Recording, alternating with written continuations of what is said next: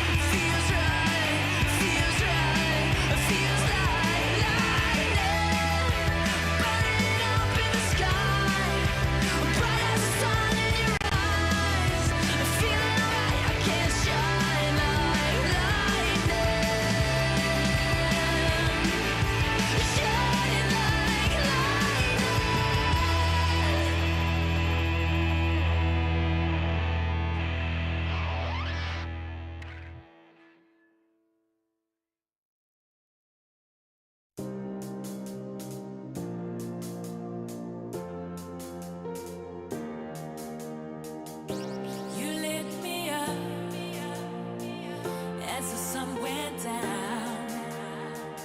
Now my search is over, over, over.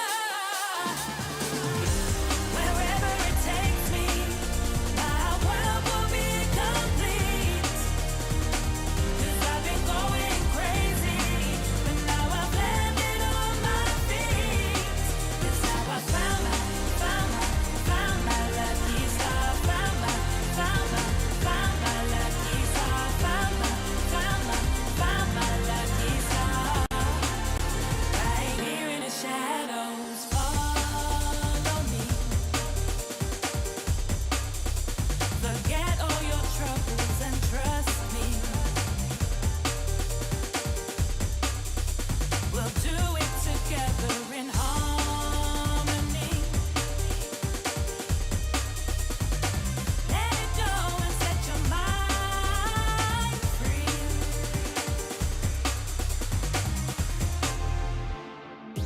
You lit me up as the sun went down. Now my search is over, over, over. Wherever it takes me, my world will be complete. 'Cause I've been going crazy, but now I've landed on my feet. That's how I found my lucky star. Found my lucky star. Found my lucky star. Right here in the shadows. Right here in the shadows.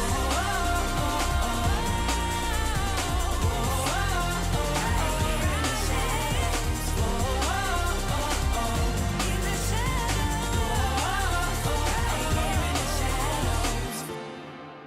Right here in the shadows.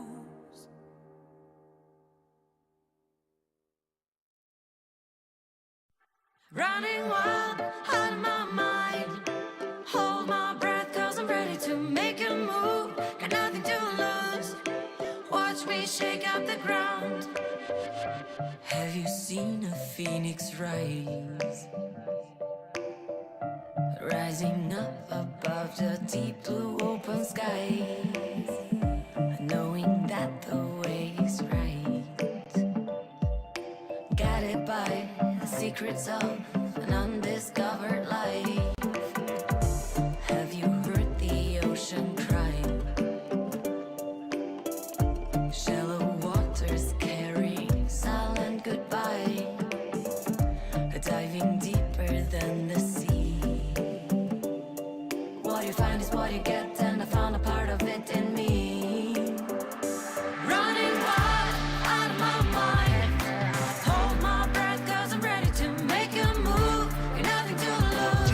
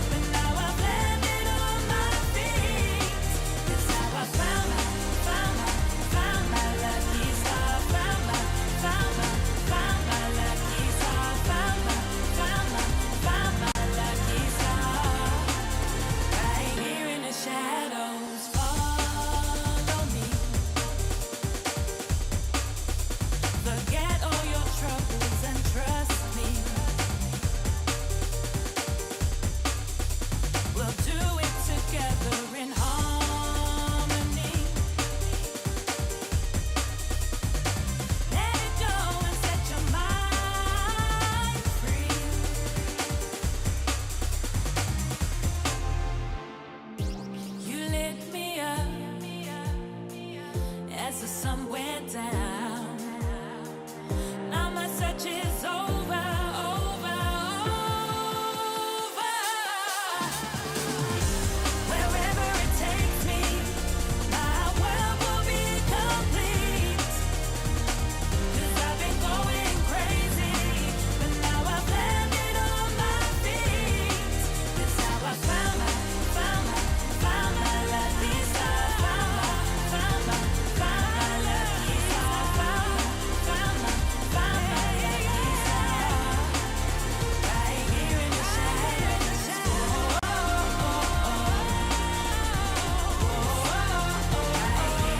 shadows. In the shadows.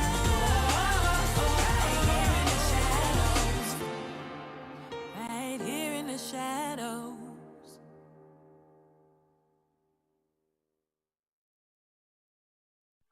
Running wild out of my mind. Hold my breath, 'cause I'm ready to make a move. Got nothing to lose. Watch me shake up the ground. Have you seen a phoenix rise? Rising up above the deep blue open skies. Knowing that the way is right. Guided by the secrets of an undiscovered life. Have you heard the ocean cry? Shallow waters carrying silent goodbye. Diving deeper than the sea. What you find is what you get, and I found a part of it in me. Running wild out of my mind.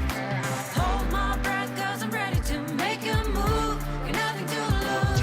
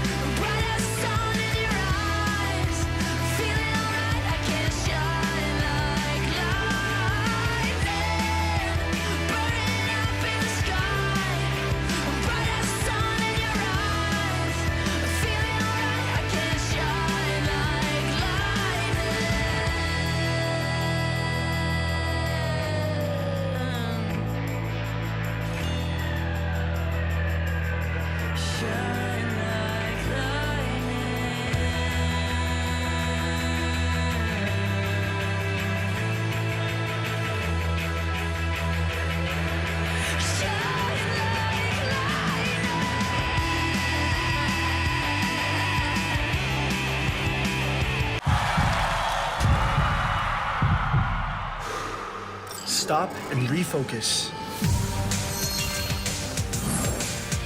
Get a clearer perspective. See things from different angles. Power up and set your eyes on the prize. It's time to step up and rise to the challenge with the Redmi Note 11.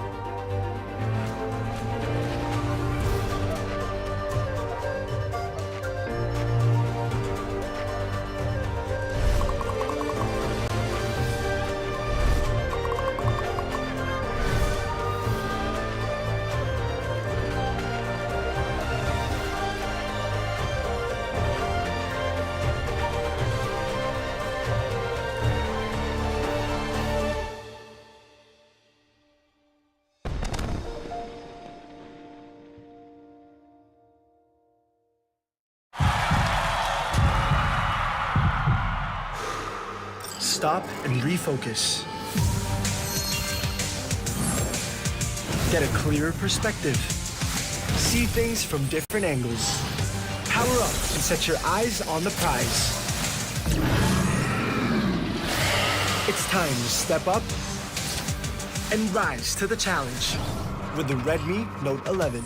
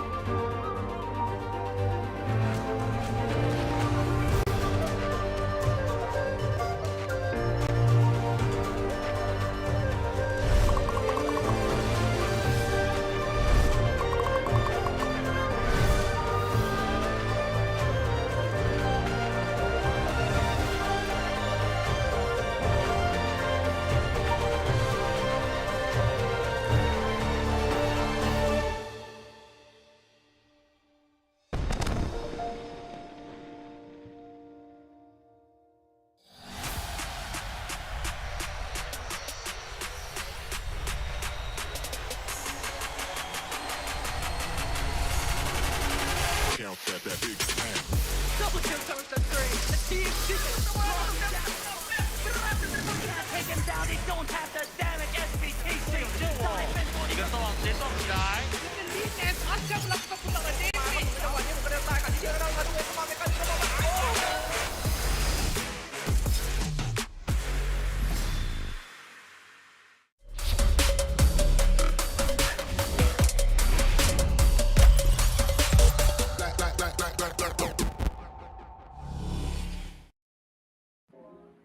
Welcome to the WCS Philippines. It is the final day of the week. Mika Fabs here leading the panel desk with Otolus. And welcome to Potch Spice. Welcome to the WCS Philippines. Hello, Potch. How are you feeling today?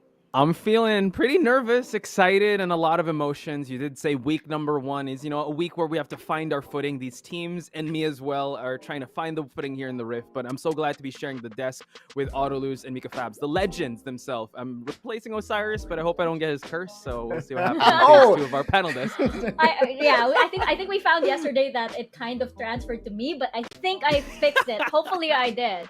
I don't know. And Potch, you look like I'm surprised, like actually seeing you. Like you look a little like a Harry Potter-ish. Oh yeah, I got my reading glasses on. I gotta really invest in this game. So there we go. This is my reading glasses. I'm here to learn. I'm here. I got my Scout's Guide to the Rift, patented, best-selling novel ever. Wow. Yeah, wow. I'm gonna reference you guys a lot. So really excited for today. That's amazing. That's a dream come true.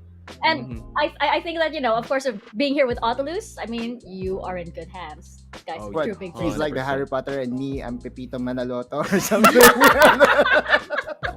What a mashup. What a mashup here on this panel. Let's go, Bitoy! Let's jump into our series highlights from yesterday. And, Potch, I want to ask you, of course, seeing these teams in the Rift for the first time, I mean, are there any, standout teams that you are now rooting for? I mean, of course, you know that, of course, I betrayed them yesterday. But yes, I love Team Secret. But are there any favorites that you have? That's actually what I wanted to talk about, because Team Secret, right? We did talk in the panel. You guys talked about in the panel that they were still trying to find their footing, but I think that they did. Not to mention, Oasis kind of flexing here that they're still one of the teams that did qualify for C-Bowl. But yeah, I'm really looking at Team Secret now with a new dynamic. The general has taken a backline role, and now he is just trying to let his team, spread their wings, and he's the one at the back end. So I can't wait to see Team Secret today, as well as Oasis. I mean, our first match is going to be a banger for sure.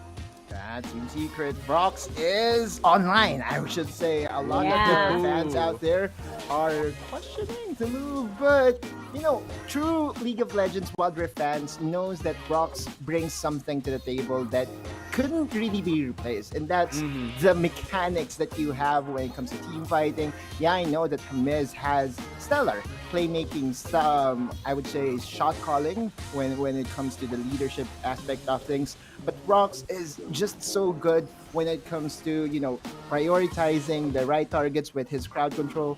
I saw his Leona yesterday, and his Leona was so impeccable, and I'm just so excited to see more of this version of Team Secret moving forward.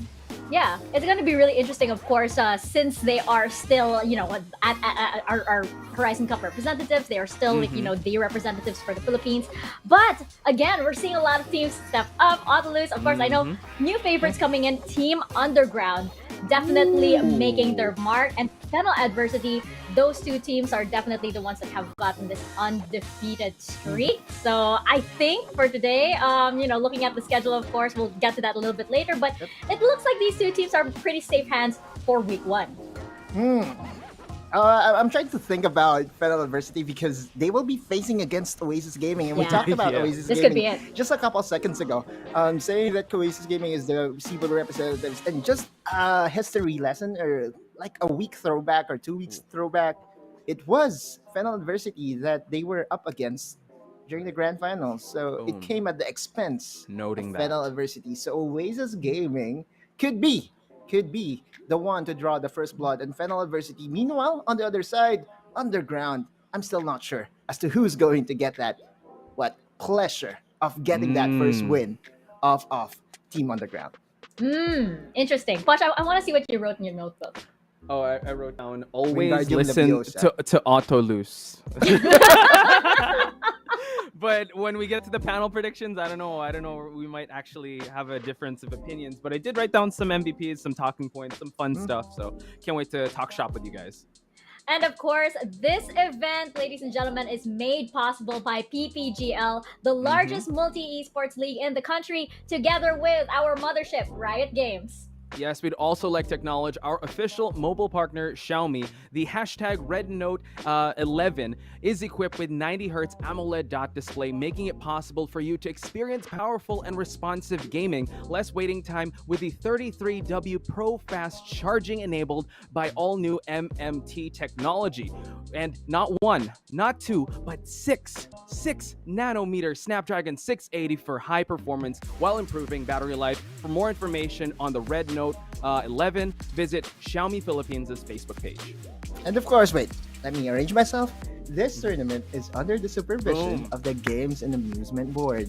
Professional. I love it. I love it. I felt like I was in the cinemas once again. And after 2 years from the pandemic. You know that thing before the Yes, exactly. Exactly. Let's get our tournament format. I know you guys are very, very familiar with this. But Poch, because Otlus asked me, and I think it was Crazy Apple, this question at the top of the WCS, I want to know your opinion, your top 4 teams. Based on what we've seen for the past 2 days. What were your top 4 teams so far? Actually, it might kind of cross over with what Ryu and Riku said, but not in any order. I think the team that took my eye at the first day was Team Underground, the Underground Kings, I would say. The Uncrowned Kings, I call them the Underground Kings, coming back to reclaim their stake in the Wildrift community, the glory. You got Team Secret.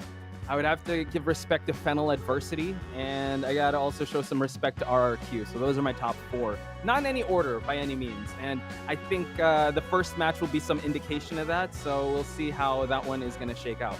Mine is playing safe. Like, we had to rank ours. Oh, we okay. had to rank ours. Anyway, speaking of rank, let's check out our standings as of day 2. I was gonna say day 3 and jump ahead. Of course, these are our standings as of day 2. Now, Otalus, of course, the big question is, SUNSPARKS and Cerebrum, they have yet to get that, elusive W. It doesn't look too good today, I have to say. It doesn't, yes. Yeah. But, again, when it comes to this 8 teams, we had this as the most stacked 8 teams that we ever had for a pro scene. Remember, back when we were doing the Icon series, the regular season was at 16 teams. So divided to 2, we have 8 teams that are very much qualified. The last time that we had 8 teams was during the playoffs. So you could say that SUNSPARKS and Cerebrum Wildrift just needs that one push, just needs that one win. And I feel that after getting that one win, momentum will be swaying onto their side and they will surprise not just me, but everyone and the viewers. Yeah, I think everybody as well. I'm really excited for Cerebrum to get that momentum, just because it's nice to see, it's nice to see a new team in the Rift. It's nice to see a new play style too, and of course you have one of the vets on that team, Evilis. So checking out our match schedule for the day, and I think it's gonna be. I think it's as we mentioned earlier. I think Team Underground and Team Secret, they seem to be pretty safe right now. And the big match, of course, is Oasis and Fennel Adversity. I think, like, taking a peek at our predictions, I think we might have been split here as the panel, which is going to be interesting for our panel predictions. Yeah. The thing I wrote down in my notebook is follow Autolose, but I don't think I'll be following him in this one because, again, we're split with really? this. This is the rematch. This is what people look forward to. The rematch always does better in pay-per-view numbers, right? And if this is like a main event, we're being spoiled early on, like this afternoon. But I will have to say, you know what, the rest of the matches, it's so fitting that we're in a Sunday because any given Sunday, you were saying that SUNSPARK and Cerebrum Esports are still looking to get on the board. This is a huge test for them. Top 8 teams, only the strong will survive. At some point, they will have to run into Team Secret or RRQ, and today is that day. Yeah. Quite soon as well. And I feel like, you said copy Autolus. You're copying me for, I believe, for our first series. Good luck to you, by the way. I believe. I don't know. I mean, like, of course, we do have our little panel predictions here. I don't know if I should draw it. Someone has to lose, right? Yeah. Yes. I'm just thankful that yesterday it was a little mild. It was like okay, it wasn't too bad. It wasn't too bad over here. Mhm. But we did of course bring up Rocks and Hamez, and today actually we are showing a lot of love to our supports in our sort of like special spotlight over here. We've been Mhm. seeing a lot of very dynamic, I guess, supports coming out, and a lot of very dynamic picks. Of course, the most surprising and the most popular one for good and bad reasons being Yumi. But I don't know. I want to know actually. I want to test maybe me and Otilus can do this. Which which supports you think we'll be Right. seeing today? Okay. Yeah. So I will lead this since I know Yeah, you guys you'll have be the more umpire. Let's more go. veteran experience. So we're not gonna do the meow meow connection for now. We'll just bench that conversation. But I'm gonna run down some. Sorry, yeah, no cats allowed for now. We'll see. I'm gonna run down some champions, and you guys tell me thumbs up, thumbs down if we're gonna see it. So we're gonna start off with Rakan. Oh, I think we're definitely gonna see Rakan. Okay. Okay, all right. I'm Okay. going for a thumbs down. Really? Oh, No, okay. no. Mainly because it will be banned. Okay. Okay, I think so it will be banned I- against The whole day. FSC. No, Just but the to- whole day, right? Whole day. Or Okay. this So series or the whole wait, day? should we include or should I do a thumbs up if I think it will be banned or? If it will be Uh, banned. It This will is be confusing. banned. Oh, sorry. I think it Will will we be see banned. them? Oh, it will be banned. So that's a thumbs down. Like, will we All see right, them? so today? I'll be thumbs doing a down. thumbs No, down. I think Okay. we're seeing Rakan. And just to add some Okay. context, we did see Dragon and Rafi use Rakan in their matches yesterday. So and we did see Rafi get MVP with Rakan. So I do understand why. I think it will Alu's be banned. Okay. Next one, we got to bring out Galio. MVP yesterday. Thumbs Galio. up. Definitely seeing Galio. Oh, seeing some Galio. Nice chunky. And what about Set? Thumbs up. Okay. I also Think think about it. I don't also know. think we're seeing Set. Yeah, I it's think not you're seeing. it's not a question of if we are going to see said during the drafting phase, but more of like, will it be banned? Will it be the day that teams will finally show respect to the boss? Because the Zed boss, is yep. definitely a very good champion in the support role. Oh yeah, 100%. And we saw that from Dragon. We did. We had it. Last one, Thresh. What do you think? Oh, definitely. Oh, that definitely. Mhm. Definitely. Oh, there we go. Boom. Definitely. There we go. Just some quick fire rounds. Hopefully, I mean, this isn't the consequences yet. It's just thumbs up, No, thumbs down, and then a nice icebreaker activity. But I think the main event that people want to see is that the predictions. But yeah, go for it. Mika.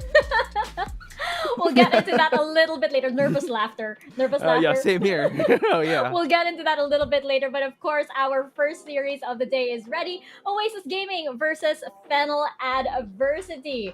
Now, again, this is probably the hardest match for us to predict today, just because both teams have been very, very good. Should also, bring up Otilus. These guys are, of course, they're batchmates in the pro scene, I would say. At least these rosters are. And it's going to be very interesting indeed, because we have seen Oasis Gaming with that steady improvement. But again, on Fennel Adversity also, very, very steady improvement. When we first met them in the summer season, during the playoffs, they lost the first match. They finished the fall season coming in second, like to Team Secret. So, but I know that you're favoring Oasis Gaming here. Oh yeah, just because of what happened during the grand finals of Seabolts, I think I could never go wrong by banking my prediction based on history. And we have here Oasis Gaming. I'm just not sure if Ataf will be the one playing. It could be Chaz, it could be Ataf. Again, both these gentlemen are actually very good at juggling. And if I'm not mistaken, Ataf, the reason why he was not part of the Seabolt qualifiers grand finals was because his plays wasn't, I would say, adequate for the connection. So yeah, we could be surprised here, and Ataf could be the one playing. But when looking at Oasis Gaming, all right, there's one player that I just would like to highlight, aside from the support, which we will be highlighting later. Esila, for me, has shown vast improvement. The last time that we saw Esila here in the Philippines, we know that Esila will be picking Fiora almost all the time, right? But previously, I mean, in the last 4 to 5 games, Esila has been more diverse with his champion pool. We saw him play the Darius very effectively, and that's just a testament as to how Oasis Gaming is still developing. We talked about Fennel Adversity of being able to develop from an underdog to the top 2 team. But here on this side, Oasis Gaming, I feel like we are still watching their progress. This shonen development is still happening right now, and I just couldn't wait to see them in action again against Fennel Adversity. Oof. You had to bring up Shonen Arc, man. I'm excited just as much as you are, and I know we're both split even here. But yeah, you can't go wrong with also banking on Oasis. Even as Mika interviewed Demon Kite yesterday, I know we're gonna feature Dragon in the player highlights, but once Demon Kite comes online, you better be careful because the devil's out. Yeah, and of course, the Oasis has that twin buff. And we didn't bring up Dragon as one of definitely the supports to highlight over here. He played set to such effectivity, the other day, and I do have to give credit to Oasis Gaming. They've been pretty brave and pretty creative with their drafts. I mean, the most memorable one being the Yuumi top lane. Now you have set to such great results in support. So I'm really, really eager. And the reason why I didn't do the thumbs up, thumbs down, I mean, I wanted the thumbs up for set is because I actually want to see Dragon play set today. Ah, there you go. Actually, I wanted to bring up something because shout outs to Osiris, because when we were talking about these surprise picks, Fennel Adversity is also known for some cheese picks. Now, Autoluz, I want to throw it to you. Do you think that they're going to be a little creative, knowing that this is a rematch? For me, the drafting was always on the upper hand when these two teams face. And looking at the champions that is a favorite here by Dragon, I feel that there is one champion that is still yet to scratch the surface that has been a very, very good champion for this guy, and that's the Gragas. Guys, if Senna will be left open, I feel that Dragon, a mid laner during the past season, will be able to just show his mechanics on the champion. Remember, if you are paired with a Senna, you are free to farm. And Gragas on a previous mid laner, a previous carry, is very, very scary. Gotcha. I also think that, I think Infinity pointed this out yesterday, the Senna being banned quite often. So we haven't actually seen, the Senna support come out quite a lot, compared to like previously during the fall season. So, and we know, of course, that, that can be very popular for Philippine teams. So I'm really interested to see what Dragon will be drafting, especially since, again, I'm a fan of the twin buff. I'm a fan of the twin buff. I actually, during yesterday's interview, we were asking them, right, if they got the same gift. I got their birthday, by the way. I believe I got their yeah. I think somebody in the community pointed out their birthday.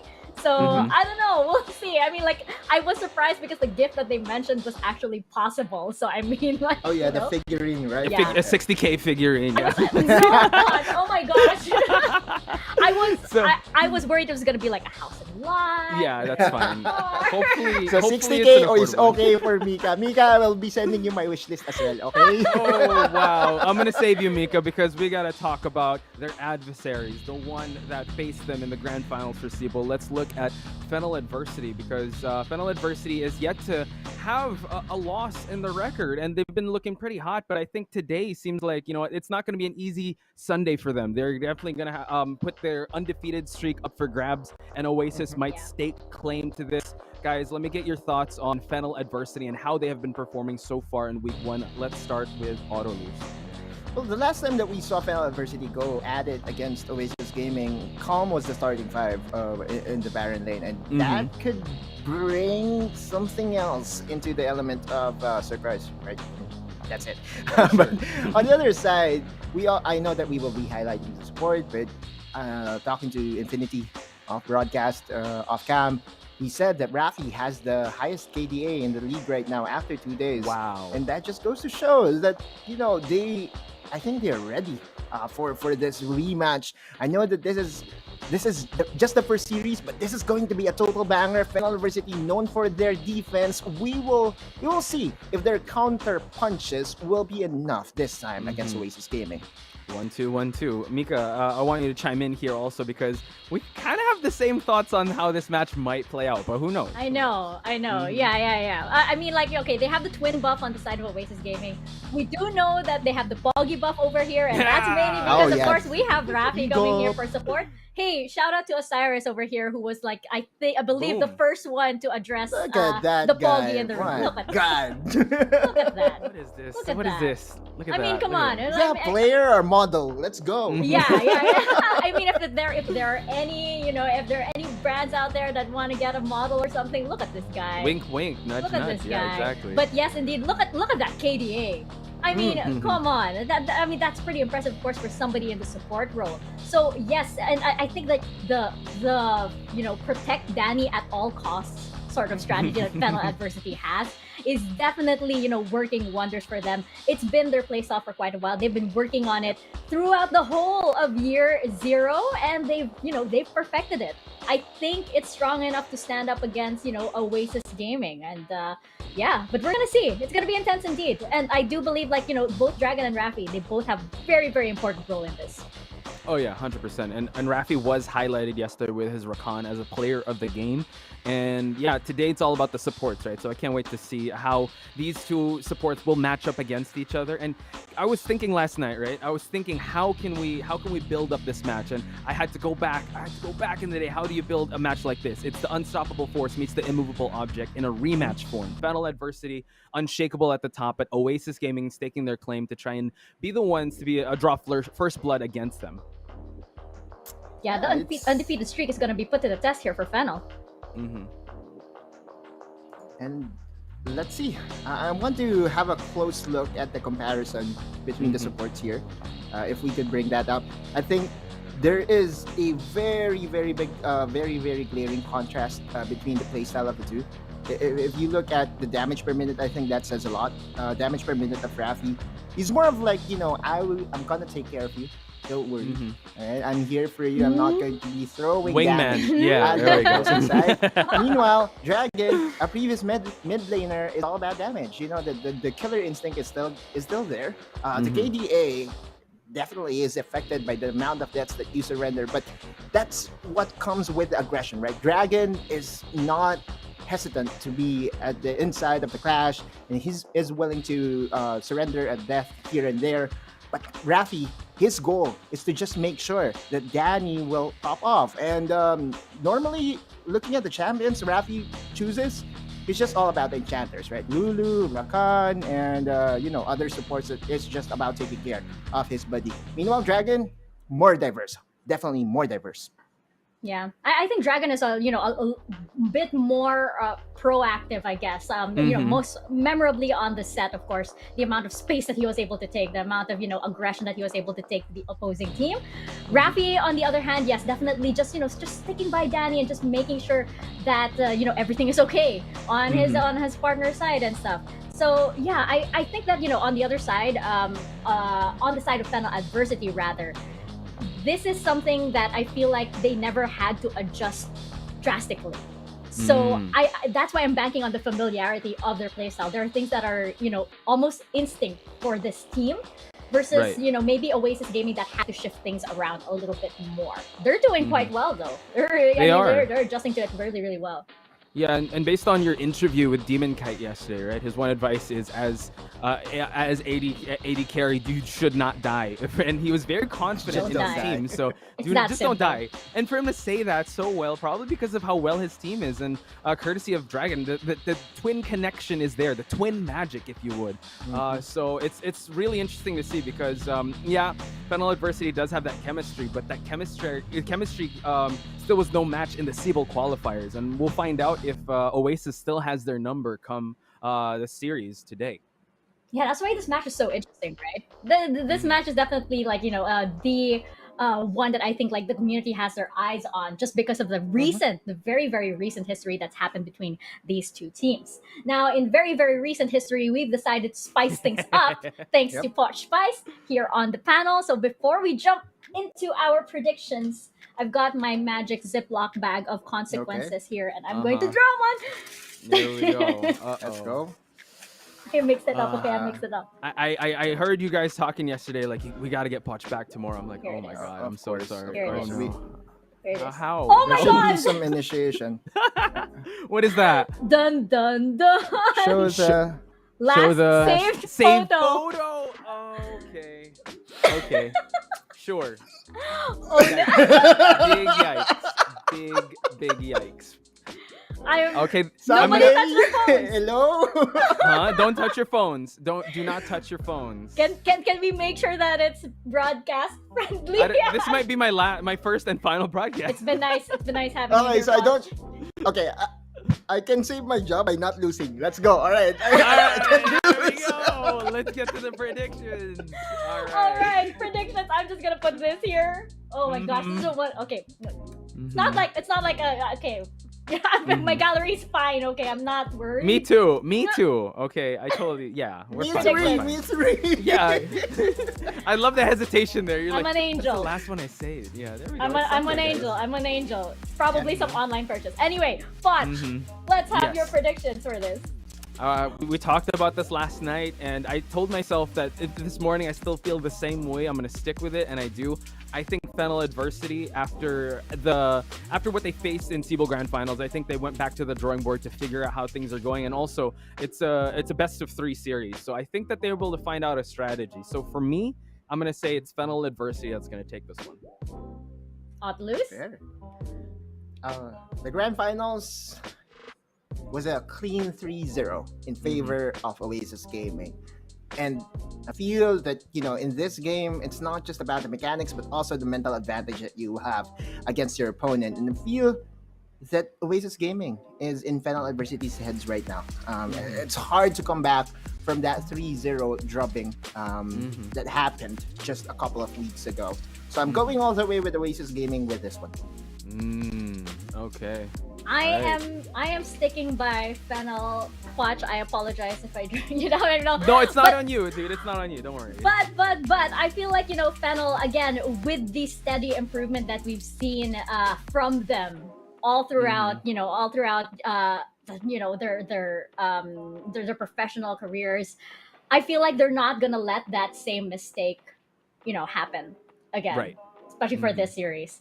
So I'm sticking with Fennel. I think it's gonna be a 2-1 today. Hesitation because I know what the stakes have never been consequence higher, is. guys. Oasis Gaming, Don't- please lang po. Nobody touched their phones. I know you guys No. are deleting pictures already. Hey, hands are up here. Come on.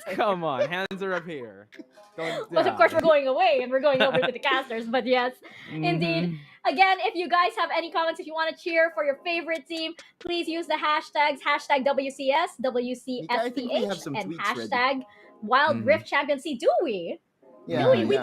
do. We We do. do. We have Yeah, some we do. tweets. All right, let's bring them Okay. up on your screens right now. I hope they're ready. But yes, we do have. There we go. Hey, is this guy? Who is this guy? Crazy Apple PH. Who is this guy? Please Who follow is him. this guy? Please follow him. He's getting ready for day 3 of WCSPH. He'll be casting 3 series today. Let's get it. Wow. You're getting ready right now? You're getting ready right now? You're late, Just my now? dude. No, I'm kidding. I'm I'm about to kidding. throw it to you already. Oh no.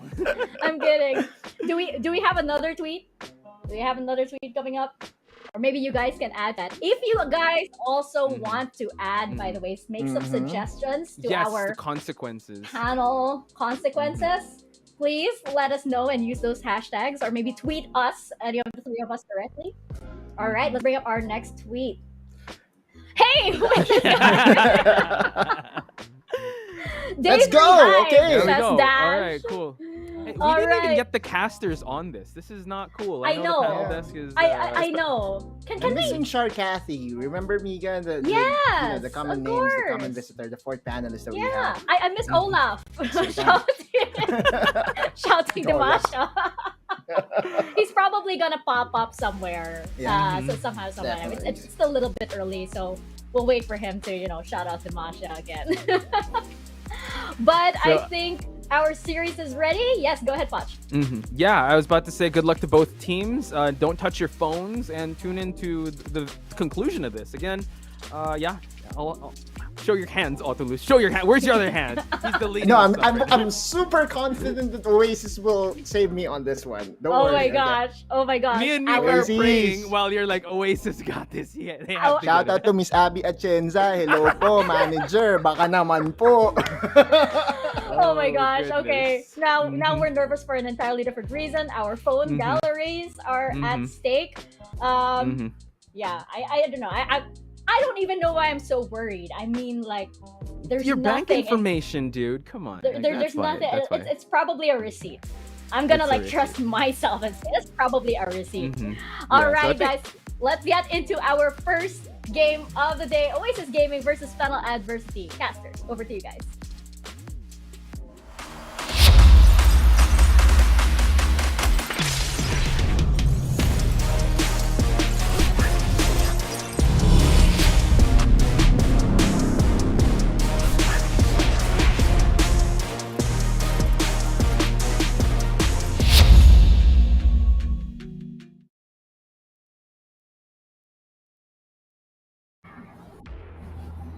Thank you very much, panel. It has been great for the first day and the second day of Wildrift Championship C Series. And now we're back for day number 3. I'm Infinity, and this is Crazy Apple right beside me, joined for the cast today, and I am exhilarated. And I don't know about you, Crazy Apple. How are you feeling today? I'm just so happy I'm not going to be part of the desk today because of the panel desk today, to be exact, because it's going to be very hard to show your last save picture on your phone. But anyway, I'm just so happy to be here right now and so excited to see the first series of the day. It's going to be between Oasis Gaming and Fennel Adversity. Both teams have shown to have really good performances for the past 2 days. Fennel Adversity has been undefeated. You can also see that in the KDAs of their players on how great they have been performing. But on the other hand, Oasis Gaming, both of these teams have a lot of history between them. They have faced each other in CBAL Grand Finals, wherein it was a clean sweep for Oasis Gaming, but there has been some changes for Fennel Adversity. Do you care to talk about some of those changes, Infinity? Yeah, and I'm glad that you mentioned about the grand finals in the past tournaments that both Fennel Adversity and Oasis was a part of, right? With Oasis swiping Fennel Adversity in that one, and prior to that, it was Calm who was part of the draft or the starting 5 of Fennel Adversity, and now with some changes in this draft that you were priorly talking about for Fennel Adversity, we don't know what's going to happen for Fennel Adversity. Is history going to repeat itself? Or is Fennel Adversity ready to change their path, ready to change history here and apply their improvements from week number 1 of WCS? We've seen Rafi play here today for day 3. Yeah, Rafi has just been had a lot of stellar performances in the past couple of days. And yes, there has been games where it was a blowout for Fennel Adversity, so it kind of skews the KDA and the stats in his favor. But you can't discount the fact how good this team plays as a unit. As we go into the picks and bans, I'm very curious to see if some of the champions that Watch mentioned earlier in the panel would be showing up in the ban list today. Yeah, Thresh already banned. Will we see Rakan? Will we see Set? Will we see Senna being banned? There's so many good picks that these teams have been playing in the past few days, in the past few tournaments, that I think should be worthy of a ban. Yeah, and the 2 champions that the panel has talked about a while ago, Thresh, Set, banned away. We're not gonna see it here for game number 1. Remove it from this draft, and you know what? They're ready. They're ready for some counter picks. They're ready for some counter bans. It's a huge respect on the support role, especially when battling against Rafi and Dragon, that the panel has talked about. These 2 are such a great team player for their team with each unique role. So I'm expecting a lot of things here in support role. But for now, we're looking at Danny. We're looking at Demon Kite, right? Fennel Adversity banning away one of the greatest champion that Demon Kite has used in the Icon series, which was Vayne, and now he has to adjust and reconnecting to follow up by Oasis and Camille for Fennel Adversity. Yeah, and to add to that point, to the Demon Kite and Danny, well, in a way, a show match we're going to see here today between these 2 great marksman players is that Demon Kite has been shown to play non-marksman in the bot side of the map. He has been playing a lot of Morgana, a lot of mages there. So even though if you do ban out a lot of his champions, maybe have a lot of these marksman bans, you don't necessarily ban this guy out. He might have a lot of pocket picks in his hands. Although personally, I would love to see these 2 guys just duking it out with these highly mobile or late game marksmen. We do see the last ban, or rather the 3rd ban for Oasis Gaming has been that Rakan, one of the champions talked about earlier. But the first pick is that Gragas for the side of Fennel Adversity. Yeah, they have to ban the Rakan because if you don't, it's a priority for Fennel University. Rafi has played this champion yesterday, really strong, engaged, and how he has played to support his team was phenomenal. So banning it away is a great choice for Oasis Gaming. And we all know they've played in the past tournaments, right? They've played in the past tournament prior to WCS, so they understand each other like the back of their hands. But you talked about Morgana, and now it is open for Oasis to pick up.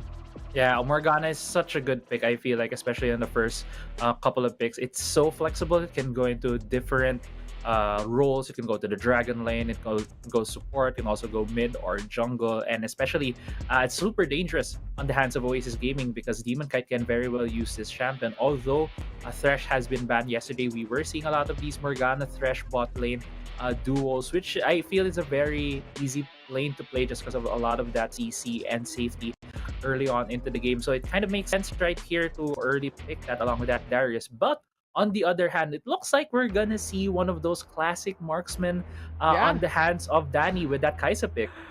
We're running it back. Let's bring it back to Kaisa. This is like classic Wildrift meta, and you're bringing in the Lulu as well. This is the meta from what, patch 1, patch 2 of the Icon series, and now we're bringing it back. I'm excited. What will happen to the bot lane? Although, it is important to take note, Lulu has been played by Rafi in day number 1, so it might just be a good connection here for that duo lane. But we're now finished with the first phase picks with Lee Sin to finish it all off for Oasis. I'm just kind of surprised as well. We were talking a lot about the cat Yumi, and still hasn't been banned in the first couple of bans. It still Meow, even meow. got through. Yeah, the meow meow could have very well been seen here, but it just might have been a Team Underground flavor on that meow meow connection. Lulu has been picked for the side of FLA. Last couple of bans coming in for both of these teams. It's a Garen and the Akali, but I do want to touch upon this Lee Sin. Lee Sin has been such a high priority pick or ban for a lot of the teams here in WCS. We've seen a lot of great junglers here, and if it's gonna be in the hands of Etaf, I feel like he can be able to use the pressure earlier on and maybe get some ganks there in the bot side of the map so that they can help mitigate the scaling potential of this Kaisa. Yeah, definitely those difficulties, those pressure that both teams are going to face here for game number 1. And we're looking at these bans, right? We're having Akali, we're having Jace, we're having Garen and Zed. It actually took some time for them to ban because we're looking at this draft. So much flexibility. Oasis has Morgana that can go pretty much as an APC in bot lane, as a support, as a mid laner. The only secured thing for them is pretty much Lee Sin and Darius. But with Lucian coming through, now we know what's going to happen here. Is Lucian going to go bot lane? Probably. Yeah, there's a high chance it looks like it's gonna go into the bottom lane. But yesterday, Team Secret did utilize this champion to go as a solo lane in the top side in the hands of Azar. So there's still a lot of flexibility on the hands of Oasis Gaming, which I think is one of the things in Wildrift that we've seen a lot, especially the past couple of days, just how flexible drafts can be. And you're not really 100% sure until you get into the last picks of each team where they're gonna go. Although seeing this Diana puts me more at ease as to where this champion's gonna go. It's most probably gonna be in the mid lane right there for Arise, a more defensive champion there and more flexible pick in such a way that it's not gonna get bullied that easily by any other pick there. They have finalized their composition with that Fiora. Looks like this Fiora might be going into the jungle, maybe? Yeah. That is also my thoughts, and I echo it because when we're looking at this draft, Gragas in jungle, sure. Fiora can jungle as well. But when looking at this one, I am thinking that Gragas will probably go top instead, but we can't really be so sure until the timer runs out and everyone has switched. But this is looking exciting. And what the viewers doesn't know, right? We went through the first priority picks. Sure, this is the great champions, this is our meta, but after that, what is the following step? Because there's so much flexibility coming in from the first phase picks, not just in this specific series, but in day 1 and day 2. And this is a meta that is involving here. Crazy Apple, from what we've seen in the Icon series, the champion pool has grew and the meta pool has grew as well. Right, and it's the thing that happens in these tournaments, especially the WCS is a weekly tournament. They're always gonna have evolving metas, weekly metas Mhm. as well. And as we were talking about where the lane swaps or where the role selection could be on the side of Oasis Gaming, they have chosen to put Demon Kite again on that Morgana, not choosing Yeah. to put him on the marksman. I was getting excited to see a marksman versus marksman battle in the Dragon lane, but it looks like that Lucian will be on the Oh, hands of Edda. So again, it's going to be a double support lane in the bot side. Fennel University baited me.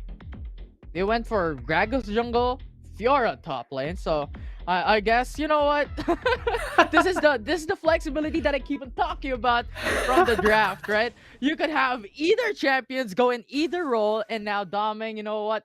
We're gonna go with Gragas instead. So I like what I'm seeing right now, and welcome everyone, ladies and gentlemen, Wildrift fans of all ages, to game number 1 of FLA versus Oasis. Yeah, the game one right here. It looks like this is just going to be a bit of a regular start for both of these teams. No aggressive invades happening right now. Both junglers just taking their buffs, although Etaf is starting his jungle pathing on that Krugs.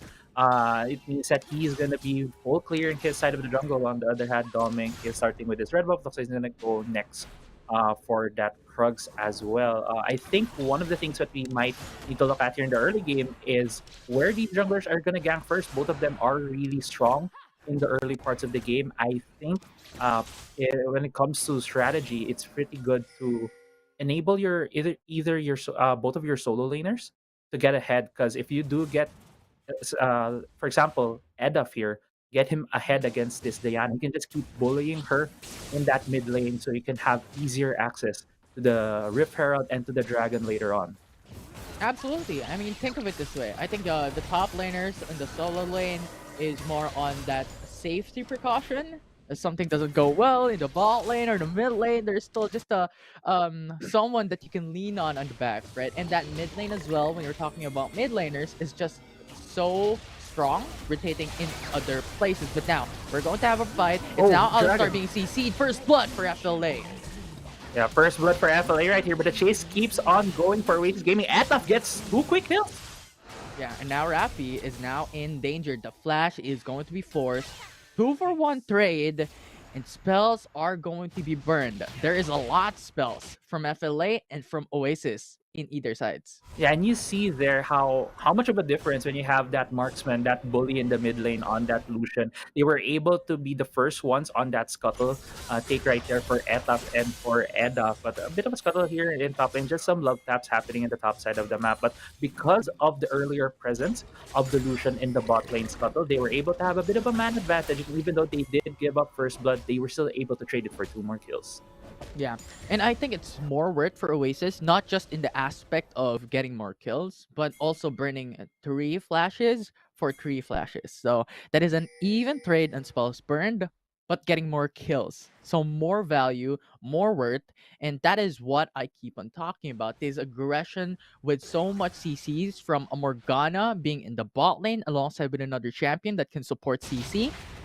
So much connection here coming through, and this is just the scary part of having Morgana as an APC bot laner. Right, and you can really see how good of an understanding Oasis has with this bot side of the map right now. So there's 4 man here from Oasis Gaming.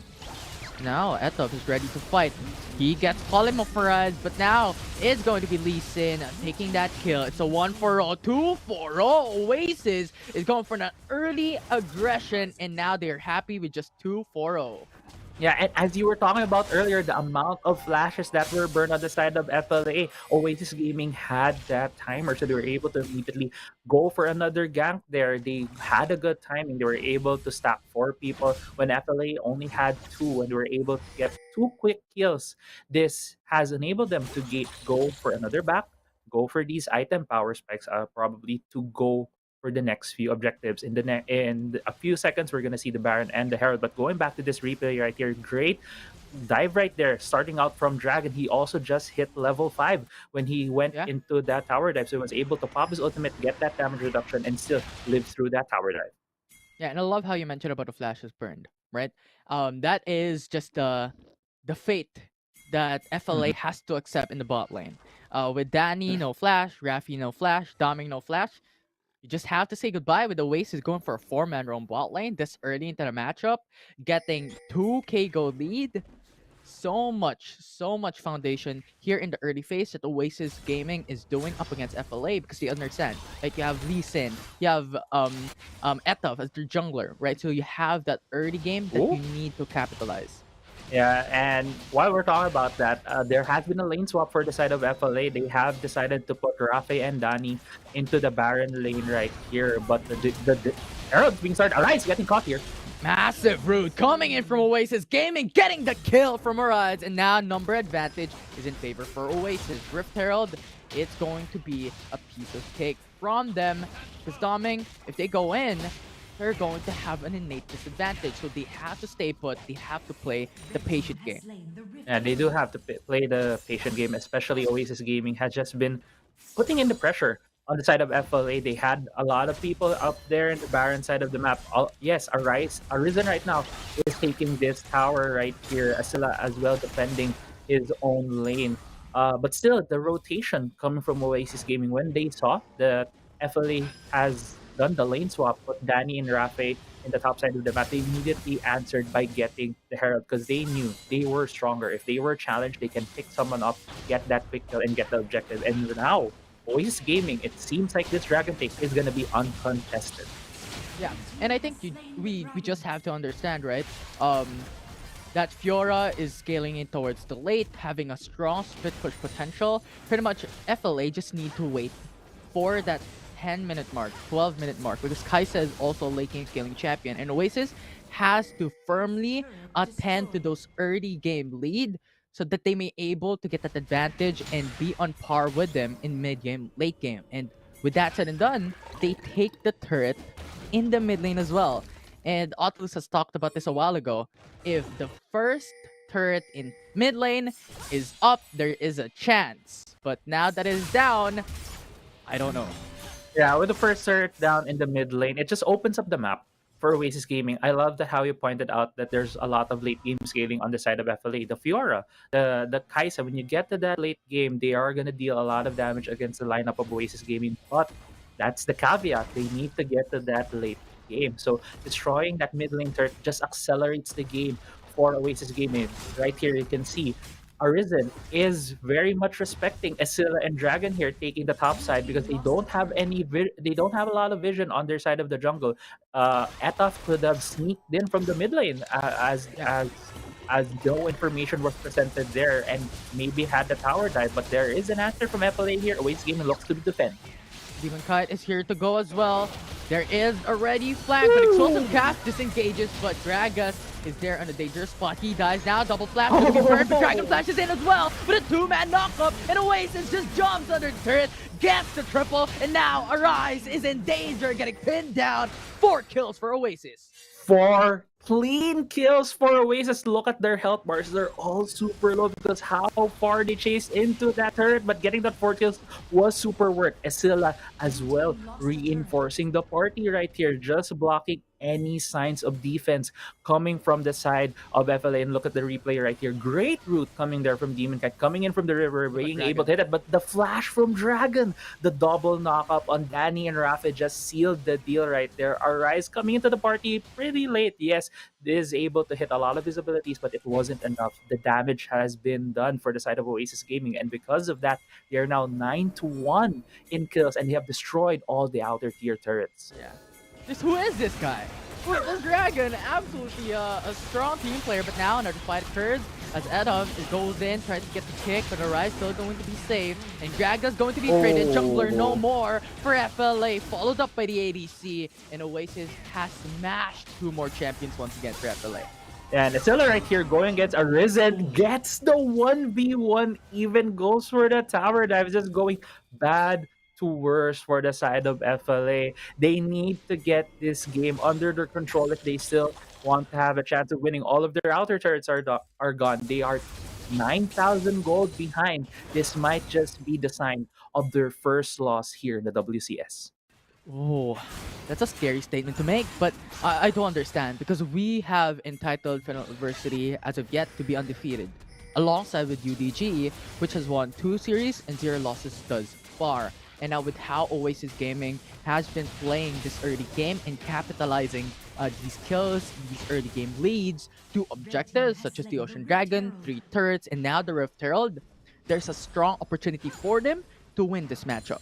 Yeah, indeed. And they have just been chaining all of these objectives. They have taken the Herald. In about 12 seconds, the Infernal Drake is gonna come up. And I feel like this is gonna be the time for FLA to just make a desperation play. They are very much far behind. It is an Infernal Drake. It's just gonna keep on stacking when it comes to the damage for the side of Oasis. And it looks like FLA is trying to look for a way to get in, but doesn't look like Oasis is gonna give them that chance. Yeah, Infernal Dragon is going to be important for Fennel adversity. Actually scales out on damage, this is what they need, but Oasis Gaming, you just have a very strong cow in the front line. I'm gonna protect my teammates. So you can't just go in because you're gonna get knocked up. Even if you have Doming dashing over the wall, if you get knocked up, those flash not gonna matter. You have Demon Kai to follow with CC. You have Etof with the kicks. You have Esla with the hook. So much risk in going to the Infernal Dragon. So I think Fennel Adversity right now, we all know them with this controlled aggression gameplay, and they're following it through. We're at a huge disadvantage. We have to play conservative up until that 15-minute mark. We're gonna wait for Kaisa, for Danny. Yeah, but the thing is, even if you wait, but again, there's a pick here. Oh, so much CCs, and now Arise going for the Moonfall, only connecting onto one on the backside, but gets killed. Explosive Cast tries to disengage, but they can't. It's going to be Oasis collapsing in the top lane. They get the triple, and Arise in, the one left on the top as the lone wolf, but he gets smashed and eviscerated by Oasis Gaming. Yeah, Oasis Gaming again catching out at Fennel Adversity. I believe Arise was the guy in the tribal, maybe trying to suss out a place, trying to put some position, but he didn't know that he was standing on the board. And Oasis Gaming was able to catch him there, able to start off the fight, able to get 4 more kills on their side. And if earlier on it was going from bad to worse, that was just a disaster for Fennel Adversity. Worst to worstest? Possible. Worst comes to worst. Worst comes to worstest.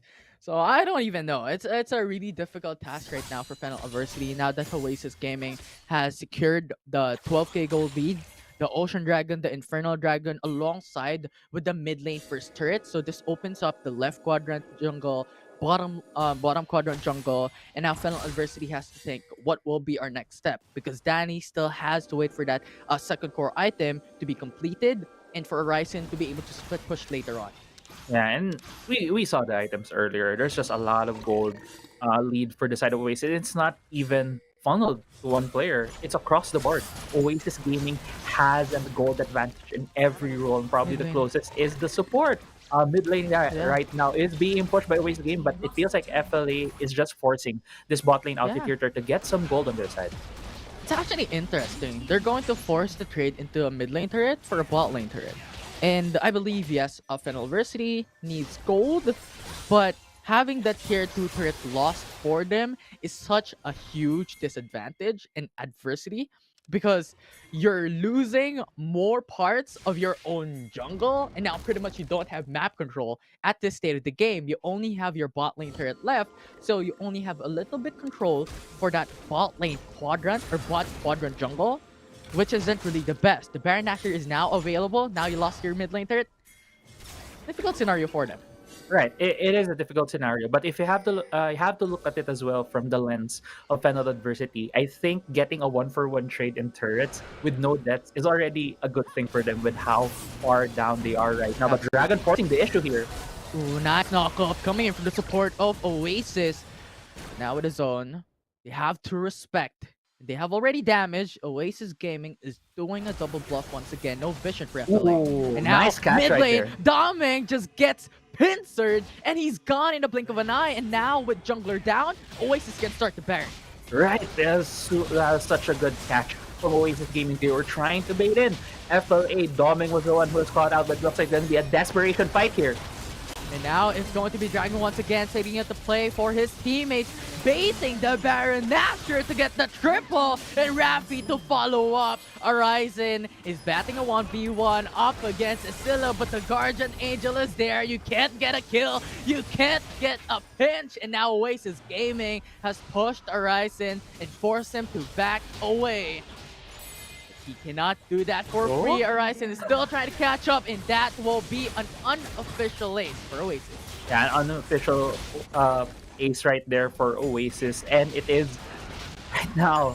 It feels like it's over for game one. Oasis Gaming able to get that delayed ace against Fennel Adversity. They are almost 20 kills up. They have the Baron. They can just set up the depth push right now and finish this game for Fennel Adversity. And now with the Cloud Dragon up as well, if Oasis Gaming takes this, so more movement speed, more roams, more responses, it's going to be a difficult task. And Fennel Adversity has to think of something to respond, to do anything that can bring the favor back to them. And now that we've talked about a while ago, right, the items, now it's completed for BRK and Static Shiv. But we're looking at the lacking of, the more damage, because you're looking at Alistar with Deadman's Plate, with Force of Nature, with another Giant's Belt with extra HP. So it's a lot to take in if you're doing front to back. And when you're trying to reach Demon Kite, I don't know.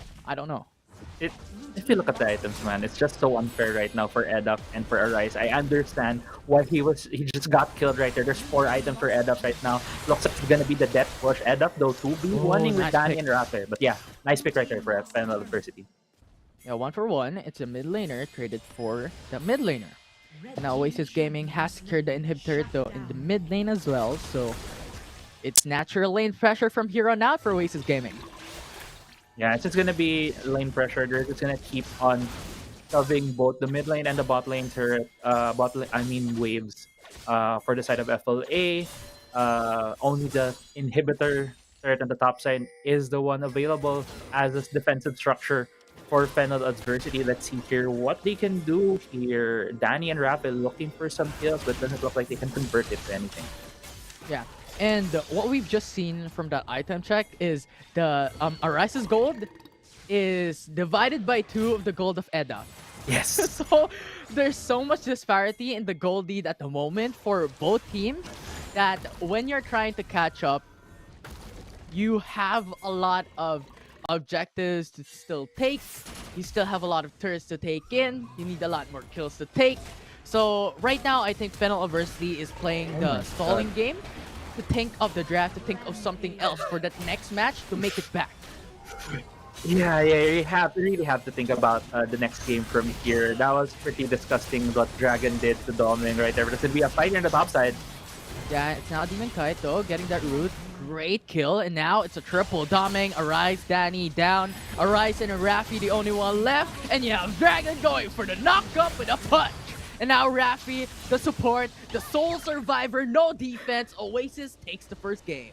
Yeah, Oasis Gaming with a dominating game 1 of the first series of the day. They have shown us how to break down the wall that was Fennel Adversity. In the past 2 days, Fennel Adversity has shown us how to just turtle up, how to play the game, getting Danny all the resources he needs to carry the game for them and eventually get to that late game. But the thing is, if the early game is forced onto you, if how Oasis Gaming replicated the game on just keep on doing these tower dives, having the double support in the bot side of the map, having enough CC to get these picks early on, it can really just snowball the game and take over against Fennel Adversity.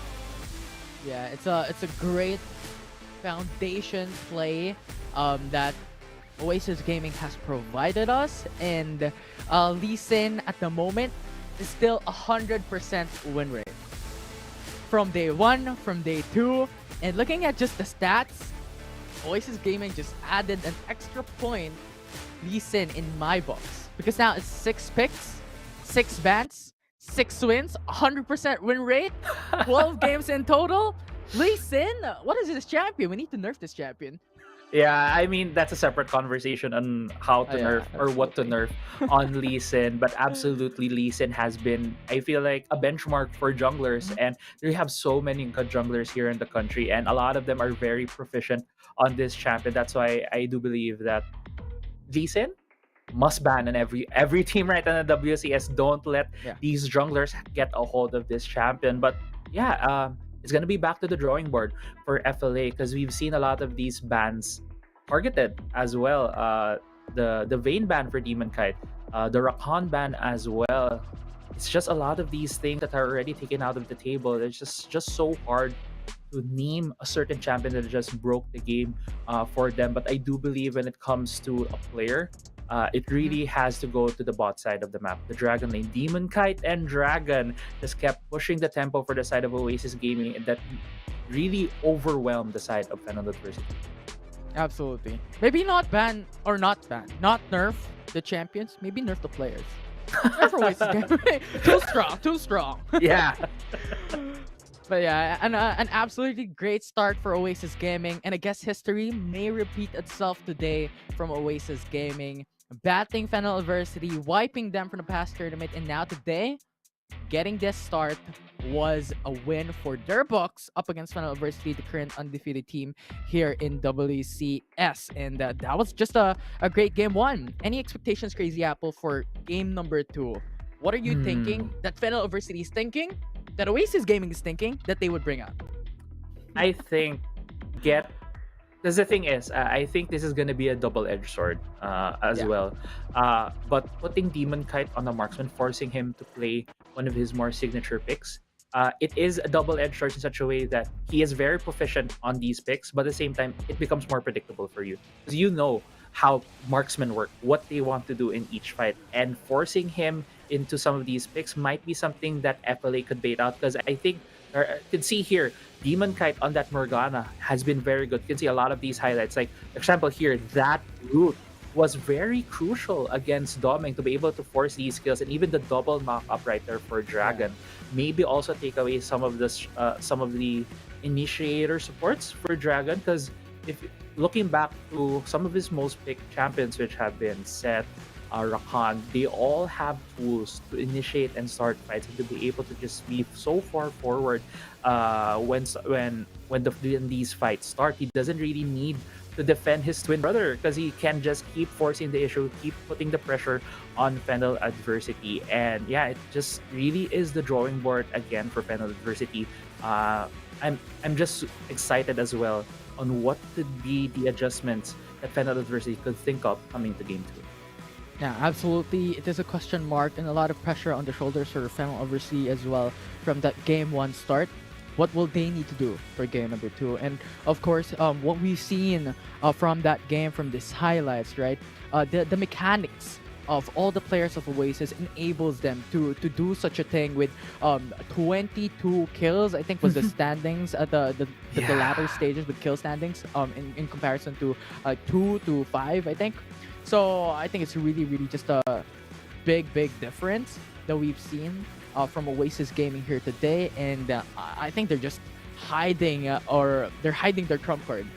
They're just waiting for that big punch, and today's the day. Yeah, and if you also think about it, I think the past couple of games, Oasis has not really utilized Etaf.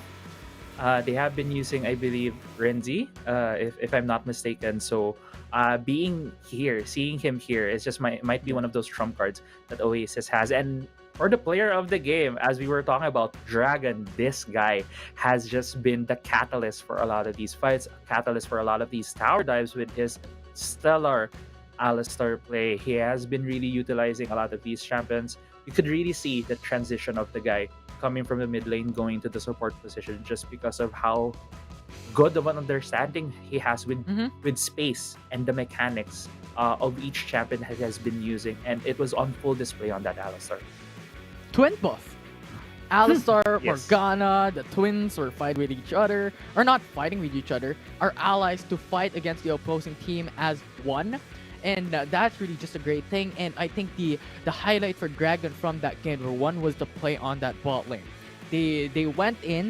The knockup initially missed, but he went in for that flash to follow up CC on the two champions that was trying to go away. That enabled Oasis Gaming to secure 3 more kills after Gragas. So much that Dragon has done, and we're gonna see more of that later on. But for the viewers watching at home, don't go away. Stay tuned. After we come back from this short break, it's game number 2 for the very first series of FLA and Oasis Gaming.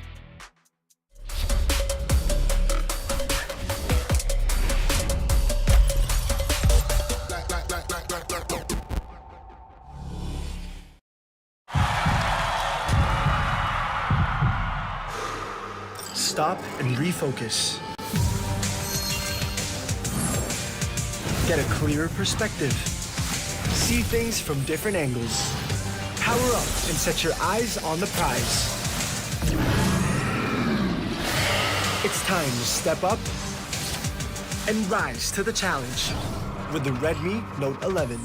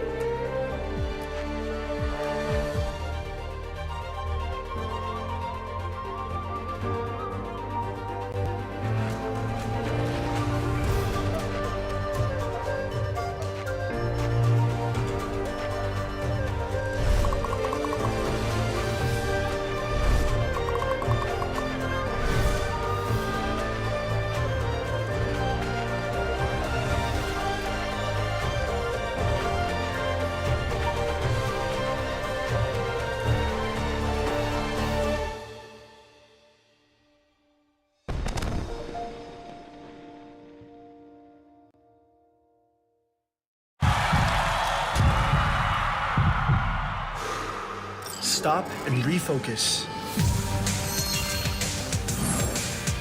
Get a clearer perspective. See things from different angles. Power up and set your eyes on the prize. It's time to step up and rise to the challenge with the Redmi Note 11.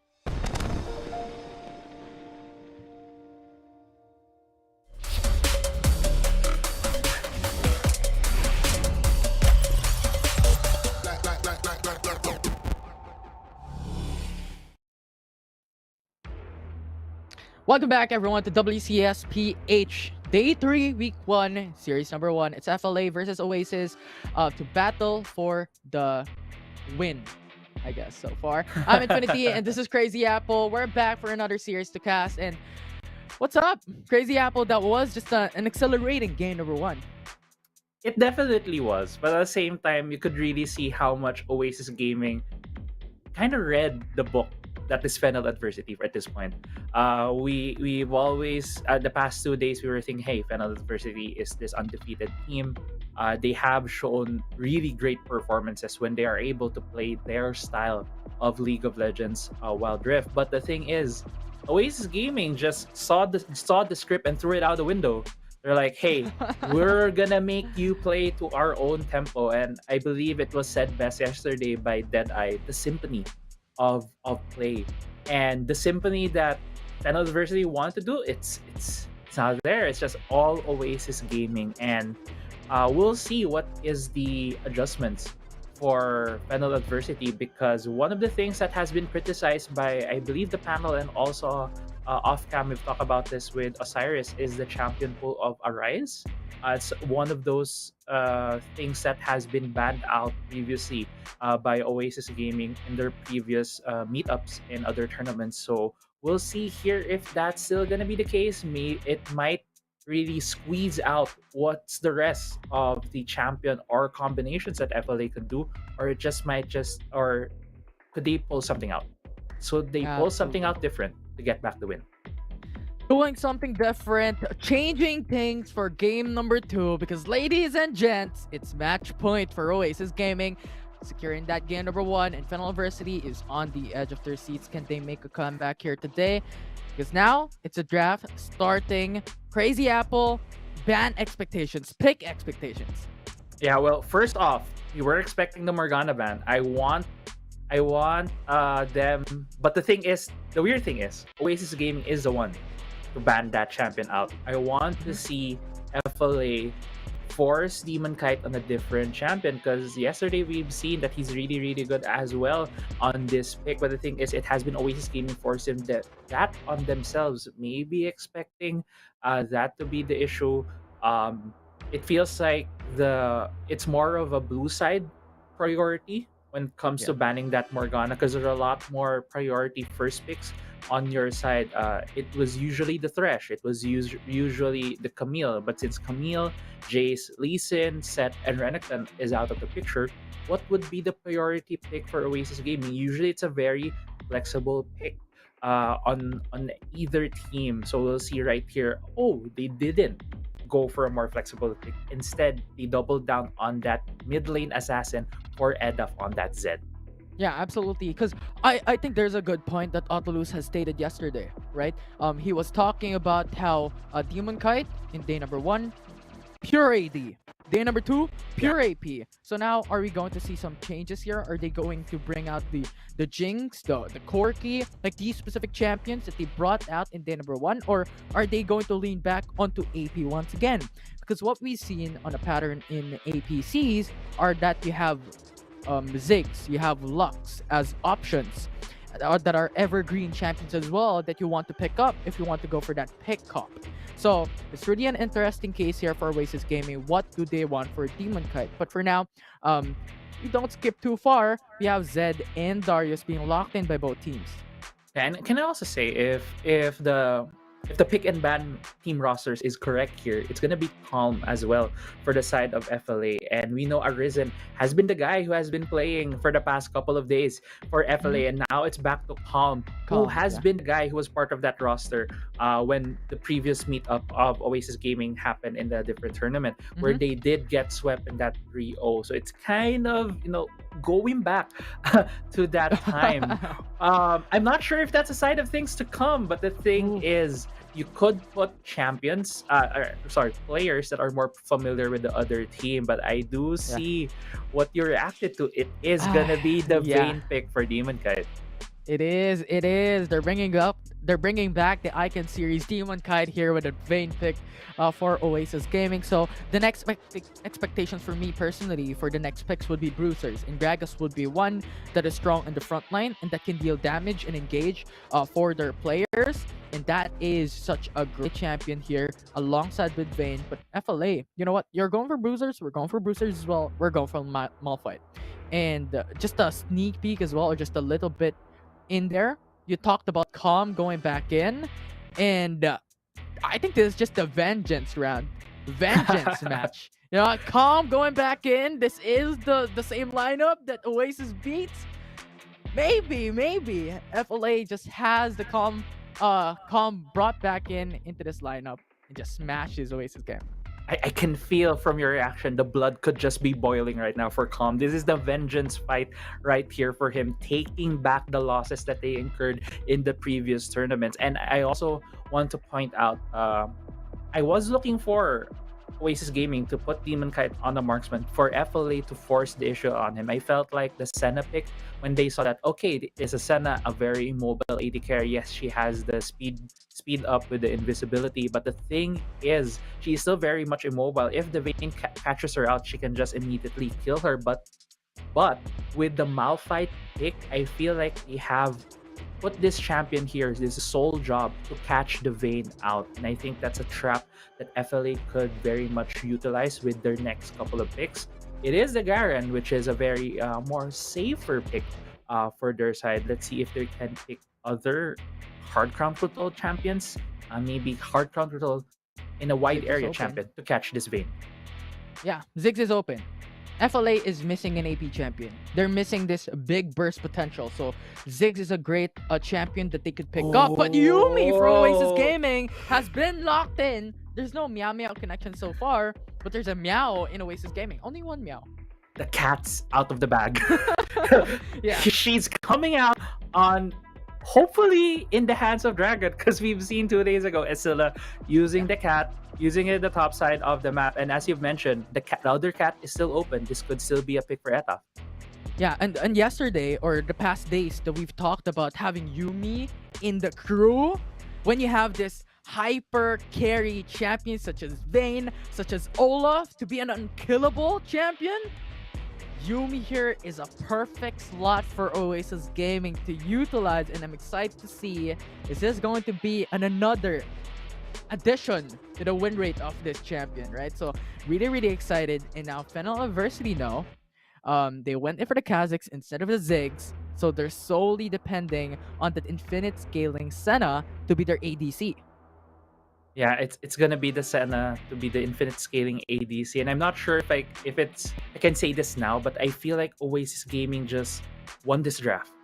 I definitely feel that, just because of, I was talking about how they need FLA needs to force Oasis on getting this Vayne, but the thing is, when they saw it was a Garen fourth pick for the side of FLA, there is no chance to putting a different the fifth pick is gonna be a jungler.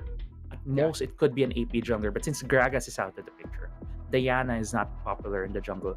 They can't go for any AP carry anymore, and putting that Yuumi to pick with their composition.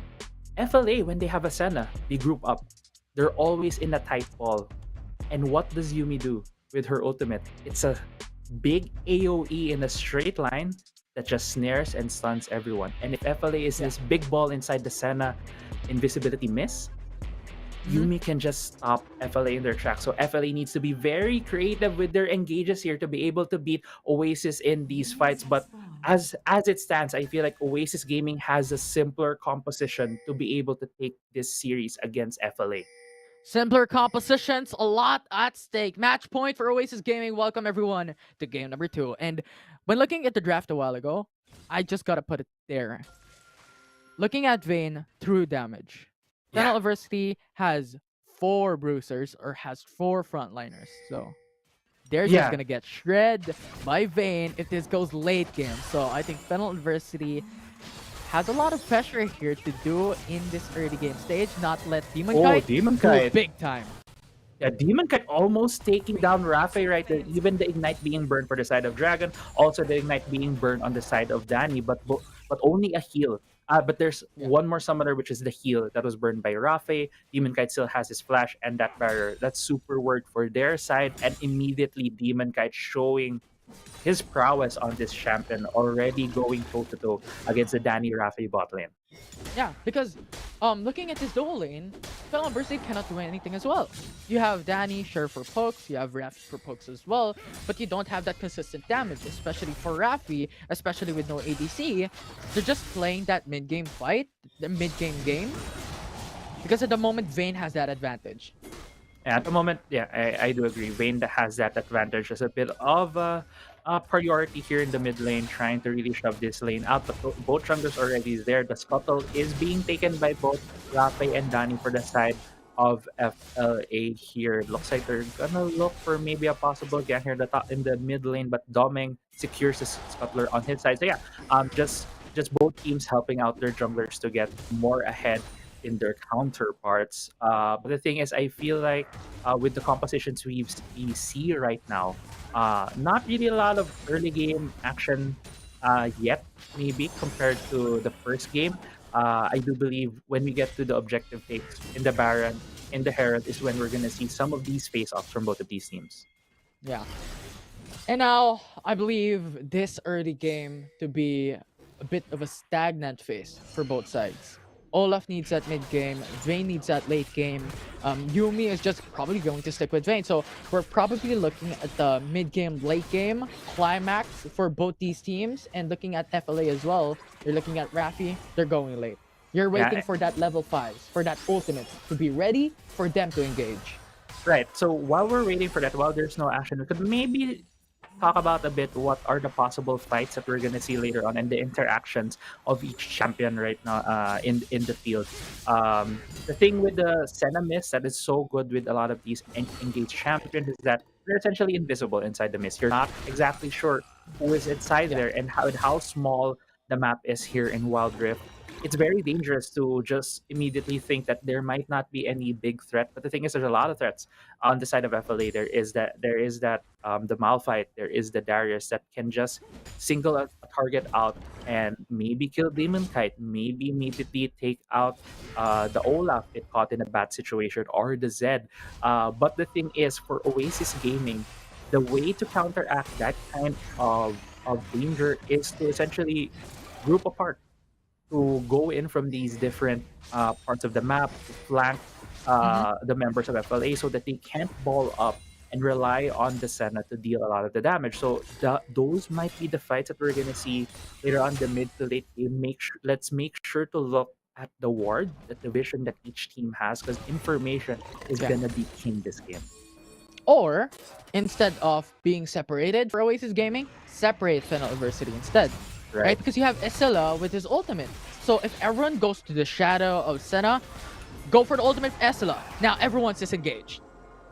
Right, yeah. Everyone is disengaged. They can't group up as a unit, which has been the strength of FLA, that we keep talking about how good they are in team fights, and that's because of how much they can stick together as a unit and look at targets and basically say, hey, we're gonna kill this guy. But right now, with the objectives up on the map, both teams looks like there's a bit of a handshake going on, although I feel like FLA is gonna have a bigger advantage by taking out the mid lane turret. Yeah, and Vayne can't do anything because that's 4v1. And Fennel University understands if we take that mid lane turret, we have the prio onto the dragon spot and the Rift Herald spot. And now they're looking for that mountain dragon. It's really, really strong. A lot of HP that Oasis Gaming has to punish before they can take it down. But I was looking at the Rift Herald. I believe this to be a huge priority if they want to secure this early game for themselves, have that great foundation for that mid game, late game. I think Fennel University has more value to it than Oasis Gaming. Yeah, I agree. I think they do have more of a priority on that, but there might be a fight happening here. Exile's going in. Explosive cast actually disengages. Now the Rift Herald goes to the side of FLA, but Oasis Gaming takes the 1-for-1, a 2-for-1, and Oasis Gaming is collapsing against Fennel Adversity on their own jungle, and Olaf gets the double.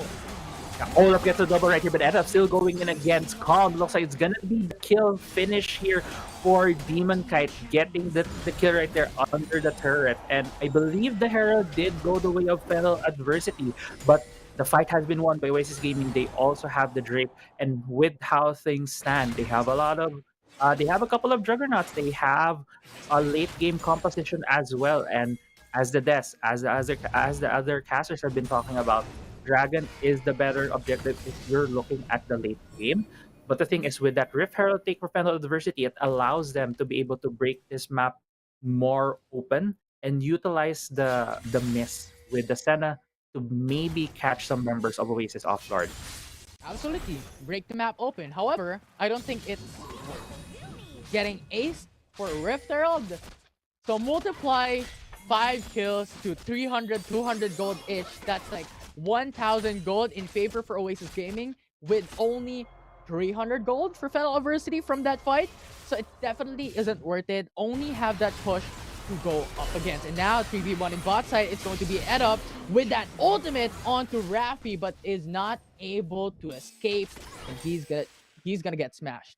I wonder how he got that far into the game. Maybe not expecting that there's more than one member of FLA there. But again, it looks like it's going to be another handshake for both of these teams. Oasis Gaming has a lot more members in the Baron lane. They are trying to take down the first-year outer turret. But the Rift Herald has been summoned to bot side. I'm not sure how worth this trade is going to be. But with FLA members retreating away, the outer turret hasn't even been taken.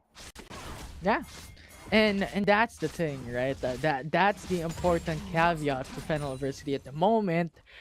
Rift Herald, yes, we've secured that great objective in this early game, but we've lost our 5 members in that fight. And now Oasis Gaming, 3k gold lead in their favor, having the Mountain Dragon, and this is gonna scale more towards that mid game. Late game, Demon Kite, with coordination for that late game scaling, is going to punish, because with that Dragon, Yumi Shield, with that heals, with the CCs alongside the Demon Kite, potentially going in for what, Blade Dancer, Phantom Dancer, so much defensive capacity. But now Fennel Adversity has punished Oasis Gaming with that kill onto Esela, but Etop is not ready to back down. They're going for that trade. Danny falls, and now they're going under the turret. Rafi is OHP, and now Zed comes through, assassinating one, wants to go for more, and Dameng is still going to live for another day, and they're going back in. Demon Kite gets the double, and they're going through and through and through with a 3-for-1.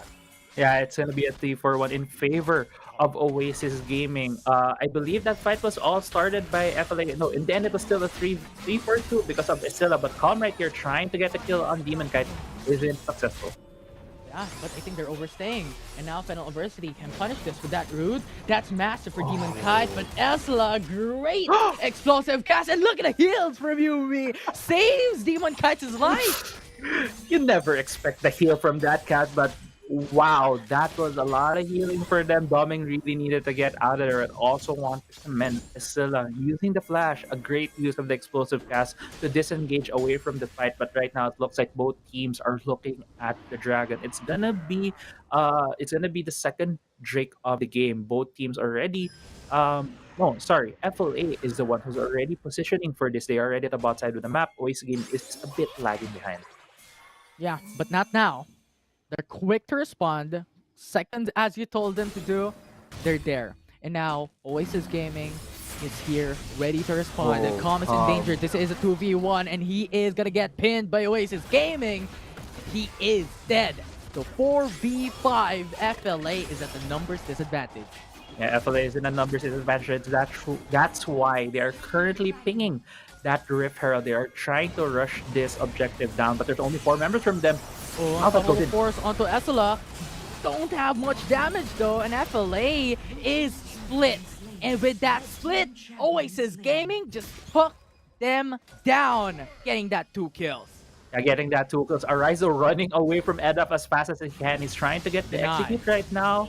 Well, yeah, the kill still goes though to the Zed. Yeah, I was waiting for the notification.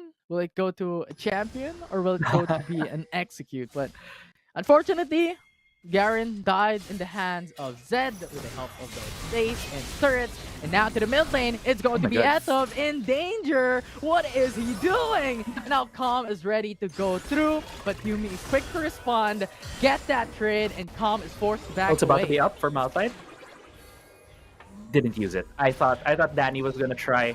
It looks like the call right there for FLA was that we try to go for this fight. If Oasis Gaming still goes for it, Malphite has the ulti. We can turn it around. But unfortunately, it was just, I believe, a second or two off from there. But yeah, going back into the earlier fight, Oasis Gaming really showing how knowledgeable they are when Demon Kite, or sorry, how much they initiate these fights when Demon Kite is ahead. But looks like Edap going in.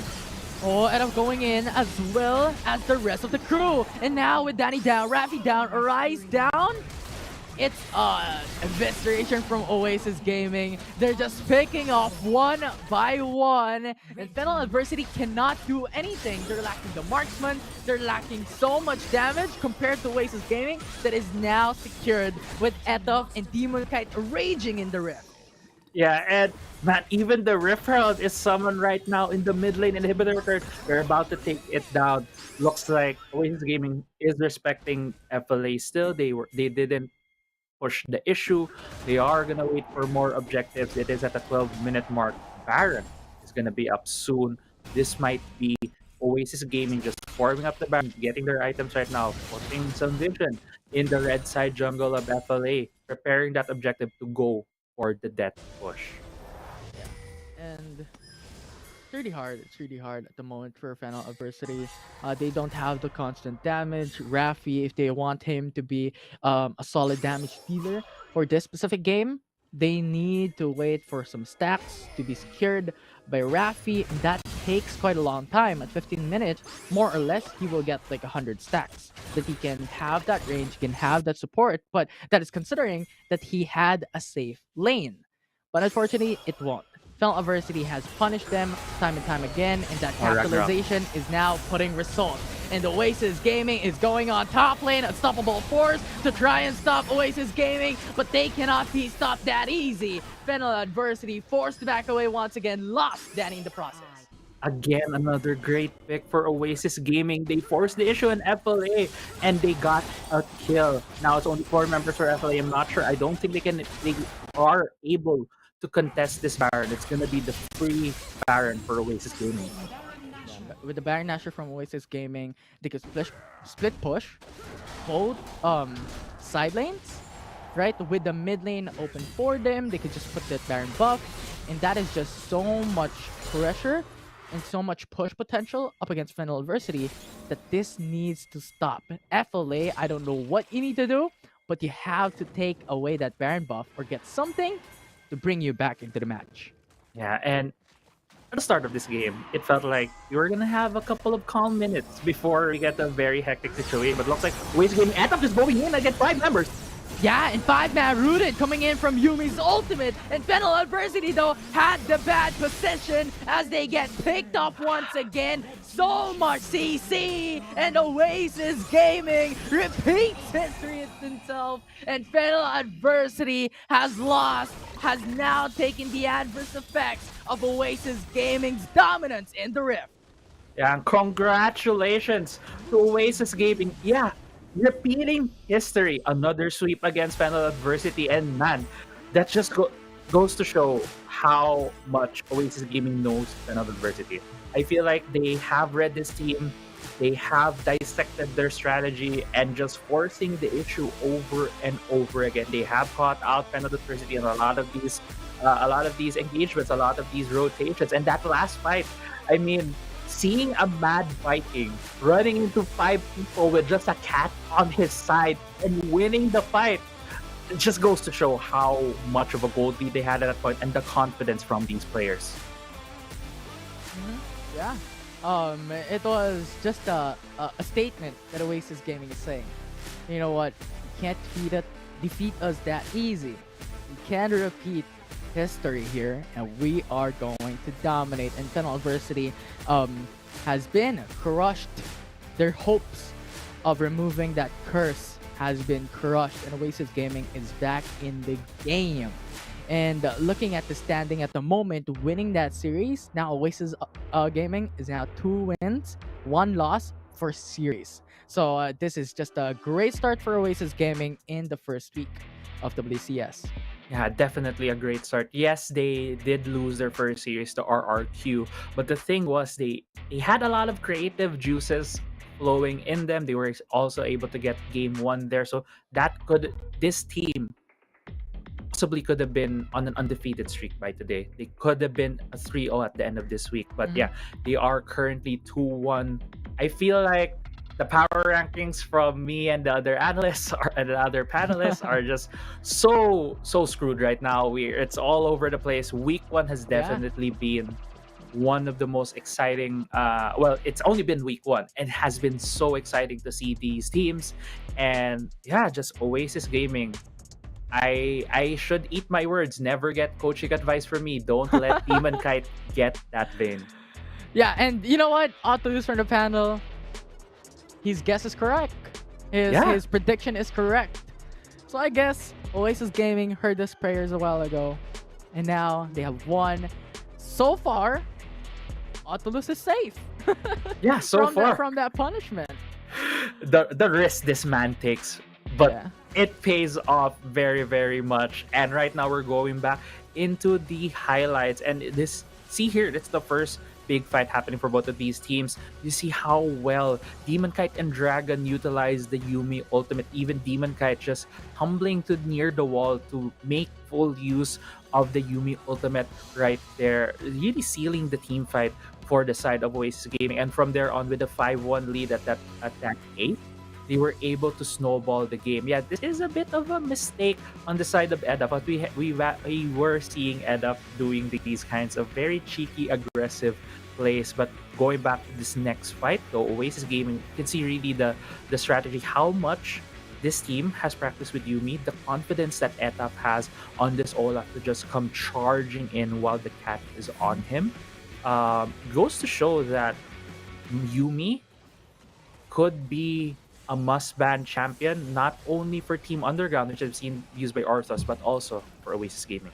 Yeah, it definitely is. We've talked about this yesterday in the past days, that it is a really flexible champion, especially with hyper carry lineup such as Vayne for this one, and also Eta being that frontline hyper carry to get all the aggro, get all the damage, be that sponge that Oasis Gaming needs. But look at this, right? This is the epitome of that sponge.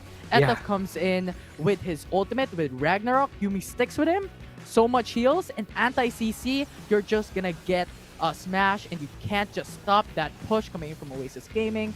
And this is just a strong feature that Yuumi has in the Rift at the moment, and that is the reason why he can be, or he is, a part of the meta. Yeah, and I feel that even though Oasis Gaming had this late game oriented composition, Yuumi just speeds up that process. Your carry champion that needs a lot of these items to get more movement speed, attack speed, they don't need it anymore because they have that Yuumi to give that boost. And well-deserved. Dragon, again, our player of the game for this series with a very, very crazy 22 KDA in that second game. And this guy has just been really, really good when partnered up with his twin. You could really see the twin connection from both of these players, and I'm just super excited to see what more champions he will be showing us in the next few days. Yeah, and now I'm hoping that I had a twin. I had a twin. Hey, let's go. Have a twin buff. Yeah, twin buff in the bot lane. Let's go. Yeah. Just seeing the strength of Dragon and seeing the strength of Demon Kite, it's such a great thing to see. Brothers, twins in the bot lane fighting, and it's just an absolute great thing that Oasis Gaming has showed us for the first series. And of course, there is a lot more amazing things for WCS here for day number 3. But before then, don't go away, guys. We're taking a short break. When we come back, it's the next series with a panel starting us off.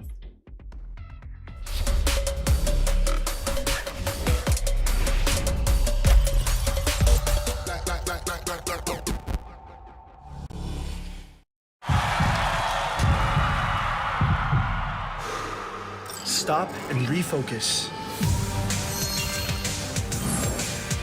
Get a clearer perspective. See things from different angles. Power up and set your eyes on the prize. It's time to step up and rise to the challenge with the Redmi Note 11.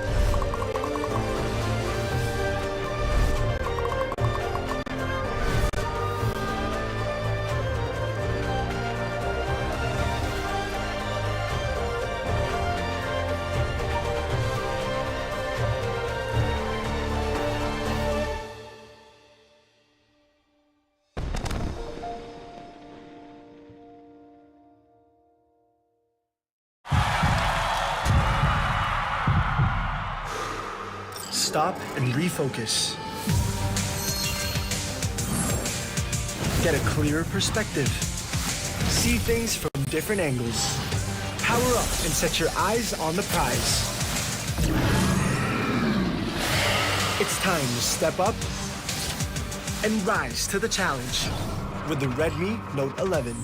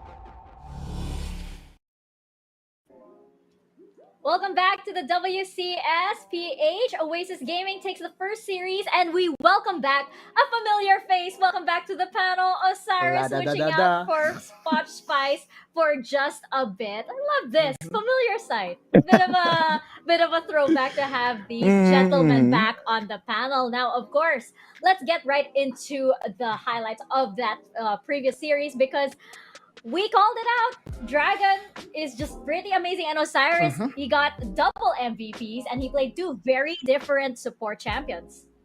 Yeah, and we saw the mechanics of a mid laner converting into a support. But I just wanted to say to the viewers right now that yes, I voted for Fennel Adversity. So the first might kick in, so I'm not really sure if I'm still there. But yeah, we saw how good Dragon, for how many tournaments we saw him just playing Gragas, it was the same initiation that kind of felt all over the map. So this time around, we saw Alistar. We saw him being chosen by RRQ mains. But this time in the hands of Dragon, it provides a different kind of air. And at the same time, game one was a bit different, right?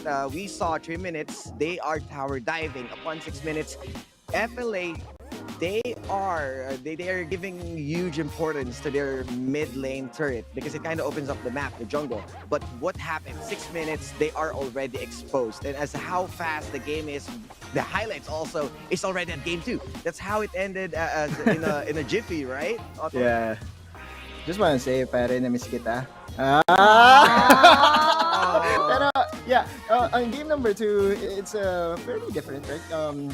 A different support, but annoying still, nonetheless. Yeah. I expected, the teams to respect Yumi, but I guess, FLA, again, with the mental advantage that Oasis already has against them, right? Just Mhm. just the respect that is being thrown at them, prioritizing Gragas just to take it away from Dragon is respectable. But on game number 2, we saw that, when Zed was picked, normally FLA would be happy with having the Garen, and that's the thing, right? Having that Garen, having that Malphite and Darius, you have a very beefy front line. But with the addition of Etaf, now everything goes haywire. Because if Etaf is actually just engaging onto your team, just like this one, the steamroll, and have a cat beside him, things just doesn't go the way, or just went the way of Oasis this time. And again, kudos to the coaching staff of Oasis. I feel that against Fennel adversity, I feel that whenever the draft happens, they already have an idea as to what Yeah, Fennel yeah. adversity is drafting. After showing their hand, okay, so iPick said, oh, they will pick Garen. All right, Mhm. so after they pick Garen, okay, so we know what to do next. We'll pick Olaf, we will pick Yumi, and that's the element of surprise, and that's the advantage that they have against Fennel adversity. It's not a knock against Fennel adversity, but a challenge to them. Yeah. It does appear that they have a kryptonite in Oasis Gaming, and they have to solve that really, really fast, really, really soon. The next time that they meet each other. Yeah, and also Poch told us that the cheese strats coming in from Fennel adversity is quite expected. This is the historical data that we saw of Coach Lion Nation as someone who's really skilled on his in his own techniques. That Galaxy Racer was able to draft a Malphite way back then at summer season. So this time around, we saw it again, but they weren't able to maximize for the reason that they are using the unstoppable force to Isilla, which is a big of a question. Well, Gragas is just going to body slam and then explosive cast, and he can just walk away. So I'm not sure what happened on that. You wanted to focus that unstoppable force to the force himself, which is Demon Kite. Yeah, Autos, I actually also wanted to ask your opinion about this. Danny on the Malphite wasn't really a protect Danny no more, especially when you're expecting him to Yeah. engage. Yeah, and you're playing on a Vayne. You are putting yourself in front of a mid-range champion and has a Yumi. And then there's also an Olaf that can really just mow down everyone with the backup of a Yumi, and you already have two champions that can maximize the efficiency of the heals. Yeah, that's just goes to show the amount of respect that fellow adversity is already giving to Oasis at this early stage of the competition, right? You're right on that one, Mika.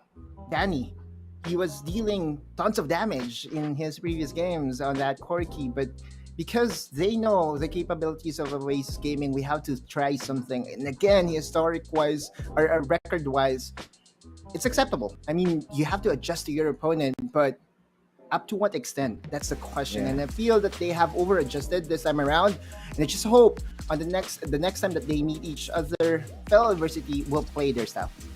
Yeah, and of course, we're gonna see them face each other again. But for now, they can take at least a little break from this little rivalry that they have.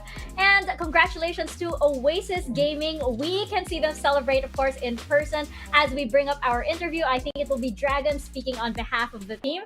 So let's bring them up over to our panel. Dragon, welcome. Hello po. Welcome. Are you Actually, dra- you know what? Yeah, Let's start this Mika? with Autolus's question because I Are have you the are same. you I have really the same- Dragon or are you Demon Kite? Dragon po. Ito si Demon. Okay, all right, okay. Okay. So there's a little bit of proof. So Dragon, I have a question for you. Of course, you have double MVPs. Double MVPs, two very different champions.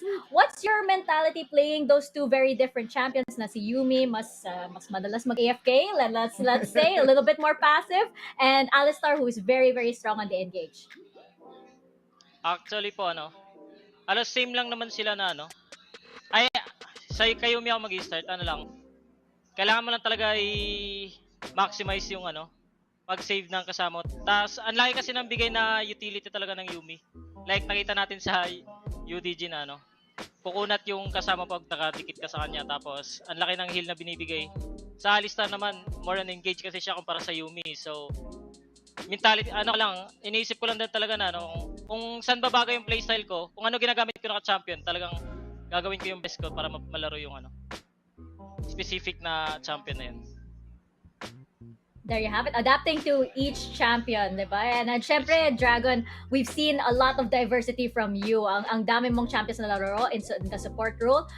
I do have a more informal question for you all. Lahat kayo na nasa Oasis Gaming. How are you guys celebrating after a very successful first week? Actually, wala pa kaming plano kung magse-celebrate pa kami. Pero kakain nata kami sa... kakain lang siguro Wow. kami. Sama. Ano ba gagawin? Kakain lang, kakain. Wow, Samju? Practice din. Siguro Samji po. Tapos kumain. Tapos practice ulit. wala na nung kain-kain. Practice na ulit. Back into it, back into the grind. Osiris? Yeah, hi Dragon. Yeah, it's been a while. And just wanted to ask, we saw Di ko your po marinig siya, transition. Si Sir Oh, Osiris. sige, alam mo na. no, Alam mo na yan. no, Practice na natin to. go back. I will be translating for Osiris Dragon. Okay. So, Otolus, watashi wa Rojin desu. And no, I'm just kidding. Yeah, so transitioning from support to mid lane, what's the difference? And the same as question that was what we asked from Orthros, that what are you doing when you are sitting on a Yumi? Like you are on a different champion, just riding around. So yeah. Okay. So Dragon, hindi mo siya narinig, no? Hindi po. Wala Okay, talaga. sige, alright. So the question is, how was the transition from the mid lane to the support? Ano yung pinagdaanan mo with the with the transition? And second question is, kapag Yumi ka, kapag naka-downtime ka, di ba nakasakay ka lang, anong ginagawa mo? Binabasa mo ba yung sa mapa or nagda-draft ka na for the next game? Okay. Sa first question po na actually nahirapan din ako mag-transition sa support kasi ang laki talagang pinagbago ng mid to support. Kaya minsan nga nasasanay ako, kumuha ako ng CS kay Golden kay Demon kay tas nagagalit siya. Pero ginagawa ko talaga yung best ko na kasi sa LoL PC pa lang nagsusupport na rin ako sa kanya Bago talaga ako lumipat sa support, nag-practice talaga ako malala, tapos nagdo-bot kami lagi ng kambal ko para masanay talaga ako maglaro ng support. Actually nagpa-progress pa rin, nag-a-adapt pa rin ako sa support habang patuloy pa yung kasi mahaba naman yung series, marami pa kami mga kalaban. So doon talaga ako mas matuto pa ako support. Then sa second question naman, ano po yung question? Yumi, ginagawa Yung Yumi, yung pag di ba, nakasakay ka lang. Ang ginagawa mo pag nakasakay ka lang? Ginagawa ko lang, nagbibigay ng info sa mga flash. Binibilang ko talaga mga flashes ng kalaban. Alos lahat ata ng flash ng kalaban. Pero minsan, di ko din nakukuha. Pero madalas flash, tapos binabantayan ko yung mapa kung saan yung kalaban. Nagbibigay ng info. Ganun po. That's a luxury Kasi that you have, portable lang yung kapag flash. yan naka-Yumi. Yeah, exactly. 2 minutes and 30 seconds, diba? Right. So, Dragon, ako naman, my turn. May question lang ako. During first game, I was talking to all the other casters and all the other talents, and I was telling them na parang yung movements nyo, parang kayong iisa, diba? Yung movements nyo parang rehearsed, diba? Pero parang sobrang in-sync nyo. Meron ba kayo, as Oasis Gaming, meron ba kayong mga TikTok na parang sumasayaw din kayo? Kumbaga yung in real life yung chemistry nyo pagdating sa mga dancing moves? Di ko alam Wala, kami ni Golden lang, siguro. Pero I think this is a challenge for you guys na diba? Mag-start na. Kasi grabe yung chemistry niyo And I would love to follow that account din, man. Bagay kayo ni Timon kahit, diba? Something na TikTok kayo na doble. Sumasayo din po kasi kami dati ni Demon Gate. Sampol! Oh my gosh! Wag na. Alam mo na yung sunod. Isama mo na yung dalawang backup dancer, si Sixto, tsaka dyan si Isila. Ayan, sama mo na sila. Pas nahiya. Next time. Para makapag-ready kami. Okay, sige, promise next time ha. Yung TikTok lang po na. Kamay lang ito gumagalaw. Okay, well, of course, that means we can look forward to Oasis Gaming's next win because we have something in return for all of the fans. Now, Dragon, do you want to give any shout out or maybe a message to all of the fans that are awaiting your dance number with Demon Kite? Okay. Ganun lang din po. Salamat po sa lahat ng sumuporta. Tapos gagalingan pa namin sa susunod namin mga laban. Asahan nyo na mas nilalakasan ko pa sa support kasi kakalipat ko lang sa pagandaan nyo.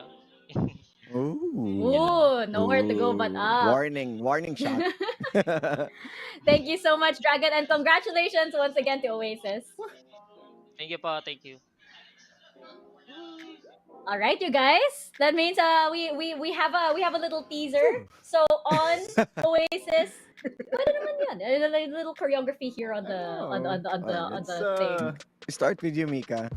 If I pass it over to you, Osari. Oh my gosh, it's so confusing. I understand. Dito na, Mika. Papunta na sa'yo. This is why I miss these guys together, right? Now, of course, we have our next series coming up. We're not just dancing over here. Yeah. We have our next series coming up. We have Grindsky versus Team Underground. Now, I find this interesting because Autolus, of course, we know that these two teams, they know each other fairly well, of course, but you have an interesting term for Grindsky Esports and being, let's say a little inconsistent. Yeah, well, the most inconsistent team. I think we could do that now. Because again, on day number 1, they look flawless, right? They look so prepared on the WCS PH stage. But after their yesterday series against Fennel University, again the questions are starting to be raised. Now, again, if we have a coin to flip for Grindsky Esports, if they are on their tip-top shape form, they could take a game of Underground, and that's the thing. I mean, are they going to be the team that draw the first blood against Team Underground? Yeah, because if you wanted to surprise Team Underground, this is the team that, let's say, sky is the limit. If they might be the consistent and consistent, they are trying to mix things up. There's a reason why they try those rotations against Fennel Adversity, because they know that Fennel is playing by the book. And the Team Underground is not a big of a question, but also there's a reason why they are on the Underground, because they are also full of surprises. So I was hoping for Grindsky to play even further. Sky is the limit, be limitless around that kind of point. They can go back to what they're good at. He is really good in terms of stealing objectives, but they're having a hard time around mid-game and closing the game. Yeah, and I think that's always been the question. And that's always been the thing for Grindsky Esports is to, how to close that game, because they do get the momentum going pretty early on. Just that they can't, seem to follow it through. It's going to be really hard against Team Underground, though, especially since Team Underground, we know them, very, very, very lightning quick games. And if you're going up against Team Underground with Orthros, our support over here on Support Sunday is going to be Bo on the side of Grindsky Esports. Now, it's a tall order, of course, but Autolus, what do you think? Is Bo up to the challenge? So far, this champion set that you are seeing right now, I think this is including what we had during the qualifiers in where the knockout stages, Grindsky Esports went against RQ, went against Giga. Yeah, so there's a lot of champions out there. But so far in WCS, the first 2 days was all about Bo getting his hands on the Thresh, right? Just Thresh all throughout, four games in total, and I feel that it's okay to give him the Thresh. That's his comfort, and the spelling or how we spell the support role right now in current meta is that it's so diverse. You could go for the playmaking supports, you could go for the Thresh, Alistar, or you could go for the enchanters like the Yumi. It's a pleasure to watch. Now again, when talking about Orthros is just on a different league, right? If there is a way for Grindsky Esports to really get that upset against Underground, it has to start with Bo, and Bo has to land those hooks like 97% of the time. Yeah, I wanted him to go back onto the Nami because it complements a lot of how well tactical move around those team fights, and a better peel. Because if you're hitting that sentence, it's somehow, as what we said, coin flip. It's a 50-50. It's a skill shot, not like how the tsunami wave coming in from Nami that kind of puts them in a good spot on those airbornes, as well as Rakan. So I think this second and third pick might be the one he needs to go to.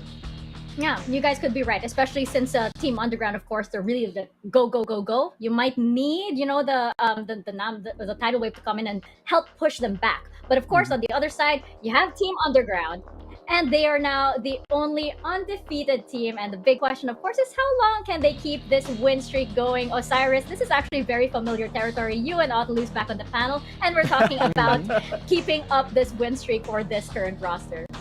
Yeah, I know, right? That everyone from even the viewers are really identify Team Underground from their previous team, which is Nahima. I'll just go with a safe name, Nahima. I like that. And then Don and Sayonara with the addition.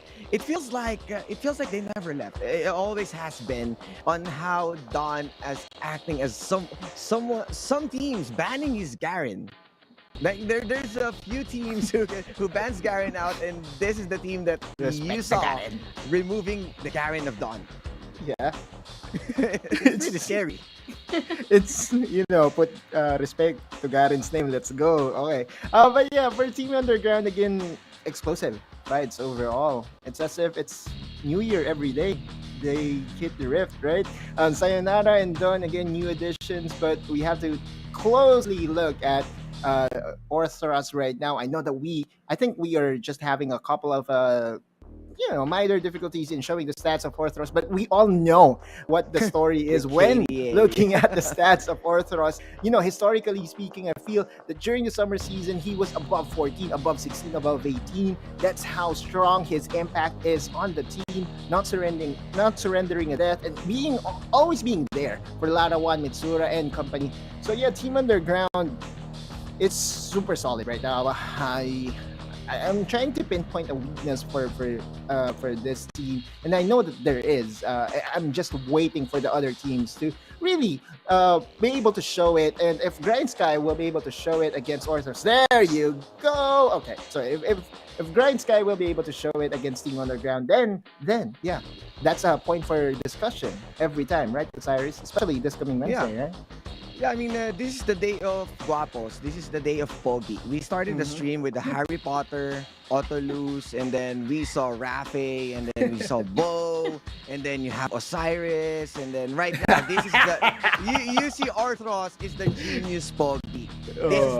This is the The library Pogi. Let's yeah, go. This is the meta of Jose Rizal way back then. If you're really that smart, you're Pogi. So this is Orthros. And him, he walked the talk. The respect he's getting from the Wildrift community, he is continuously proving everyone. And to be honest, even though we're not seeing the stats, the gameplay is already engraved into our minds. Yep. Like if we walk into the room full of supports, who's gonna look for it first?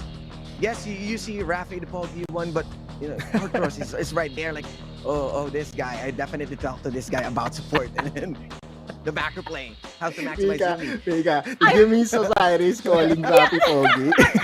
Yes, and I have to bring this up again. Okay, you mentioned Orthros, you mentioned Bo, you mentioned Rafi, of course. You didn't mention Dragon. Oh, lagot ka dong. No, This is our joke last time. Because Dragon, he kind of shared the spot with the With Kara. Demon Kite. With Demon Demon Kite. Kite. So They share the they're Pogi. half-half. Yeah, they share the They share the Poginess. So it's kind of you That's can see true. them in the support room because you're seeing also Demon Kite. So you oh my God, Mika, why are you doing this? Putting on the This is spot, this is our Osiris. joke all Part over two. again. Cancel. We You're gonna just cancel. No, we just got okay. promised a dance number, man. This is First. this is the I know now that Dragon is the hyper Pogi. Oh, Because of So we have a the different kinds play of Pogi. style, Let's the go. different kinds of Pogi, right? Yeah. You have the Auto Pogi, you have the Osiris Pogi, and then you have this Pogi Library lang. Pogi. The Okay, library let's Pogi. go. Then Dragon Pogi na lang. is the fierce Pogi. Yeah. I am a lucky woman over here, surrounded by all of these Poggies right here in Even the Poch Spice. WCS. Later, we'll This is the see Harry the Potter Pogi. Pogi. Pogi Spice. Yeah. Of course. And Osiris, now that you are all, I thought I heard a voice. Yeah. Osiris, now that you're on the panel, I think you know what happens. We do have a consequence. So I think you are now a part of this as well. Our consequence for those who come in last for the predictions is to show your last saved photo. So everybody kind of got nervous a while ago. I know you're confident because you're going to be casting. Not me, not anymore. Let's go. Currently, it is Autolus in the lead, and Poch and Friends. I just put Poch and Friends there. And myself don't have anything on the board just yet. Let's go into our predictions, though. Well, we're bound to get one somehow, some time today, right? So, Osiris. All agree. I think we all agree. Yeah, I think we all agree. It's going to be underground. Now, I think, yes. do we agree on the series score? It's going to be 2-0. All of us? Yeah. All right. Yeah. Okay. So how do we break the tie, Mika? So, because we're all in agreement, surely we have to pick something wherein we can't all pick the same thing. So, we're gonna decide this via gold lead. Gold lead. Whoever gets the closest. We have to add the gold lead for the 2 games. So, we have to pick, of course, how much the gold lead will be, and that number can obviously be in between 1 to 100. 100. No, 100. I don't know, 100,000. Is that even possible? Let me do my calculations. That's Osiris first. what will be the gold lead for this? Okay, so this Go will for be the magic number, the share lance for number. This is for 2 games. 2 games. 2 games. This is for 2 I games, think so add it. Can I go in between like 3K to No. something like that? Pick Or- round them to a 1,000 maybe. For I'll go with 3K gold lead. Cumulative already? Really? For 2 Has to games? be. No, for 2 games. That's for each game. Like 3K So that's going to be 6 6. games. Yeah. So 6 games. okay. 6K. 6K. All right, 6K. 6K. Yeah. 6K Okay. for Osiris. Okay. Right, Autolus? I'm going conservative here. Yeah. What? You are What's up? asking the guy who's cursed. So I'm That's not true. sure if I'm the perfect fit for here, Poch Spice. I'm really sorry if you're going to show up for something. But yeah, let's go for 3K. I'm going a little conservative here and say 34,000. 34,000. Okay. 34. I hear 34,000. Yeah. Going once, going twice. Let's go. I am gonna say, I'm gonna combine like a 10,000 and then a 15,000 gold lead. So I'm gonna say 25. 25. 25. So ish. Kind of. Osiris, We'll see. one So more I chance. wrote- getting voice. I'm One getting more voice. chance. I'm One getting more voices. chance. I One more chance wrote- for. My partner wanted to push it even further, so let's go. What do you say about 18K, Poch? Can you send it over? Okay. Can you send the Patronus charm? Okay, that's good. That's good. Okay. Okay. So our Harry Potter this does agree with the 18,000. Okay, so we have Poch and Friends, Poch and Osiris at 18,000. We have Autolus at 34,000 and myself at 25.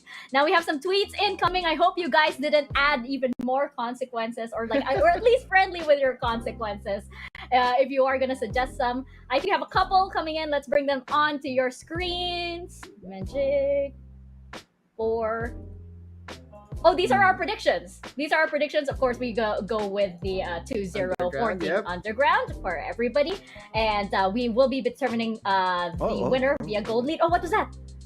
What was that? Infinity. Hello. Official Our multiverse. friend, Mr. Ziggy. Mr. Ziggy, hello. We miss you. Hello to Infinity because yes, there is a multiverse. We already knew that though.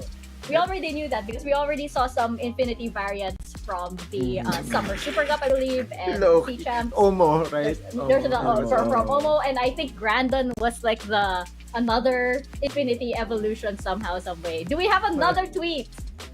I see tweets incoming, so there's an S. So there is one other There tweet. you go. Feels like Infinity is like EV, no? We have Vaporeon, Flareon. Let's go. Yeah. We have the Philippine Infinity and EVD. Never mind. I tried.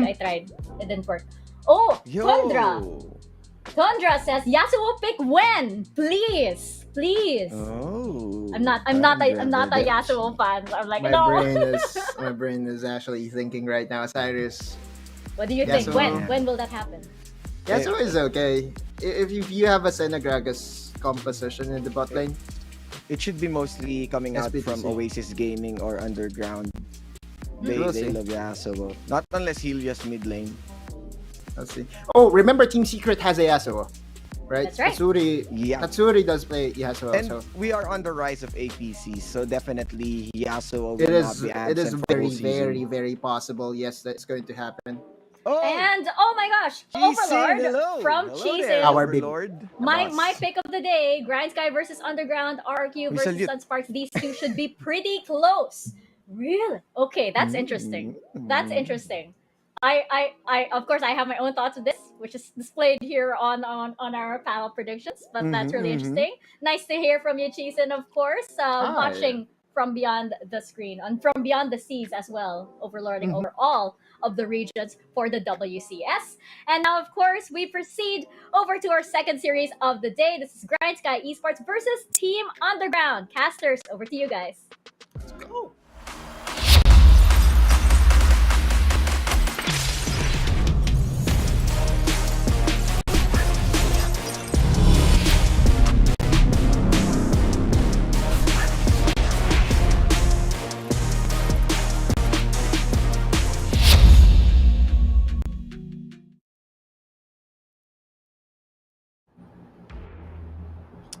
Welcome back to the WCSPH Day 3 Week 1. Now, this is going to be the second series between Grindsky and Team Underground. As you can see right now, very excited for this series. My name is Dada. Together with me is Crazy Apple. And you know what? These two teams already familiar with each other. Now, here in the pro scenes, I'm really looking forward of the improvement of these two teams, Crazy Apple.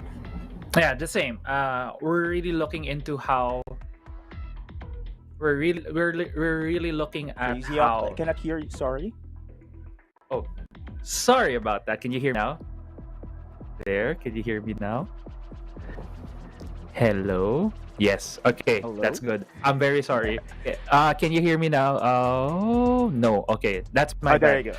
Okay. Again, let's do this There you go, again. bro. Same. I am very. I think we are really looking here at Grindsky to make some improvements. They had a bit of a rough couple of games yesterday, but Team Underground, man, they have just been showing us why the casters, I believe also the panelists, have been looking at this team as like the team to beat in this tournament. They have shown very interesting compositions. They have, I think, the only team has brought out the Ash so far.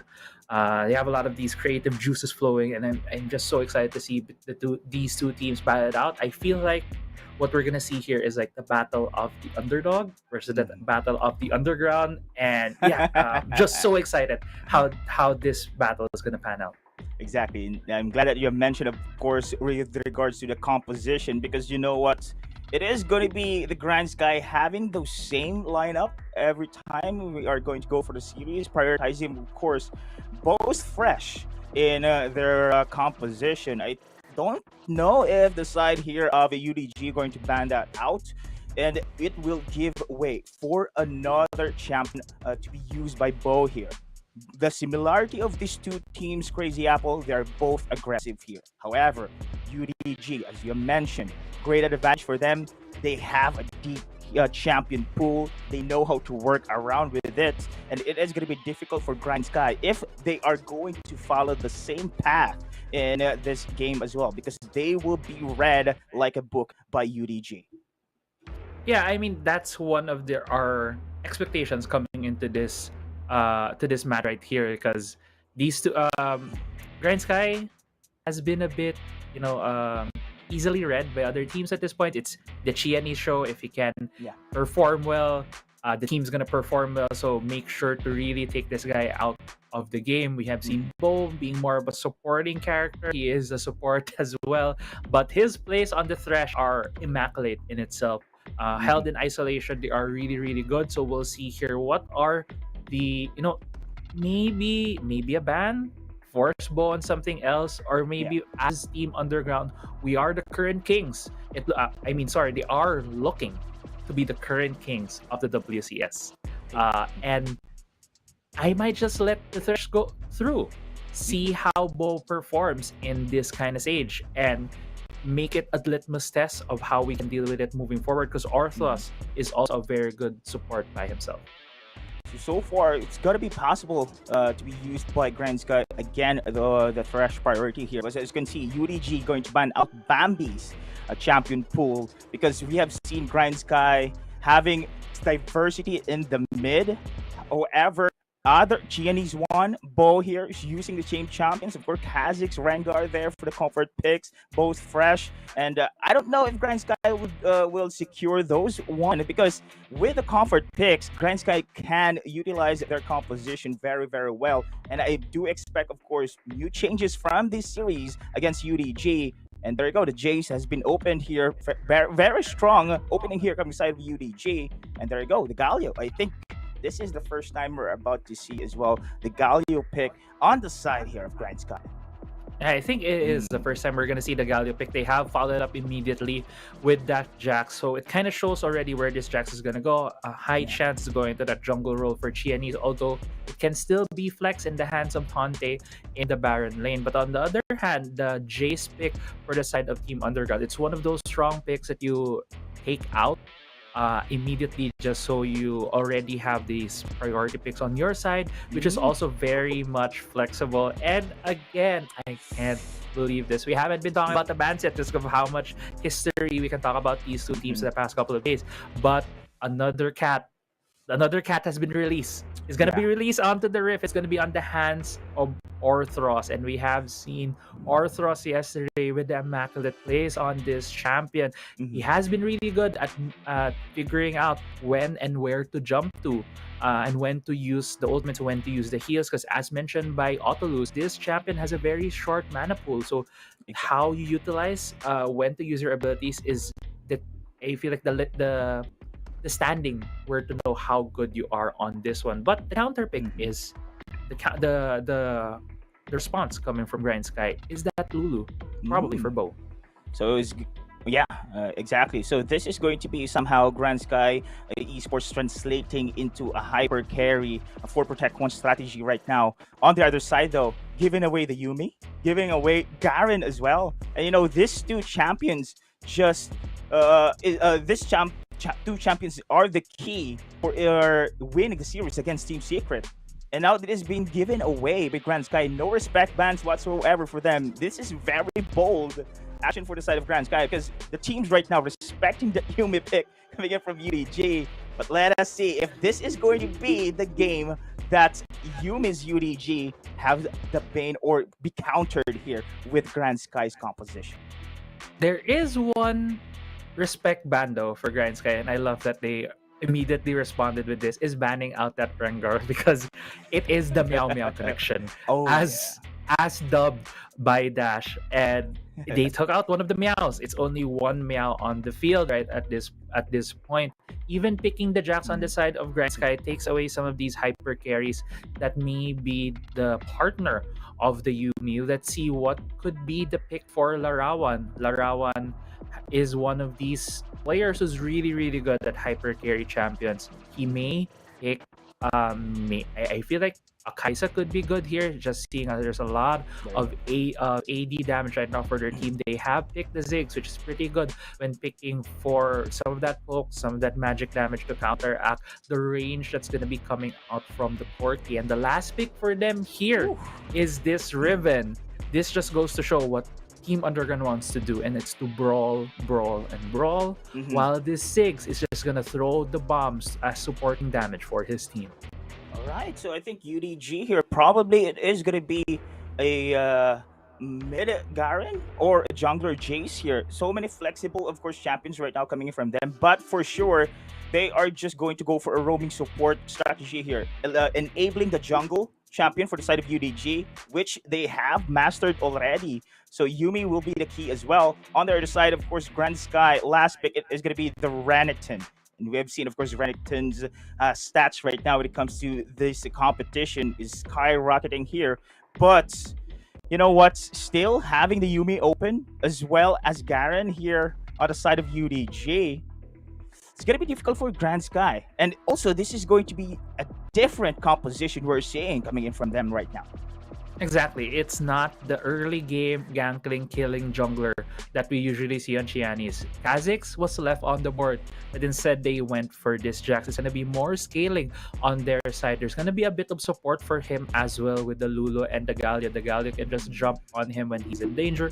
The Lulu can use the Whimsy, can use the shields on him as well to speed him up. But I do believe the Whimsy might be of smarter use against that Riven, because the Riven has a high chance to come in along with the Yumi, and you need to really stop this Yumi from just keep bouncing around. So a lot of intricacies, a lot of interactions that we're gonna see between the champions that have been picked by both of these teams. But on the early part of the game, it's gonna be that Ziggs and the Yumi and the bot side. We don't usually see Yumi's having a big of an impact in the early game, especially her poke is hard to hit. But I feel like if there's two things you need to dodge in the bot side of the map, it's gonna be easier to hit at least one of them in that matchup. All right, here we go. Welcome, ladies and gents, once again to the second series here on the third day. Team Underground versus Grand Sky Esports Game 1. And you know what, Crazy Apple? Mid Lulu. Here we go, coming in from Bambi. And I do think, of course, Arthros here will be a roaming support indeed, trying to enable this Sayonara on the Riven with Lara 1 on the Ziggs, easily going to clear the waves here, secure his lane priority from themselves. And look at the poke here. He alone here can do that one, and it's going to be a difficult situation indeed for Grind Sky to control the bot lane. Yeah, the bot lane, there's a lot of poking immediately happening. But if that's very curious positioning right there for Bambi in the mid lane, that goes to show they're really looking at the funnel for Chianese. She was really holding the lane there, waiting for the big wave to come in. And look here, Chianese is catching the wave in the turret. But there's a lot of fighting here happening in the bot lane, a lot of trading between Bo Tactical, Lara 1, and Orthos. But again, look at where the Jax is going. Look at where the Lulu is. They are at the top side. Rift Scuttler. They're really focusing Chianis here. I was mentioning earlier, this Jax is more of a late game champion, but if you funnel all that gold, he can get to that point faster. And first blood has already been given towards the side of Grind Sky. Exactly. And we know that Grind Sky here has somehow a key victory conditions. If Chinese 1 has a great game, it has a high win rate for this team to grab the bag. So they are indeed funneling Chinese here on the Jax.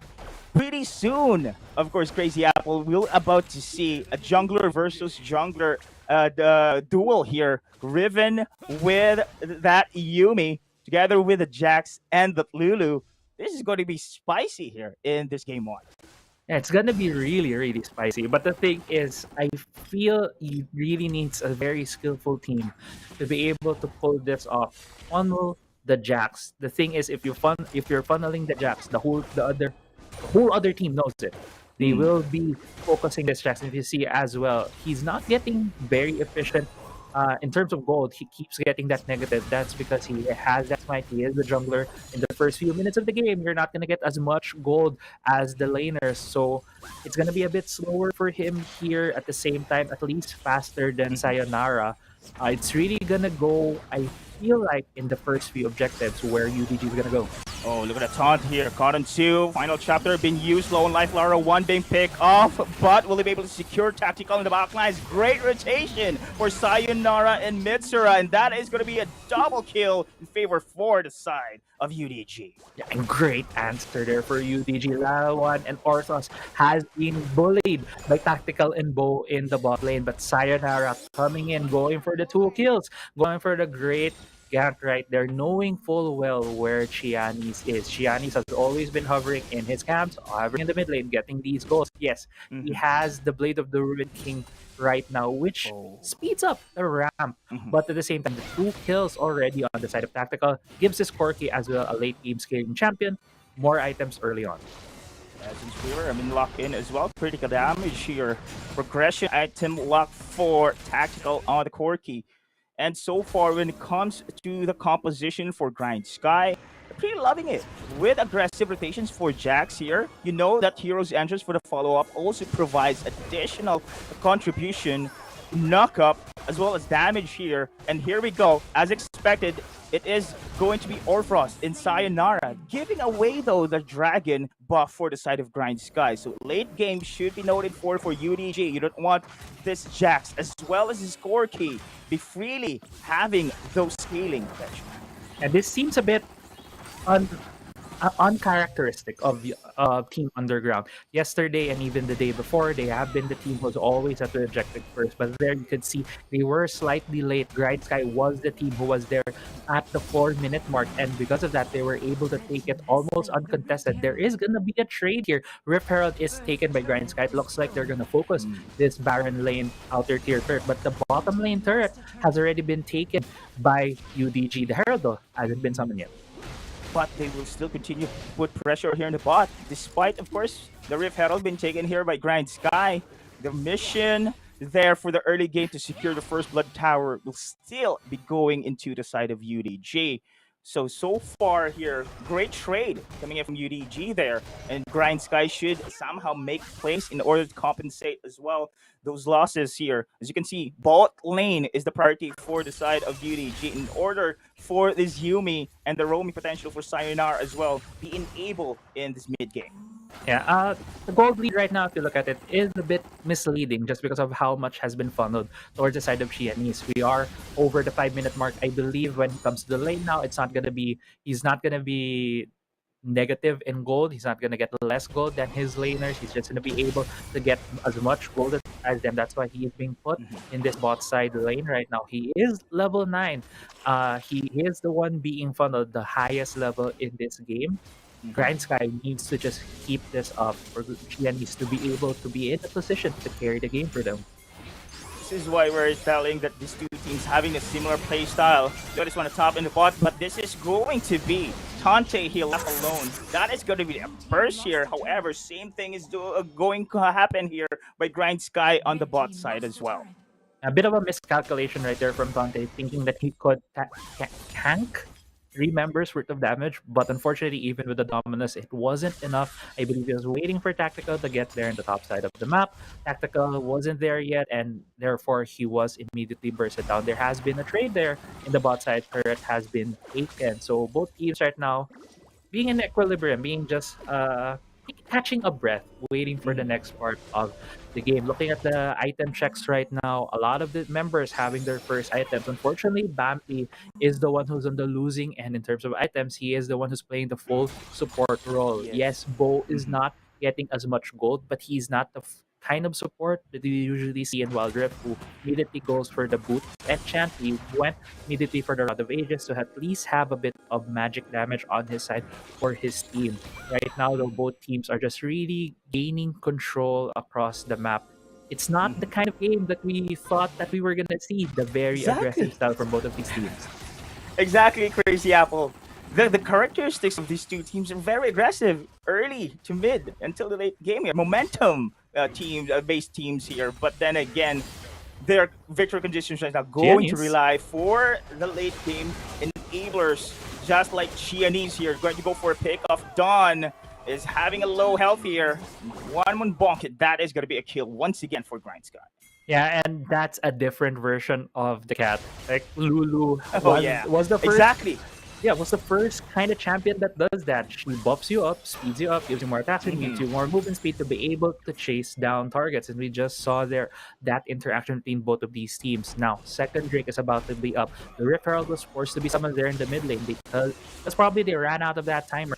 Cloud Drake, though, is being secured in terms of vision by UDG, although they have left that position right now. Grindsky is in control of the river. Yeah, they are indeed in control here. Will the babies go for a contest? Sayonara, final chapter, still being stolen there with a Mega Portal Bomb. Here comes the hero's entrance, knocking up the rest of UDG. Great positioning for Grindsky. Going to go for the pursuit. Xianese, very so confident, but he is out of position. So far away indeed. A follow-up on the backlines though for Grindsky. Secures another one, but re-engage. Underground here. looking for more blood. Tante joining in the fray in the last minute there. And this is going to be again a re-engage with Yumi joining in. It is going to be Mitsura having the firepower. And here comes the chase against Tactical here. Under the turret, Valkyrie out. That is going to be a poke. Orthros here joining in as well. Diving in. And I do believe that was an unofficial ace for UDG. It is an unofficial ace. Chianis, though, still on the chase looking for that catch, but Don looks like he's gonna escort his friendly kitty right here. Chianis needs to run away from the Garen, but the Garen doesn't give chase. There you go, Rift Herald once again. Chianis is here, Bo as well. Numbers advantage for side of Grand Sky. Contest is up. Negative for bomb. No more this time around for the steal. However, it is going to be Grand Sky having those damage coming in from UDG. Bambi falls. Chianis fall down as well. Tante and Bo running for their lives. And Justice Fund trying to go for a fight back. And it is going to be Underground backing away themselves. Too much action here. Mitsura. Crazy Apple. Speaking of which, Mitsura! What? Orthros is here as well. And that is somehow a risk being taken here by UDG. But they will transition for this target takedown in the mid. I'm sorry, I shouted into the mic right there because I can't believe Mitsura was in the middle of three people. We have been seeing a lot of mid laners today being very much aggressive. But going back to the Dragon Pit fight, it was stolen by Larawan with that ultimate and then the overchase from Chianis. If there was a thing to nitpick in that fight for Grind Sky, they had the momentum. They had Chianis in a position, but Chianis ran too far forward of his team, and it felt like Grind Sky had a split call. They didn't all want to go for the fight in the jungle. Some of them went to the mid lane. If you've noticed there, Tante was in the mid lane. He was never in the fight until he was very late, as you pointed out, along with Tactical. When Tante was in the fight, Tactical was backing away. And Team Underground noticing that, capitalizing on it. But Chianis, though, going for the fight. The fight it is. Hero's entrance with a knockup once again. The taunt is there. The damage for Chianis on the Jax. And no answer for UDG. Flashes out. That is going to be a poke, though, for Tactical with a follow-up. Man, oh man, very much online. Grind Sky here has the momentum. Good answer right there from Grind Sky. They were still able to take back control of the game right here, getting another turret in the Baron lane, but a 1v1 in the bot side. Sayonara going to Tante. Oh, this is going to be a duel indeed. Sayonara, 50 health. Dominus is up, though. Very tanky Tante on the Renekton. However, Chianis low on life. There's Babby there for that shields as well. Dawn cannot chase. Yumi with a clutch heal as well. Oh my goodness. Orthros, during the drafts, Crazy Apple, we have mentioned, is this the game where the Yumi pick for UDG will have a weakness? And I think you have pointed out that Lulu is also somehow a similar play style, a taste of your own medicine, UDG. The thing is, when you have the Lulu can whimsy the target who Yumi is attached to. So you essentially take out the strength of the champion right there. That's why I feel like it's a good support to play when the other team has a Yumi. Although Sayonara might be getting caught out here. No, he has a couple of members. Everyone on this game, Grind Sky, UDG, looking at the Drake right now. Ocean Drake is alive, although the Baron is going to be up in 10 seconds. It looks like Grind Sky has made a call to get away from this Drake, conceding it to Team Underground. Exactly, they're just putting pressure here on the top side with Chi, and Chi is going to go for the split push. Mitsura making some plays. That is going to be Lara one of Arclights as well, but not enough damage. It is going to be Grand Sky having that sustainability. Now that is going to be a big sign here that Grand Sky can really brawl that UDG team this moment time around. Yes, it is a sign that UDG is obviously respecting Grind Sky, but the thing is, I feel it's another case of them having split calls. Grind Sky conceded the river, conceded the Drake.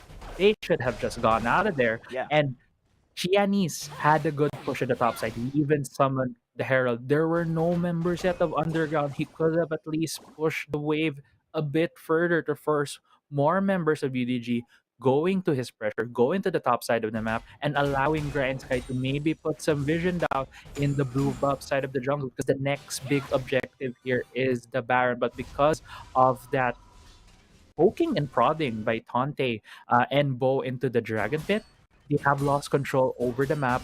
UDG right now is just walking all over the jungle, and they are shoving side lanes. They are shoving mid wave. Yes, Grindsky right now is in the mid lane shoving it away from them, but there could have been a lot more taken by Grindsky with just that one simple map movement in the top side. I really love the optimizations coming in from Grindsky as well. That is very basic here. Executioner's calling will be taken in for that grievous wounds. The ability of the healing will be cut off from the side of Arthros here. And yeah, and you mentioned as well, I really thought that it's going to be Chi and Knees going to push through on the top lane push, but decided to go back away. I thought that was going to be the trade here, but speaking of trade, they're going to go for the team fight here in the BR lane. Too much sustain, Mega for no bombs there, but Stasis for the side of Tactical trying to back away. Not survive though. Pushes through. Sayonara is in for the kill. However, Chia needs the wild growth to be able to survive here. That is going to be too much damage.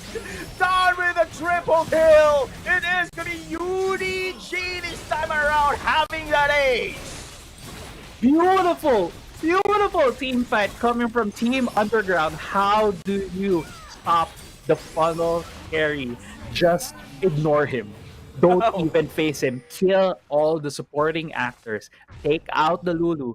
Take out Bo. They even first took out Corky, who had a lot of damage as well for Grindsky. But since Chianis was forced to wait for Lara once stasis, he wasn't able to deal damage across the other members of the team. Looking back in this replay right here, you can see Sayonara flashing over the wall, getting a couple of hits, getting a couple of roots, and was eventually able to take down Tactical immediately. Tactical had a bad usage of his second ability right there, and Chianis is just the lone carry member for his team. A triple kill right there for Dawn, and a rampage for him at the end of the fight, and Team Underground getting the Baron, really putting themselves in the driver's seat to win this game. Exactly. Great targeting coming in from UDG, just ignoring Chianis in the process. Meanwhile, this is going to be another team fight here. Mitsura falls down. However, look at the zone coming in from Dawn. Sayonara joining in as well. A kill against Chianis. Dante though in the back lines, picking up the side of Lara 1. Dawn backs out. It is going to be numbers advantage here. Will be able to survive? I guess not. Grindsky showing some life this time around. Oh my goodness, Arthros with the heals done. Backs away. 3 versus 2. This is going to be the exhaust. Oh no. I think there's going to be a pick-up as well. The sustain, the heals. Oh, will this be a turnaround? Polymorph family wins C. However, the knock-up. Follow-up coming in from the Galio. Done here. Almost going to go for the judgment. Oh my god. Bambi. They just left alone. Lulu. They're going to have ult soon. He's going to have ult soon. Here comes Invasion Justice. Another kill. And that is an outplay for UDG. What was that? A man and his cat just 2v3'd and have given back the lead, the momentum. The Team Underground, they lost a crucial fight there, but because of those plays, because of 2 members right now from Grindsky being down, this Elder Infernal Drake is open. The package is up on Tactical. Let's see if he can make something up here. UDG, it is going to be Dawn right now providing the zone. Tante popping the dominance, but no one engages here for the side of Grindsky. Speaking of which, here comes the jump. Oh, the package been used. Gianni's positioning here is very dangerous. He's been picked off. Despite they have stolen that Elder Dragon. So much casualties once again for Grindsky. Another race. Is it worth it? I don't know. I think UDG can go for more here. At least they can inhibit the turret, but they're forcing the issue right now. It's only Bambi and both who supports defending. It seems like UDG is going for the death push. Indeed, going for the Nexus stake down. This is going to be it still. The Yumi unbeatable for UDG. They will get the series game 1 against Grindsky. Yeah, UDG had to face Kiani is on the hyper carry. On that Jax, he was being funneled. I felt like they had the early game a bit there, but Team Underground understanding again item breakpoints, positioning, team fighting, Sayonara and Orthos. I think the breaking point there was that team fight at the Baron Pit. That flash over the wall, catching a lot of the members, getting vision, knowing that the Corki was near that wall, immediately forcing the stasis and getting that kill, leaving Chianis alone, isolating him was the clincher there. And Don, he is the less flashy player, but given the opportunity, he will use his abilities, use his skills to also carry Team Underground for the win. Man, that was indeed a spicy series we have witnessed, Crazy Apple. Oh my goodness. Thou shall not give the Yumi, thou shall not give the Garen.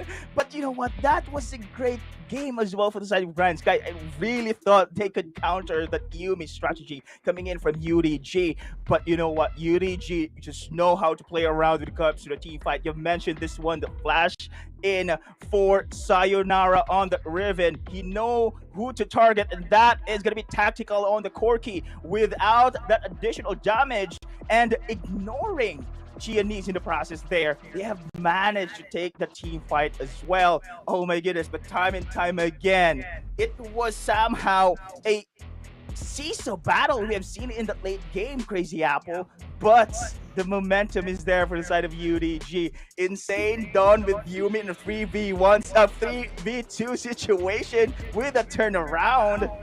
One of the highlights in the game one. Man, I still can't believe that Don lived through that. I thought he was gonna run straight back towards his base, but instead, he woke up and chose violence, turned back, used the bushes to be able to take away some vision, to be able to buy some time to get some of that cooldown, some of more chip damage coming from that Garen. The spin to win was essentially what gave him enough damage to pick off members one by one and get him enough time to get the cooldowns on his ultimate. The Yumi also had a timer. As we talked about during the pick and ban phase, Yumi's mana isn't that much. I was looking at it intently while they were doing the chase on the Garen until the final heal, but that was enough. I love the call coming from this team. You could really see the chemistry, the open communication between members from the side of Team Underground, and that kind of communication makes those kinds of clutch plays. Exactly. But, you know, we have to give respect as well for the side of Grindsky in somehow trying to counter. I do believe they know that the Yumi is open. That was intentional for the side there of Grindsky. They know, and I do believe that was the game that they can. All right, they have studied on how Yumi will play out. Let's do this one. Let's go for the Lulu and the hyper carry jungler there. Let's do this one. And it did pretty good in the early to mid. We have seen aggressive rotations coming in from Sayonara. They have secured objectives there. No contest coming in from the side of UDG. But then again, just like that, boom, in the BR takedown. Surprise, surprise. The turnaround in the game. Yeah, and looking at their highlights right here, this is kind of the story of the early game where Tactical and Bo were the ones who are taking that initiative in the bot side of the map, but was essentially countered by Sayonara. And we do see here, Chianis is so far back from his team. Look at where Tonte is. He is currently in the middle lane while Mitsu is already going towards his team. The numbers advantage that UDG has over the course of this fight just turned this around. Chianis was really looking out for blood, but he was so far away, no one could really chase him because there's a couple of thick walls there in the jungle from the Dragon Pit. And Mitsu here, I believe Arthros, I do believe that he's the one who's calling for this kill, got the slow on Tactical, which was very crucial, and was able to finish the kill. But yeah, here, look at this fight. Galio is going in, trying to help out Chianis. These are some of the good things that Grindsky has with this composition. They can just keep chasing if Chianis is left unchecked. But the thing is, if UDG is grouped up together, they can target out the members of Grindsky before finishing off Chianis. Exactly. If we have seen this team fights that they concentrate on picking off Chianese one, but they know now that it is actually the side of tactical here, the Corki, having that threat. And without tactical in the process, and we have to stop our discussion here. We need to give credit on display from this Meow Meow Garen play this time around. This is just insane. A sweet play coming in from these two. Dawn and as well as Orphros just turning around the 3v2 situation. Yeah, Dawn with his cat, a Garen and a cat right there, just essentially 2v3ing the enemy team. And you could say he was able to pull that off because I think there were like 2 supports there. Correct me if I'm wrong, maybe I remembered incorrectly, but yeah, he was able to just out sustain them, slowly getting the kill and player of the game. Again, today is support day. We are really looking at the supports. It's another Yuumi on Orthos with, wow, he did 10,000 damage as a Yuumi in this game. If only we could see the healing numbers coming in from this guy as well. I think it's skyrocketing more than 10k here. I think, man, can we dub him here in our first week? The support guy. I mean, Orphros has been very consistent here in his performance all throughout. Yuumi. Oh my goodness, we have seen him very aggressive as well on the Galio, but he just sets somehow the meta. He could very well be the support god right now, also with the 100% kill participation, essentially facilitating every fight for his team. And yeah, it's the first week. If I think after this series, if we're gonna see another great performance from Orthos, you could very well say he is the player of the week. He is the player to beat from every team. He is the best support right now being shown in week 1 of the WCS. Wow, what a series, Crazy Apple. But that is still the game 1, ladies and gents. Will we be able to see again another Grindsky composition that will counter Yuumi in the second game? Or just ban it? Permaban Yuumi. And there we go. We'll just go for a quick break, ladies and gents. This has been your Casters Data here together with Crazy Apple. We will be right back.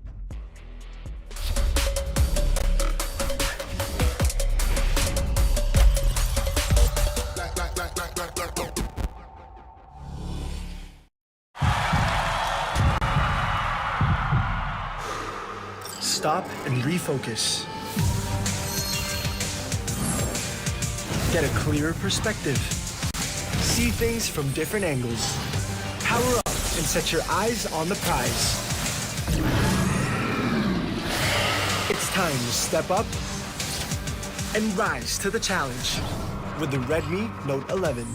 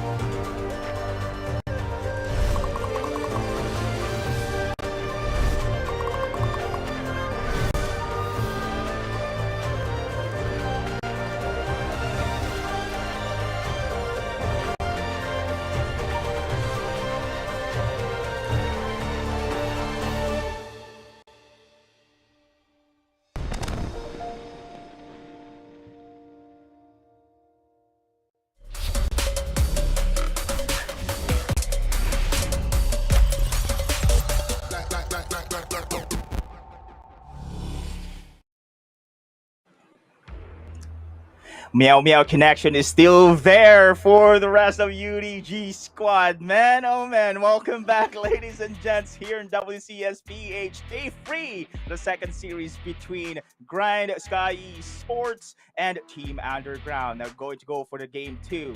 Again, Perma Ban Yumi, ladies and gents. That is going to be the only witness we are going to see against UDG. But let us see. That was a great game though for Grindsky, as it said a while ago, Crazy Apple. They did their best, and I think it was very good in the early to mid, but they fall short the later stages of the game.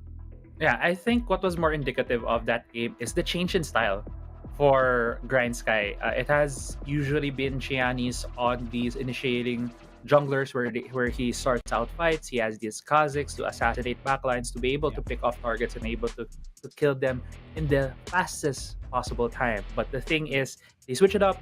They put 2 supports, essentially Bo more building a bit of AP on that Galio in the Dragon lane, having Bambi concede his lane, giving a lot of that gold towards the Jax to really enable Chianis to carry the games. And we've seen moments from Chianis where he's able to really deal the damage against Team Underground. But I think the biggest difference between these two teams at that moment, at game 1, was communication.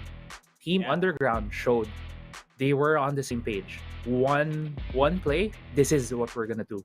For Grindsky, it looked more like this is the plan, and when the plan doesn't go through, no one has that one call to say, hey, this is what we're gonna do next. Everyone was going in different directions, and I think that was very much indicative of that. After the Dragon Seal from Larawan, they didn't know what to do because the Dragon was stolen. Tante was like, hey, I'll go mid, I'll shove mid lane, while Chianis was, I'm gonna go chase them down, get for these kills. But the thing is, he was going against 4 members of Team Underground with a lot of distance being covered by his teammates, and it was just so far forward there.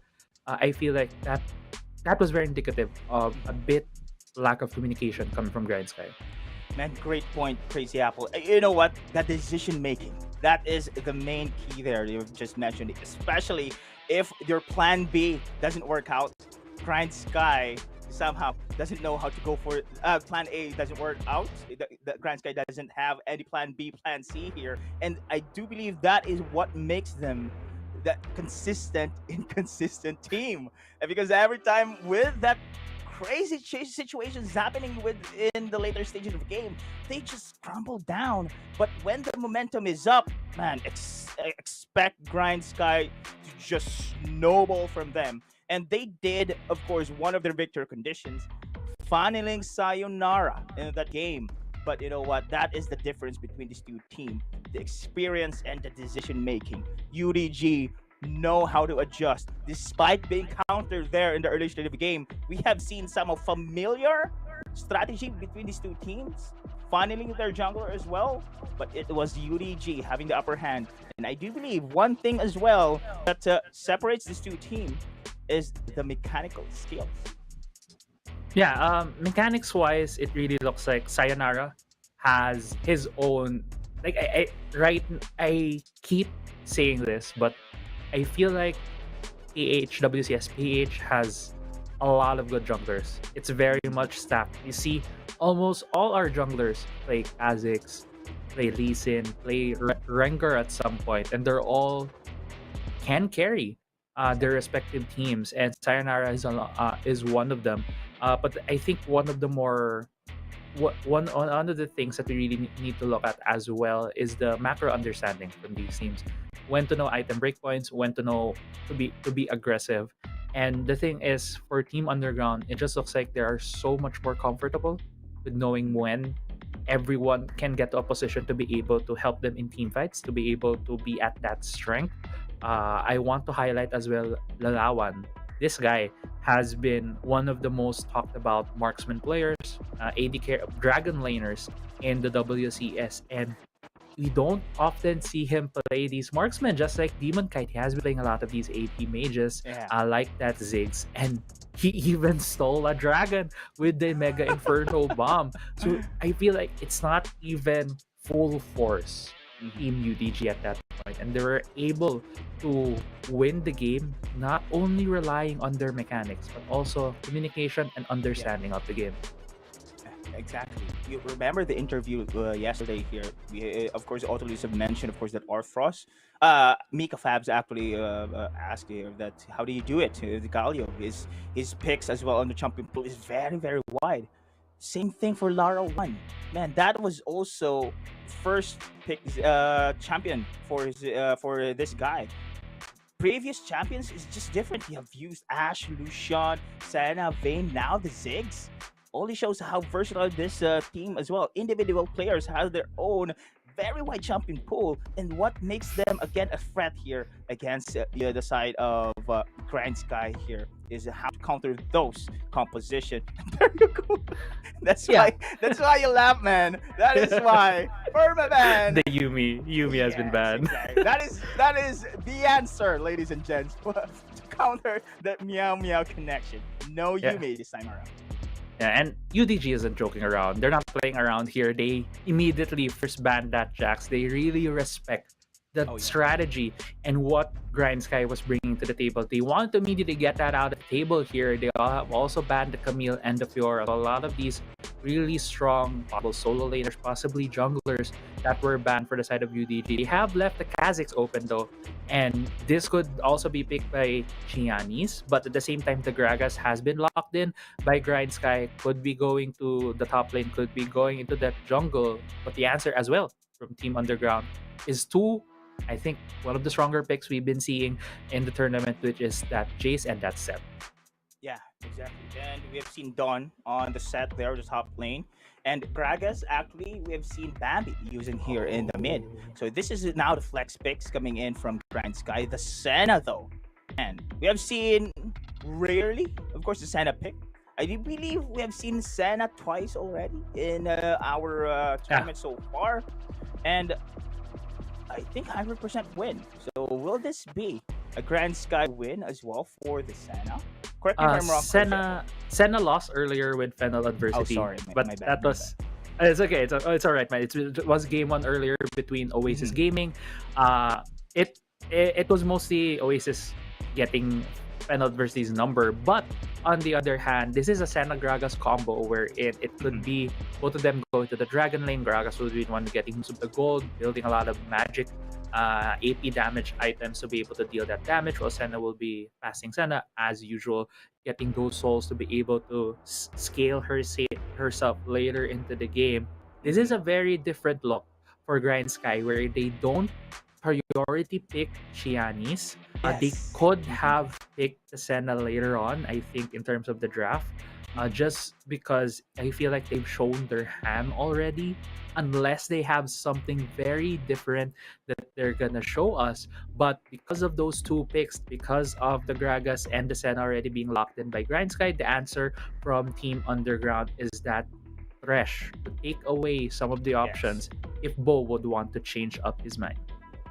Yeah, so far I like the bans here coming in from UDG because they are going to take out Olaf, because Olaf is, as a jungler here, can possibly counter the showstopper coming in from Dawn as well when it comes to objective takedowns. Time and time again, we have seen that one, a pure counter for jungler, the bane for jungler in taking objectives here. Single showstopper denied on taking those for the smite kill. But this is so far the side of Grindsky here. Haven't seen burst damage, same thing for UDG. So AP is lacking from these two composition right now. But the hard engage is there actually for UDG as well, with the Thresh being locked in on their side.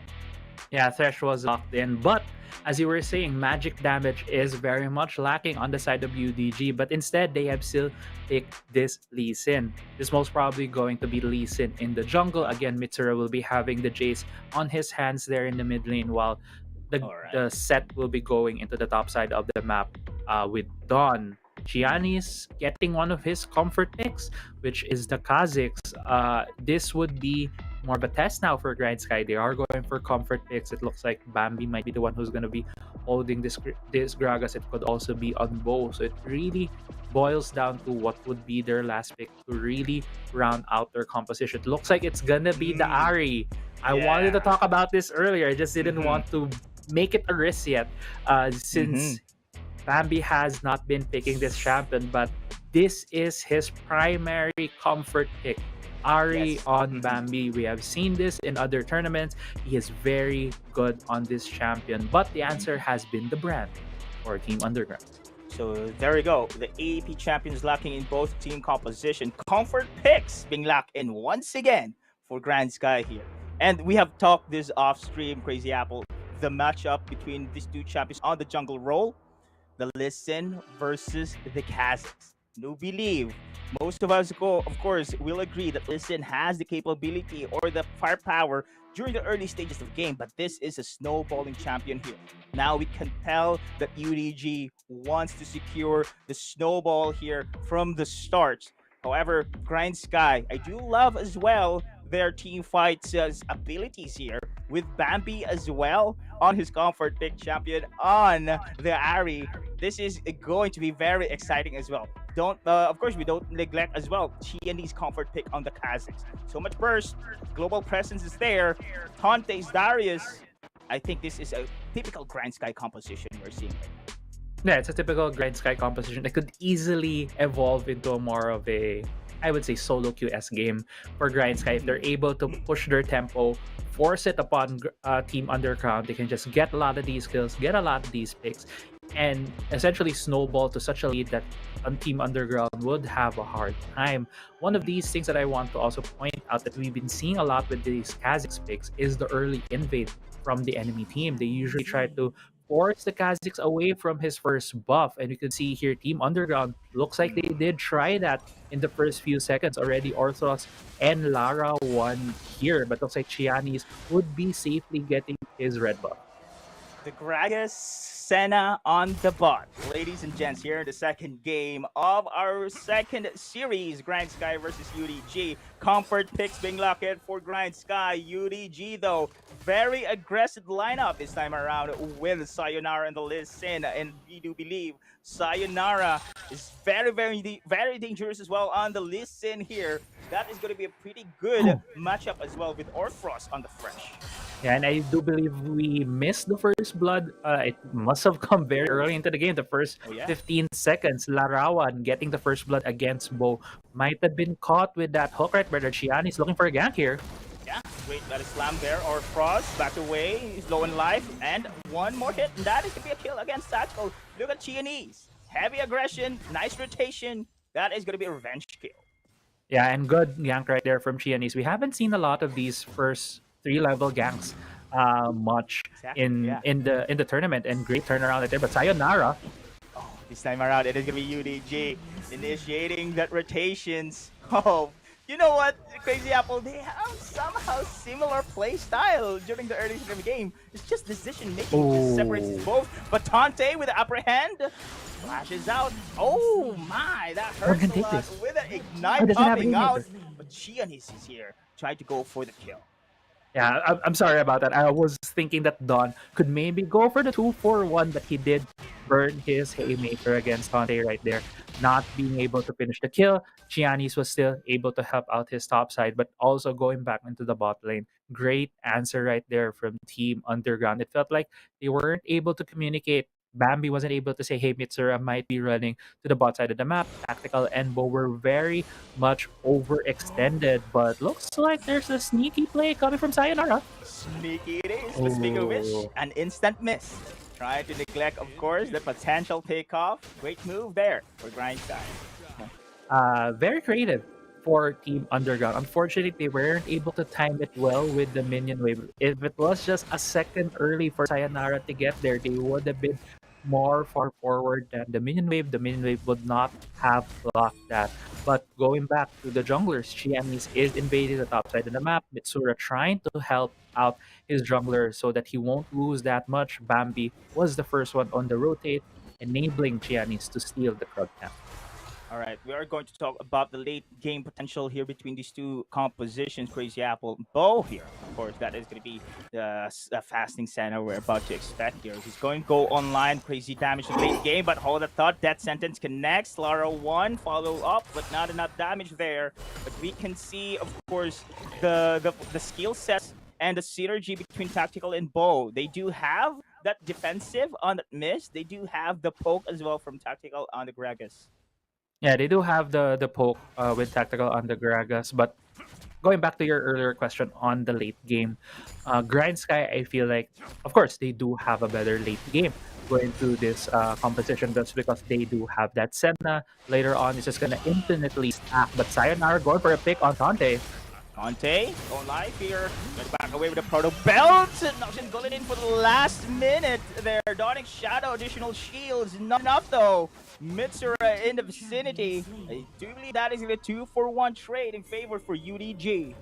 Yeah, it's going to be a 2-for-1 trade in favor indeed for UDG. And the objectives has come up, but no team has started it off right now. I do believe UDG might be looking at this Drake just because Grindsky is the team who has more looting potential. They need to immediately stop the stacking of that Drake. But since Grindsky knows, hey, we have more power here on the top side right now, UDG is going to the Dragon, but Dawn, UDG and the team have other plans.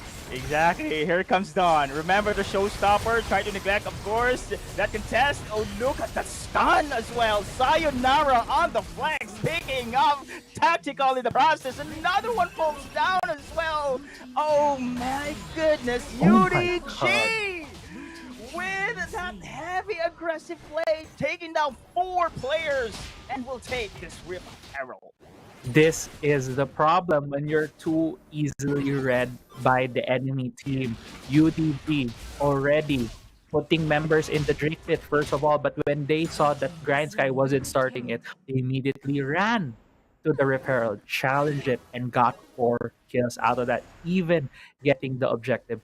Great heads-up play right there from UDG. If you look here, back at the replay, Orsos going for the hook, immediately getting Tactical. So Tactical wasn't able to start off the fight with the explosive cast. And Sayonara, with the beautiful understanding of where everyone's gonna go, immediately goes to the flank, tries to go for the kick, but gets the kill. And at the end of that fight, even gets the tower dive kill. A very cheeky play from Sayonara, but very much well earned.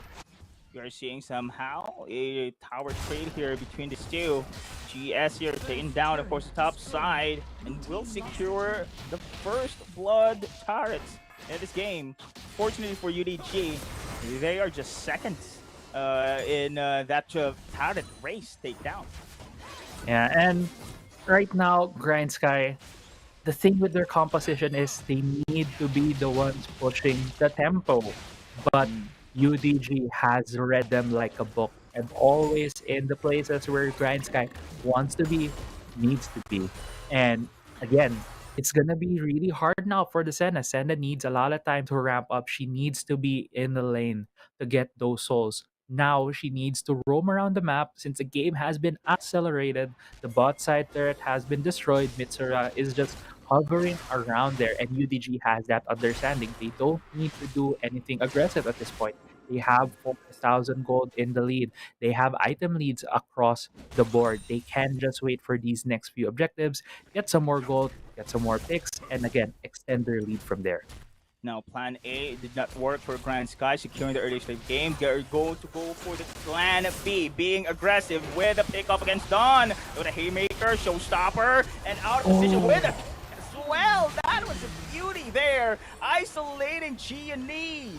And it is going to be now Laura 1 in the sides, having the poke, tactical, but going to go back away as well. Mitsura will be able to go for the chase, and that is going to be Bo on the backline. Splash being used, heals as well, but the chase continues. Missed for the save for Bo, but still to no avail. Tactical falls. Yeah, tactical falls. Tante, on the other hand, is shoving this bot lane, probably getting this turret right here. It is gonna be a trade, at least some gold going to the side of Grindsky. But in terms of momentum, in terms of tempo, in terms of what you want to do in this game on this map, it seems like UDG has been dictating the pace of this game. Exactly, and they are indeed having this momentum and the tempo in this match. But this is going to be a chase as well. Bambi, Tante is here in the vicinity. Sonic Wave will be able to see resonating strike. Oh, the kick Bambi is the target though. But it is going to be Orboros. Mitsura having the free hits on the back lines, and that sentence connects. Again, Bambi there. That is going to be a kill once again. Both flashes out. UDG again having those kills time and time again. they will be given this additional momentum on their side.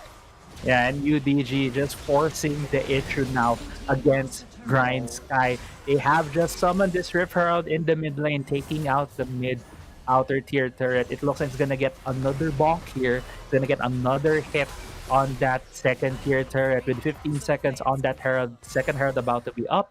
UDG going for a bit of recalls, might just be getting some items, going back for the next Herald, and maybe just breaking open the base for Grindsky. Now, this is a challenge indeed for Grindsky. In this kind of situations, when the early game momentum has been cut off, it is somehow this team having difficult indeed to go for the combat play. But they will go for that RF takedown. Another death sentence connect against by Orpheus there. And the box being used. Tactical is there. But the Rift Herald being taken by Giannis one. Showstopper! Stunning the back lines! UDG once again with Showtime play with an ace as well. 4-man showstopper right there from Don. I've been putting my eyes on this man.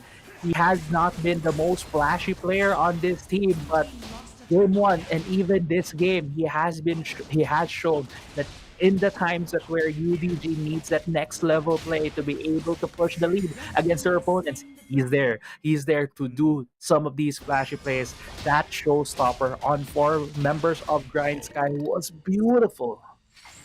Exactly, Crazy Apple, man. I have goosebumps in that play coming in from Don, but it is going to be Grindsky though. I'm going to go for this miracle play. Going to go for the pickoff. Don is the target, but he is so tanky, but not tanky enough. Burst damage from Giannis secures the kill, hiding the brushes, but the rest of UDG try to go for a chase, try to go for a tactical attack, and that is going to be a kill. Giannis providing space, but it's not enough as well. With Mitsura having a double kill, Bambi, Giannis running away. Here comes the party. Sayonara with a kill, and it's going to be a disaster once again for Grindsky. A messy setup plays right there. Tante still going for this. Charm connects though. Mitsura will be able to hold on. Nox and Guillotine. That is going to be the trade there. But so far, UDG having this confidence right now in this match. Yeah, they do have a lot of confidence on their plates right now just because of how much of a lead they are. 22-6 in kills. 9,000 gold ahead. Yes, that was a good series of plays coming from Grindsky. They were able to get the initial pick off. Giannis was able to run towards the bushes, not being noticed by any members of Underground, was able to take down Larawan in the back lines. But the thing is, Underground, they're so much ahead. If you're looking right now, we're looking at the items of each of these players. You can see there's about two and a half items on the side of Grindsky, but when we were looking earlier at Underground, they had like three and a half items on their side. It's just so much more at this point. And even though Grindsky is the team with a lot more late game potential with Bo, he does have that Muramana, but it's still only the Muramana. There's not enough there. If you look at the gold right now, there's a lot of leads. Hosoto might be getting picked here. Yeah, but Nox and Guillotine did not secure the kill though. The Death Rush attack as well being denied against Grindsky. The showstopper for Don and the backline flanking maneuver. UDG. Oh, this is just an insane snowball game for UDG. Grindsky, a potential GG move here in this moment in time. Yeah, and that's just classic Grindsky right there. They're way behind. They try to look for a miracle play, and unfortunately, Team Underground is just that much ahead. And in exchange for that loss in that battle right there, Team Underground is able to break open the base, taking out the mid lane inhibitor turret. Dominance is the key here for UDG. Grindsky, again, they've been cut off their momentum. They're still trying to make plays here, Crazy Apple. They are not giving up. They're not going to go for a passive movement here in the match against UDG. This is the time where Bo should step up. On the Senna, one of their victory conditions, to provide the scaling potential of this champion, but UDG is not giving them the breathing space needed. And look at this one, it is going to be UDG trying to go for the hard engage. Resonating strike for Sayonara did not have a follow-up though, and Grindsky backs away. Yeah, but at this point in the game, even though Bo really needs to step up, the thing is he doesn't have the items, he doesn't have the gold. It's hard for Asana to be able to do anything. And with what we've seen, with how UDG just ran down Grindsky, they just scared them away from that Barret pit. That's gonna happen in the next couple of minutes. But Dawn right here, catching out Chiani's, getting the Raptors, even sealing away camps. It's just getting bad, worse for Grindsky. They have no control anymore. Bambi getting chased down by Sayonara, but yeah, gets away but burns her ultimate. I think this is going to be UDG going to transition here for the giant takedown, but Mitsura, oh, wrong way to go. It will be pick off though. That is so far the trade there, but Orpros in that sentence, and now going to initiate the G-fight once again. Bambi low and live, always there as well. Oh, the Haymaker 2 with the follow-up of the burst damage coming in from Lara 1. Oh my goodness. UDG finishing this game 2 in style. UDG completing this series with a 2-0 sweep against Grindsky Esports. And that's just really, I think, what we're going to see for Team Underground in the next couple of weeks. They don't have...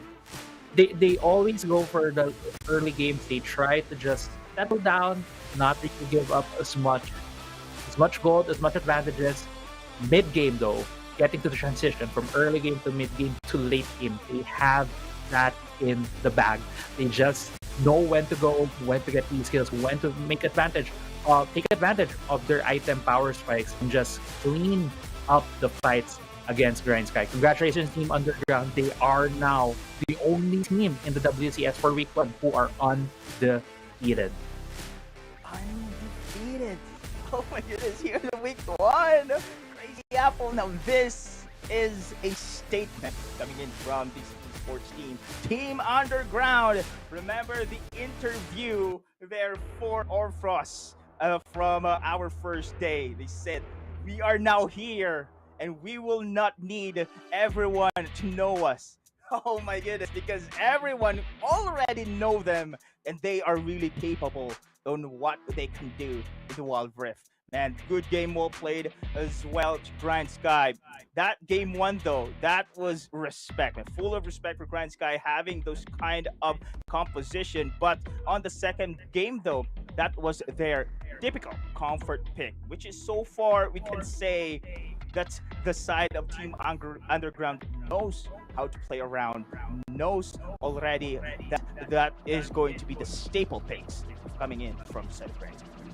Yeah, and it felt like Team Underground kind of challenged Grindsky right there. Grindsky not taking anything away from it. I think in terms of how they play the game, in terms of mechanics, they are at par with Team Underground. They can get up there. The thing is, it's just Team Underground has this way of playing the game, understanding each and every member of their own team and how they can interact and take advantage of what the other team is doing is what is the differentiator in this series. They both are unrelenting, similar to how SUNSPARKS plays, in such a way that they know when to go for. They are always going for plays, and that's very indicative of when they lost in the blue side of the jungle of Team Underground. But the thing is, it feels like Grindsky, as you mentioned, they have a plan A, but where's plan B? Where's plan C? They're not making enough creative plays yet to be able to take the enemy off kilter. They tried that in game 1. They tried that with the Jax, exactly. And that's why there was that respect ban. I love the ban right there from Team Underground, really showing that we don't want to deal with this champion. We don't want to deal with Chianis having more champions he's good at. Let's just deal with the Kazakhs because we really, really know how to deal with that Kazakhs. Look at this one. During the early start of the game, of course, Crazy Apple, it is going to be UDGs dictating the tempo. And this is what's somehow the weakness of Grindsky indeed. If you are going to shut down the early game momentum, it's going to be difficult for them to go for the comeback here. And this composition as well is very, very typical and now being predicted by UDG already on how they are going to move across the Wildrift. Now, UDG, on the other hand, how can you counter during the drafts this team here? Will you go for a prior counter against Orthros, a champion pool? Against Dawn? Lara 1? So many go for champions. It's just difficult indeed to face this team. That is why they are just undefeated in this week 1 of our WCS PH. Right, and that's why the analyst desk, the panel, almost all the talents are thinking that this is the team to beat. Team Underground is the one who will be definitely fighting for the crown again, taking it away from Team Secret. And it really shows the amount of the champions that they play. Orthros, he was denied the Yumi. He didn't play some of his Enchanter supports, instead stealing away the Thresh from Bo. And Bo, he's really good at the Thresh. But the thing is, I feel like Grindsky is really good at these big kind of plays. But when they're not able to do these kinds of plays, they're not able to, convert a huge gold lead from that, he just fall very much far behind, and Grindsky needs to go back to the drawing table. It is only week 1. We still have a lot more weeks ahead of us. There's still a lot more games. It is the double round robin. There's still a lot of room to grow for Grindsky, and right now, Team Underground as it stands looks to be the best team of WCS this week 1. Agree with that. But in this game 2, with the game 1 as well, we have to give credit as well for Don, man. But Sayonara is the man of our match. Man, his listen, 1788, insane damage as well. And you know what? This guy really strives to be one of the best, or not the best, jungler here in the local scene. Only shows his consistency as well on his role, Crazy Apple. But of course, we have to give credit as well for Dawn there as well as Orthros providing the spaces. And the interview, of course, with the side of Orthros there, even though his champion pool being banned there, the rest of his team really knows how to pick up as well. Everyone's stepping up. They know the synergy of their team, their composition. They know how to play around. It only shows not only individual that these players can play, the whole team as well. I could really feel the whole team playing off of each other. The Team Underground. It feels like this cohesive unit where they know what are the strengths and weaknesses of each other and how they could make each other shine. And that's always great to see from a team, the chemistry that they're showing right there. And it's not only Team Underground who has that kind of chemistry. We also see it in other teams. But as it stands, they are the only undefeated team at this point. And Sayonara, as much as we were hyping up Dawn in that game, it's just because of the Garen Yumi combination of game 1. But yeah, he is, I feel, more of an underrated player in this team. I agree. Because this team is just really that stacked. And Sayonara made a lot of great plays. And I agree, he is the player of the game for game 2. But I really have my eyes on Dawn just because he is more of the role player. And I feel like he steps up in moments where Team Underground needs him for that extra oomph for the team. That oomph, that place, that showstopper and haymaker turnaround, that was insane. And of course, congratulations to Team Underground. Beautiful performance, still undefeated here in the 3rd day of our WCS PH. They are in for a mission indeed, but good game well played as well for the side of Grindsky. I'm really hoping, of course, on the 2nd week for Crazy Apple that Grindsky will be able to find their versatility when playing their matches against the rest of the teams. But Underground here, everyone's eyes looking at this team already. and they are indeed the team to beat, as you have said. I do agree 100% for that. And you know what? This is still the second series, ladies and gents. We are still going to have the third series later on. An epic match between, of course, the side of Grindsky and of Team Underground is already done. So we will see you in a while for the third series. This has been your casters that are here in Crazy Apple. See you guys, bro.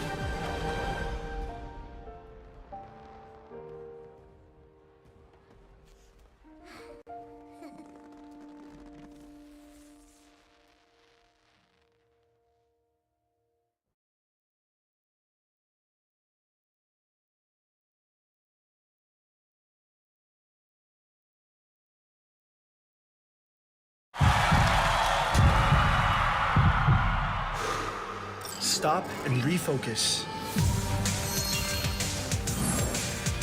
Get a clearer perspective. See things from different angles. Power up and set your eyes on the prize. It's time to step up and rise to the challenge with the Redmi Note 11.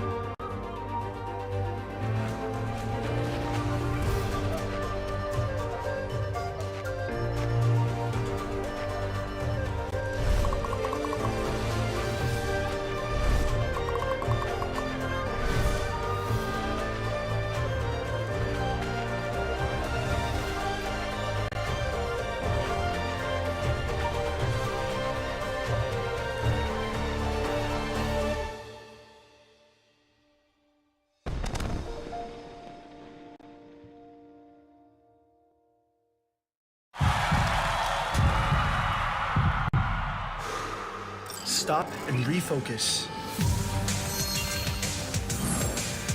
Get a clearer perspective. See things from different angles. Power up and set your eyes on the prize.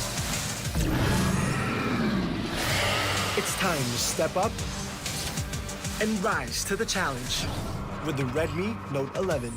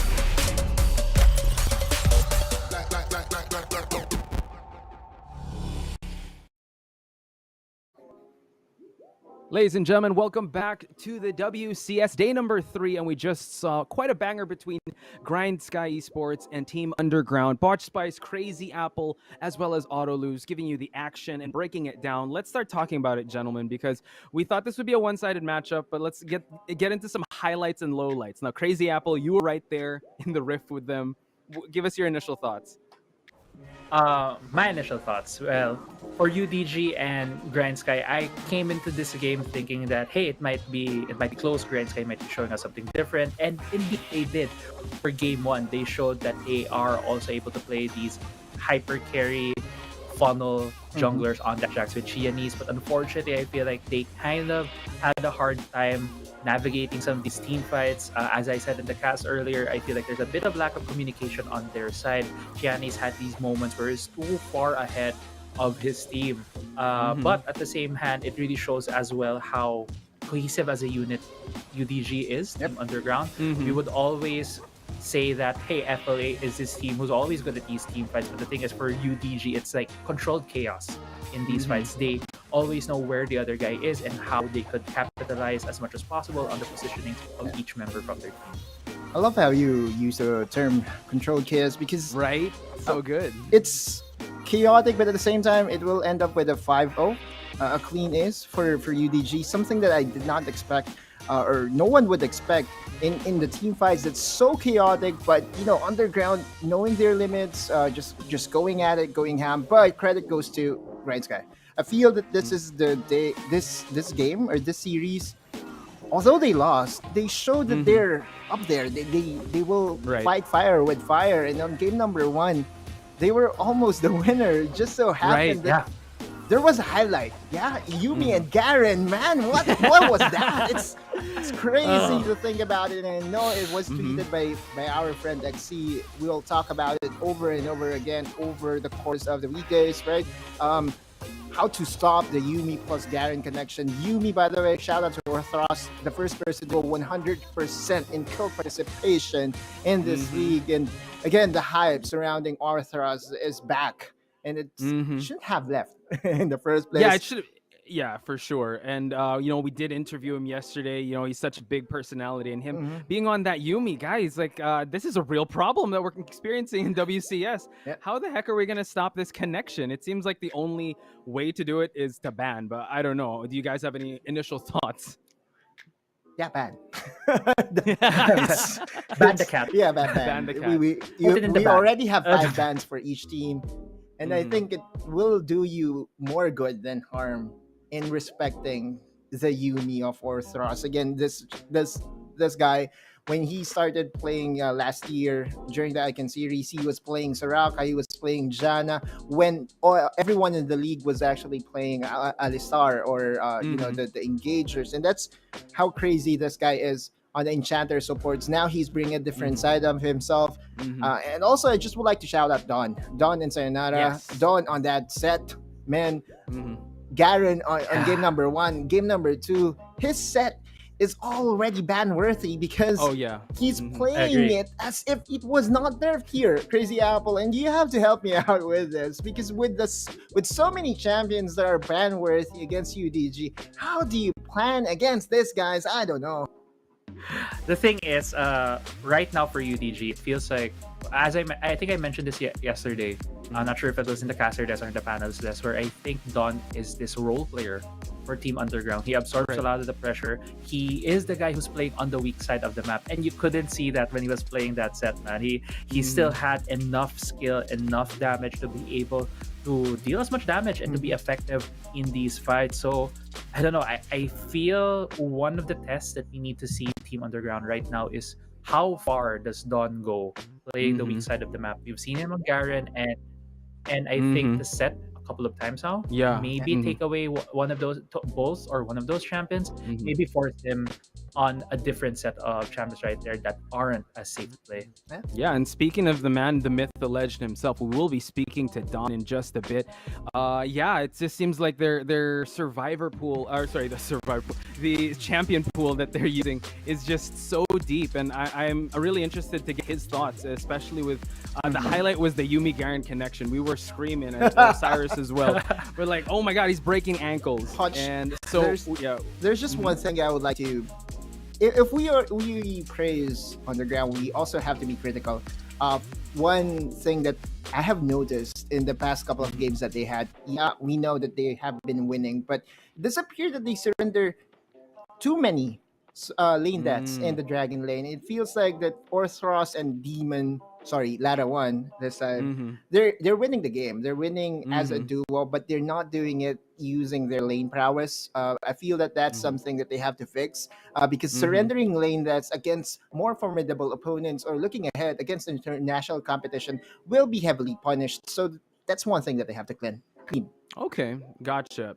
Duly noted. So let's head on over to the interview with Don himself. He was not the player of the game, but we are going to get to talk to him. So let's talk to him right now. Don, congratulations. Hello. First of all, congratulations on your Garen. How did it feel like being able, was that a 3 versus 1, a 4 versus 1 with you and Yumi? Kamusta your mindset when that was happening? Hindi ko na din ma-explain kasi grabe na rin yung adrenaline nung hinahabol ako ng 3. Nagtiwala naman din ako sa captain namin, sa support kay Orthros, na kaya namin yun. Yes, okay. Yeah, congrats. Ice in his veins. Yeah, he did not buckle under pressure. Otulus, I know you got some questions lined up for Don. Go for it.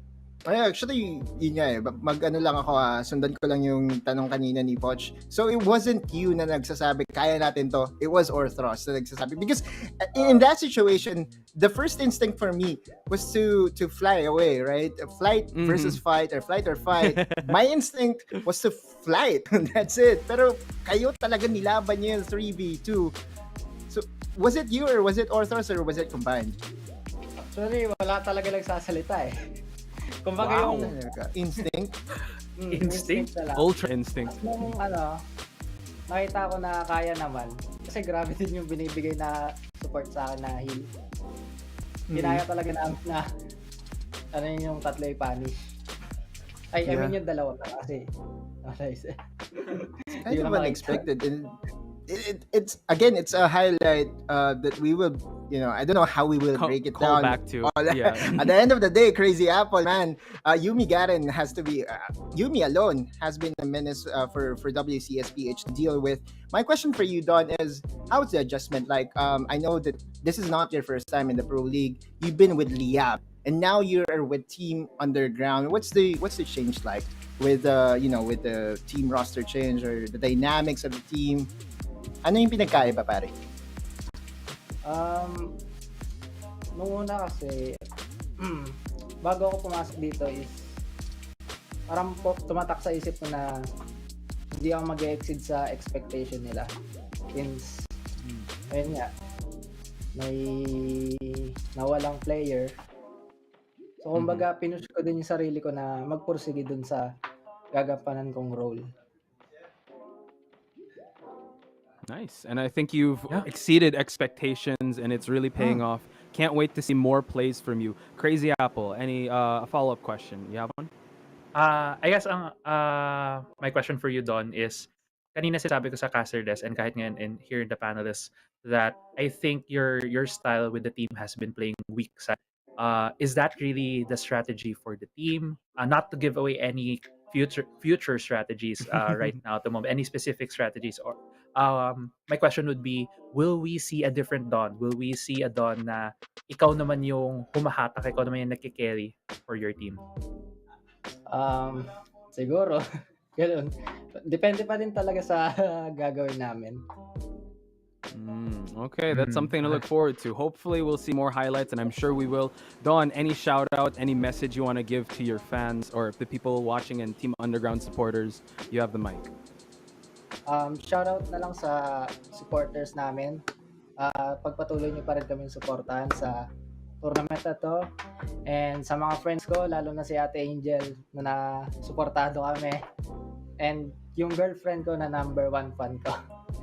Hey, let's go. Perfect. Thank you so much, Don. Ladies and gentlemen, there he is of Team Underground. We'll see him again next week. Underground, still undefeated, ladies and gentlemen, here in the WCS series. So thank you so much, Don.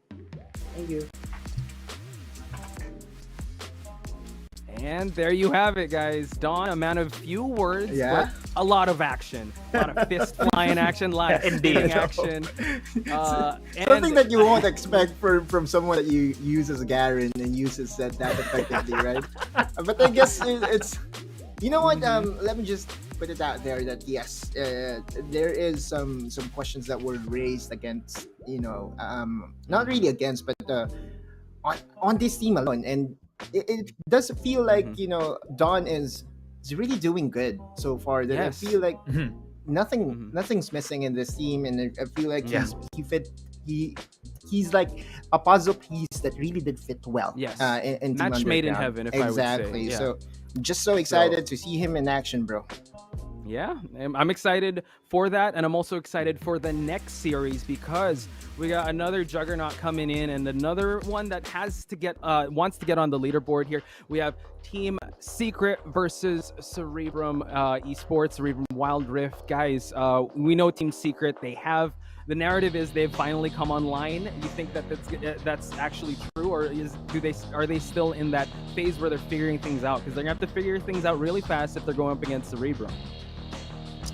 For me, okay, go ahead. Yeah, for me, it's yes. I feel that this series should be a good indication or a good determining match as to where Team Secret really is right now. But I feel that yesterday's series against RRQ, their opponent yesterday was RRQ, right? RRQ was able to beat Oasis Gaming, who then beat the undefeated team in Fennel University. So if we're going by the rock, paper, and Caesars, it does feel like that Team Secret is back on track. And man, this roster again, when it comes to experience, having to travel internationally and having to battle the best of the best teams in the world, it won't take that long to adjust to get back on track. And I feel that they are more than ready to show us against Cerebrum Esports that, hey, you know what, Team Secret is back.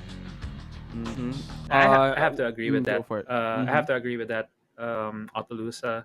I think the match that we saw yesterday from Team Secret really showed us that they're still here to play, and they have a lot of expectations on their back just because of what they represented. They not only represented our country, they also represented the whole of the Southeast Asia region in the Horizon Cup. And today, I think against Cerebrum, we'll probably see how good Team Secret is in terms of maintaining their form. Where they are at this point, they can show us what will be their more staple strategies moving forward. We know that they have a lot of these out of the book drafts, some very weird picks, and we'll see. Maybe that might be something, or I'm hoping something that we'll see for this series. Yeah, we have shades of the general, right? If they do for out-of-the-box picks. But right now, we're going to check out the player profile, which is Rox, a new addition. And can I just say, I think they're starting to have this chemistry, because the biggest question coming into this series, the start, was how will he, jive with the rest of the team? Now, Autolus, I want to get your thoughts so far, because Rox, mechanically very gifted. But coming in with a team like, as you mentioned, with a prestigious name like Team Secret, how do you think he's performing so far? I mean, to be honest with you, Rox is like the most plug-and-play player that I could think of, that he could really easily fit with any team that we have here in WCS. That's how good he is. It just so happened that he's replacing the Southeast Asia MVP in James, right? So it's kind of unfair. But at the end of the day, I feel like he's going to meet the expectations that is being thrown at him, and Team Secret will be content with the move that they have made during the preseason. The champions that he's familiar with, or he's known for, he's actually getting permaban against his Thresh. So that just means that he already has their respect by the league so far, and now he's showing Leona, he's showing Rakan. I feel that this matchup against Fleur, we will talk about it later, but Rox again by himself, I feel that he's more than ready to represent the Team Secret flag. And like you said, plug and play, but if you're plugging and playing a Team Secret, let's hope the adjustment period isn't that long. Crazy Apple, we did talk about like the top teams to look out for, and in the power rankings, we were talking about the previous matches and how your power rankings have sort of changed. In your eyes, has Team Secret gone up, gone down in the previous in day 1 and day 2? Okay, day 1 was really a hard way to say the power rankings. They went against Underground, who is gonna be the undefeated team of this week, and that already felt like a truck that just hit them. It was they woke up and they're like, okay, we need to make adjustments. And day 2, they showed that they're also a force to be reckoned with. They swept RRQ. And right now, I think in my personal power rankings, I still look at Team Secret as possibly one of the teams we'll be seeing in the finals. Give me a number, bro. Give us a number. Number right now. Autolus, putting him on the spot. I love it. Let's go. Give us a number. I think this is a very, how do you call this? Not a shallow call, but a quick call just because of what I've seen earlier from Fennel. So I think right now, Team Secret has my 2 or 3. Wow, that's that's still pretty high. Let's go. All right, 2.5. We got to move on to the next team, which is Cerebrum, and this is actually quite the big test, because I think everyone talks about Team Secret, talks about Underground now, and Cerebrum still has to look to get on the board. And we were talking offline. How do we talk about this match? Because you got to call a spade a spade. It might be a David and Goliath story. Autolus, give me like your context to what we're about to witness in this match. And it's kind of unfair for the rookie team to face Team Underground day number 2, and then day number 3. Hello, welcome. It's Team Secret this time. It's kind of, I don't know. It's kind of unfortunate for them. But at the end of the day, if there's one thing that I know about Cerebrum Wildrift, Evil is here. They'd actually try out for Team Secret, and when they were trying out, it wasn't actually. The tryout was special because they were selecting the best players out of each team that did try out, and Ivalice did actually play with Azar back then. So when it comes to the matchup that we have right now, Iris and Azar is something that I would look forward in watching. I know that we have a theme ongoing right now, which is the Support Sunday, and I actually am a very big fan of Fleur and his plays, but I will carefully look at Evilis as to how he will play against his former teammate. Ooh, that's an excellent story. But let's check out Fleur and Crazy Apple. Talk us through Cerebrum's performance so far and how Fleur can potentially pop off in this matchup. Yeah, Fleur, just like Rox, they respect this man's Thresh. He really is very much proficient on this champion, and seeing that maybe if this would be open, seeing that maybe it could be one of the priority picks from Cerebrum, gonna see a lot of good plays coming from this player right here. I think for Cerebrum as a whole, they have been shown to, well, of course, the record is not the best right now, but this could be similar to what Grindsky did earlier against Team Underground. They just need to prove themselves that they can go toe-to-toe against big guys. Yes, it has been a trial by fire for this team going against Team Underground and Team Secret in the same week. But on the other hand, if you look at it, you already went against all the tough opponents the first week. Right. It already shows where you are at this point. It already shows some of the maybe more glaring things that you need to improve on. You need to do at the next couple of weeks. So it would be a nice litmus test for them to know where they stand. And I just want for this series especially, I just want to see them showing signs of life against Team Secret and just not lying down. I want to see them fighting back for every inch of the map. Wow. Oh, you got me. Got hyped. I got goosebumps. When you were saying that, I feel like I'm watching a Rocky movie, because the way you said that makes me think. They have to make sure that gods can bleed, and if they're able to do that, I think we're gonna have ourselves an excellent game. So here's the head-to-head: Rox versus Fleur. It's a support Sunday, and I know I'm getting a little bit ahead of myself, but do you think we're going to see some support plays pop off here? Because I think at the end of the panel discussion, we're going to award like a wingman of the day when it comes to these two players. Well, Arthros is in the yeah, that's the issue. It's hard. There's that highlight play. Yeah, man. But we're not going to award him preemptively. Maybe there's going to be a miracle play, like a blind hook out of nowhere coming from Rox, who knows? Coming from Fleur. And maybe if Cerebrum gets one game against Team Secret, it could be the momentum that they're looking for and pushing forward. You're right, Crazy Apple. The best way to, this is actually a blessing in disguise. But because if you think about it, what's the best way to learn? Learn from the best. So you get to battle against Team Secret and against Team Underground in 1 week. I'm just so excited to see their development here on moving forward. Yeah, before Crazy Apple jumps in, I just want to get a word out there that Yumi Mika has come in. Current wingman of the day assist count is Oasis Dragon with 40 assists. So that's kind of hard to contest. I know we talked about Orthros, but we just got to talk. I think Dragon is also in the contention with 40.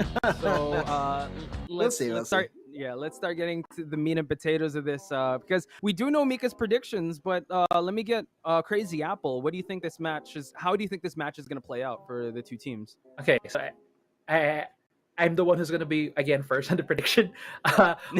Desk here kind of put the spot on me there, Poch, but it's fine. I think based on what I was talking about earlier, how essentially Cerebrum is going to go against a Juggernaut with Team Secret. It has showed that the Juggernaut is awake with a 2-0 yesterday against RRQ. I think this is going to be a 2-0 for Team Secret. But the thing is that we're going to look out here for is how Cerebrum will play it out and how they're going to adjust on the fly. I agree. It will be kind of secret-sided, but I think the victory in that is showing that they can go toe-to-toe with the best of the best. 2-0. And Autolus, I think I might take the words out of your mouth, or do you want to add anything more? Sure. Okay. Yeah, so I think he also agrees. So this panel kind of agrees that Team Secret will get the victory here. So now we got to bring it back to the panel predictions and consequences. Crazy Apple, I'm sorry I'm putting you on the spot again, but you gotta. What? You know, I tweeted that I was not gonna be part of the panel, but apparently I was today. I'm gonna be part of this prediction. But Sorry, Poch, who is he joining though? So Crazy Apple should be joining Mika? Yeah, So joining that- Mika's team because I'm Osiris. What's that? Harry Potter and the Osiris Stones. So me and him, we got one in the bag. Osiris. The curse is almost lifted. Alright, By alright. more Horcruxes, but So we have Crazy so- Mika. Mika Apple. Crazy Mika Apple. There we go. Shout outs to Mika. So now, let me give Crazy Apple the advantage here, since he is kind of put on the spot here. Since we are in agreement that it's going to be Team Secret, how do you want to settle this? Do you want to go gold difference, objective difference, kill difference? Because we gotta keep track of all that. I want to make it a bit spicy because I think gold is too Oh. easy. So let's go with kill difference. Okay. Kill difference. Oh my god. Cumulative. Let's go with the numbers. Cumulative. Cumulative. I'm basing this on the couple of series I've seen today. Mm-hmm. I think there would be a total of 35 kill difference for cumulative for both teams. That's Would- okay. Would you get mad at me if I price right it? I'd be like, 36. And then Oh God. No. Okay. I honestly was gonna go for 30. That was Okay. mine. I'm not gonna go with Cyrus with me, but actually Mika, you can actually chime in and help out Crazy Apple here if you wanna. If you agree with that. If you want to 35. change the. While Mika is doing some computations and calculations, I will be going with 23. Let's go, Jordan. Wow. Let's go. So 23 for me. Again, kill difference. We added up 10 and 13. Sounds safe. All right. So 13 for how to lose. Yeah, that's actually a good one too. Like kind of going with the method of what Crazy Apple said. You know what? Could give him a good fight at the start, like Grindsky, and then what? Sorry, go for it. Mika thinks it's lower. Mika thinks it's lower. What was your number, Poch? 35.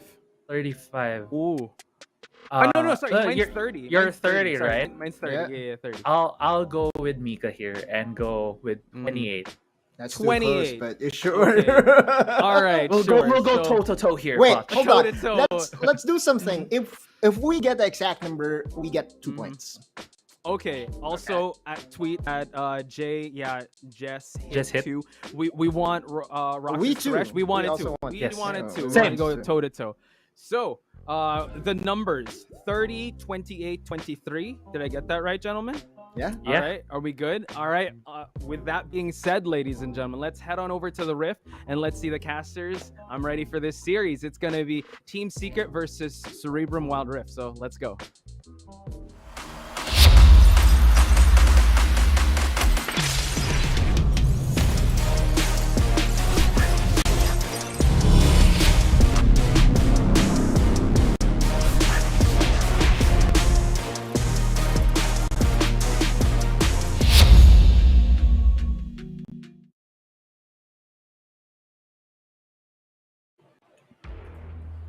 Thank you very much, panel, and welcome back, everyone, to WCS Philippines. I'm Infinity, and this is Dead Die, and we're going to have Team Secret and Cerebrum Esports up next for this series. You know what? Of course, Infinity, the Autolus mentioned, of course, in the first week of the rookie team here, just going to face the Giants in their matches. Now here in the third day, going to face one of the best teams as well, Team Secret. And I did remember the interview there for Chewy that loss against the side of the Team Underground. He said that will be the first and last time that they will fall into the losing side. And I do believe this is going to be the start of their winning streak. But will it be true in that matter? Because, of course, big challenge as well for the side here of Cerebrum. Yeah, it's basically the comeback kings versus the dark horses for this series, right? And Team Secret has proven themselves yesterday, taking their first win up against RRQ, wherein the panel was having a hard time. Who's going to take the win? Who's going to take the dub? And in the end, it was Team Secret taking that 2-0 sweep up against RRQ. And today, we might expect the same thing. And I think Team Secret is hungry for that win. Wow, it is now going to be the start of a draft infinity, but I'm surprised that Cerebrum will going to take down that Fresh. I do believe this is one of their comfort picks. We have discussed, of course, the panel discussed, of course, with regards to our support highlight here on this side. It is going to be Fur. It is one of its comfort champions. They are going to secure this ban though against the side of Team Secret. And as you can see right now, very quick bans we're seeing here for both teams. They are going to take out top side champions, and still the Rakan will be secured here. Also, one of the comfort picks of Fleur. Yeah, absolutely. I think the champions that Floor is putting out is similar to Rocks. However, we haven't seen Rocks play Trash as of yet because it's like permaban each and every single time. No Trash for you, Rocks, for Team Secret. And now Cerebrum Esports answered that, you know, pick up Rakan, ban away the Trash. We're going to target Rocks in this game number 1. Although we have a Galio available for Team Secret in this game number 1 that can be played by Rocks. Wow, and we have seen him on the Leona as well on the previous series. So far they are just denying the champion pool here coming in from Rocks. Now this is going to be somehow a challenge for Rocks, and let us see if he will be able to show us how wide his champion pool is. But meanwhile, it is going to be the Lux being locked in. You have a heavy firepower here, and the Jux for the late game enabler here for the side of Cerebrum. Will we be able to see a Lulu Jax combo or a Yumi Jax combo? Yeah. This is also somehow the meta in our week 1, and it's pretty strong, to be honest. And Team Secret, though, wow, the typical Galio Ziggs combo, and you have the staple Renekton on the top lane. Yeah, absolutely. I think Yumi is still open, and this is what Oasis Gaming did right in the past, wherein they played Jax, then they went in Yumi top to funnel the jungler to be able to scale much higher. And yes, they were punished for an unfortunate mistake during that time, but Cerebrum Esports, if they want to do it, they could absolutely do. Although this is going to be hard when it comes to the damage aspect. But now, we're looking at the bans. Yasuo ban, a respect ban coming in from Team Secret. To follow up is Kha'Zix from CE. Alright. So far, we're still seeing a lack of bruisers from the side of Cerebrum here, but Team Secret already provided that one for the Renekton. 80, a flex pick for the Ziggs, could be on the bot side, on the Dragon lane. And haven't seen yet Rocks champion here. Very excited, actually, Infinity. What will be his support champion? Will it be again another Leona here, or any aggressive support this time around? Anyway, the Thresh has been banned. The Rakan has been denied pick as well. I feel like it's going to be Galio. They need an AD for this specific draft because they're lacking in that aspect. And Fiora and Renekton, these are what they need. If they can do the protect the king composition, Ziggs will be their main hyper carry for this one. And it can be played by Chewy, and then a melee bruiser can go into the mid lane. We all know that Suri has played Renekton into the mid lane before, and even Seth as well. If they go for this all-in lineup, they could replicate what they did in day number 1, but NASA's gonna be picked by Cerebrum Esports. Blows my mind. They're repeating what they did in day number 1. What? A Garen as well? Now I'm confused. We have seen Evilise on the Nasus here. Probably it is going to be a Nasus bot with the support of a Lux. Probably no. I feel like it's going to be Lux, Rakan bot lane, and then Nasus top lane, Jux jungler, and Garen mid lane. And you have a great answer coming in from Chewy. You have the Vayne. So batting against Nasus, batting against Garen, Rakan, these bruiser champions and defensive champions, it can easily be shred by Vayne with the true damage. Or you can go for a Vayne top side here. This is a great counter as well for the bruisers against the side of Cerebrum. Go for an 80, heavy 80 comp on the duo. Of course, the Galio and the Ziggs against the Lux and the Rakan. Possibly. So many flex picks we are seeing right now, Infinity between these two. But yeah, I do believe this Vayne is a great pick indeed for the side of Team Secret here. Yeah. This is also one of their late game insurance. Same thing for the Jax and the Nasus. But in the early stage of the game, they need to be very careful. Yes, they're tanky here, but it's just they need that space in order for them to go online. Absolutely. And I feel like Cerebrum Esports Oh. has played this specific draft with NASA's being part of the team because now they're playing this their second time in a row. Or not in a row because they did it in day one and now they're doing it day number 3 with a NASA's pick. So I feel like they have practice on this specific champion and they're going to try it again up against Team Secret that it might work, right? And NASA's is also quite a utility champion to use. You have slows, you have armor shred with the lower armor pen. So we'll see about that. How will this go for this series? Well, Team Secret batting against Cerebrum Esports. Welcome everyone to game number 1 of the Comeback Kings versus the Dark Horses. Here we go, indeed. Infinity, though. This is going to be a mid vein we're seeing here. So this is great against the Garen. Now you do have the advantage when it comes to focus potential, but meanwhile, invasion here. Yeah. Just a bit of a poke when it comes to this early game because Galio, Kreber with a Fiora, really strong at level 1. Right? You're fighting against Jack that requires more levels to be able to scale, to be able to get his ultimate because Jax is strong when he has his ultimate and he has his armor or basic attack cancellation skill, right? So that is the important thing for Zhao P. So he needs that level 2, level 3, level 5 to be able to match up against Team Secret's aggression here. But for now, we're going back to standard, and I wanna ask you, Deadeye, paint me a picture on what could happen here for the next 5 minutes or 10 minutes to come in this game number 1.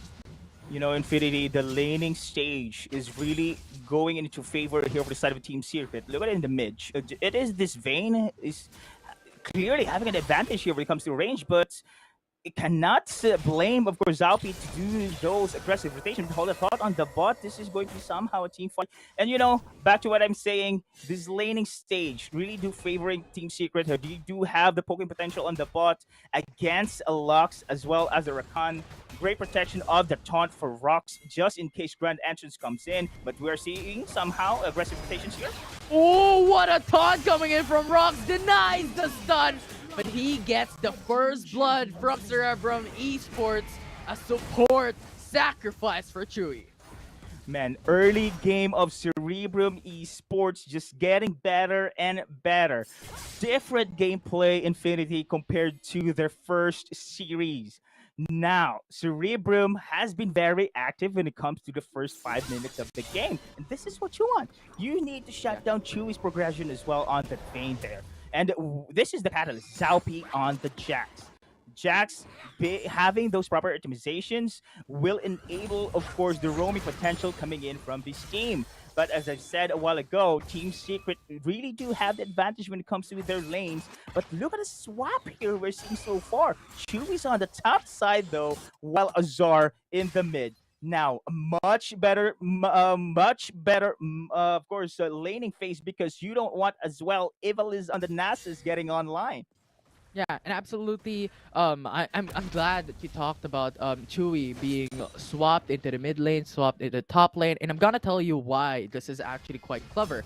Because you're looking at the mid lane, this is a forced mid lane Garen because they don't have any choice. If they put Lux into the mid lane, they're gonna lose that range into the bot lane. It's pretty much gonna be rendered useless. So they have to force Garen mid. So Vayne coming into the mid lane punishes Garen to not be able to scale, to not be able to get some more minions, get CS, and in similar manner, in top lane as well. You're gonna punish Nasus to gain those stacks because of that range potential coming in from Vayne. And in the same time, you deal true damage. So tanking is gonna be much more harder battling against a Vayne rather than any other marksman champions.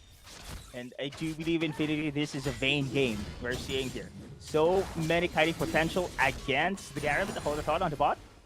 Yeah, it's just a little bit of a fun time for lap Mazar taps. and Pago batting in that bot lane. But now, this will be an interesting time. We have the Rift Herald available and also the Mountain Dragon. What will happen here, Deadeye? I do think when it comes to a 5v5 brawl, you have crowd controls present here beside of Cerebrum Esports. Fleur here has a big shoes to fill in. That is going to be the start of the initiation, Infinity. Yeah, and Team Secret is looking for that contest on the Rift Herald. We all know how Team Secret constantly goes for the Rift Herald, and now Cerebrum Esports goes for the engage with a 2-man knockup grand entrance, but Team Secret answered swiftly with a 2-4-1, and now Ivalice forced to retreat. The flash is there, but the flash is no longer useful because Team Secret just goes in and goes for the kill, and how dies. That was a 3-4-2 magnificent play from Team Secret.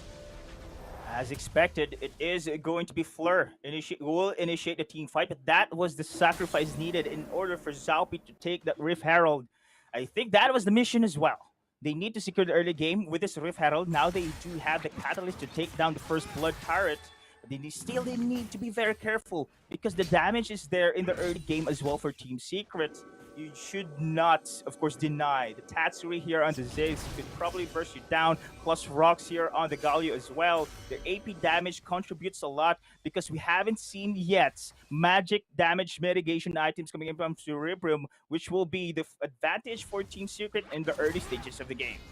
And look at what Team Secret is doing now. You have Vayne going in solo farming bot lane because this is what he needs. He needs gold, he needs CS. So this is actually a great early start from Team Secret. They're scaling his late game. So they just have to play on that winning condition and get the dub. And now look at them, Team Secret just showing away Cerebrum Esports. Surprisingly, they did not force the Rift Herald diversion play. Here we go. Team Secret gets the Mountain Dragon in this one, and Floor cannot get that steal. And Team Secret is just happy with that objective. We have to push back. We don't need to fight CE. Yeah, and as I've said a while ago, I'm just surprised they did not go for that diversion play. If they did not fully commit in that objective, why stay in that Dragon Pit? I do believe that was a time spent unwisely here for the side of Cerebrum. They could go for the split push, putting pressure on side lane while the rest of Team Secret just taking that Dragon takedown. Then again, here we go. Team Secret grabs the Dragon buff, which will enable the late game again capability.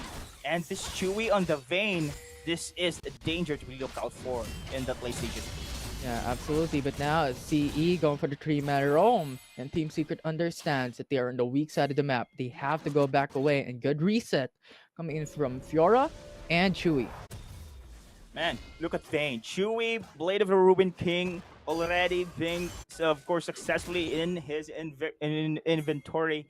Taken this item will boost his damage for this Bruisers for Cerebrum Esports. But look at the play. Rocks! What a beast! And now that ultimate comes from Ziggs almost took down Floor, but now it's going to be another fight as TS is forced away from Zhao P. And now Zhao P trying to go away, but that taunt again coming in from Rocks. Time and time again, Rocks shows that he's worthy of that support role. Now Trevor on the backside using the flash to go away, and they went with a free kill. Beautiful flash taunt from Rocks. I've said it before, one of the aggressive supports in our competition, showing that he is indeed like that. But hold a thought on the bot though. Yeah, look at the damage from Chewy. True damage with BRK, so that's extra percentage damage, that's extra peel. Not peel necessarily, but more so extra just impact against Garen, against Nasus, against these tanky champions coming in Cerebrum. Why this is a Vayne game, Infinity. It only shows here how he is going to be somehow the dagger against these Bruisers for Cerebrum. Fortunately though, this Rift Herald, time and time again, they did not capitalize this one, but then again, they will summon its expired time for, I think so, for Zalpi. Anyway, they are going to transition here for this Rift Herald. Yeah, Grand Entrance missed, also Quickness missed, so no more Grand Entrance for a couple of seconds here for Floor. But Rift Herald now started by CE. DS is just on the corner, ready to respond, and CE takes it down for that objective. Rocks misses on the taunts, and CE goes away with Rift Herald. I love the discipline here for Cerebrum Esports, man. Oh, now Rocks still going in for the fight here, but something interesting that I want to take note. 2 Rift Heralds summon in both separate split lanes. So this is just a wonderful scenario for Cerebrum Esports that they're doing. They're splitting up the manpower of TS, they're splitting up the Rift Herald, and now they're almost taking this bot turret with a charge of Rift Herald. What? Cerebrum Esports? Calculated.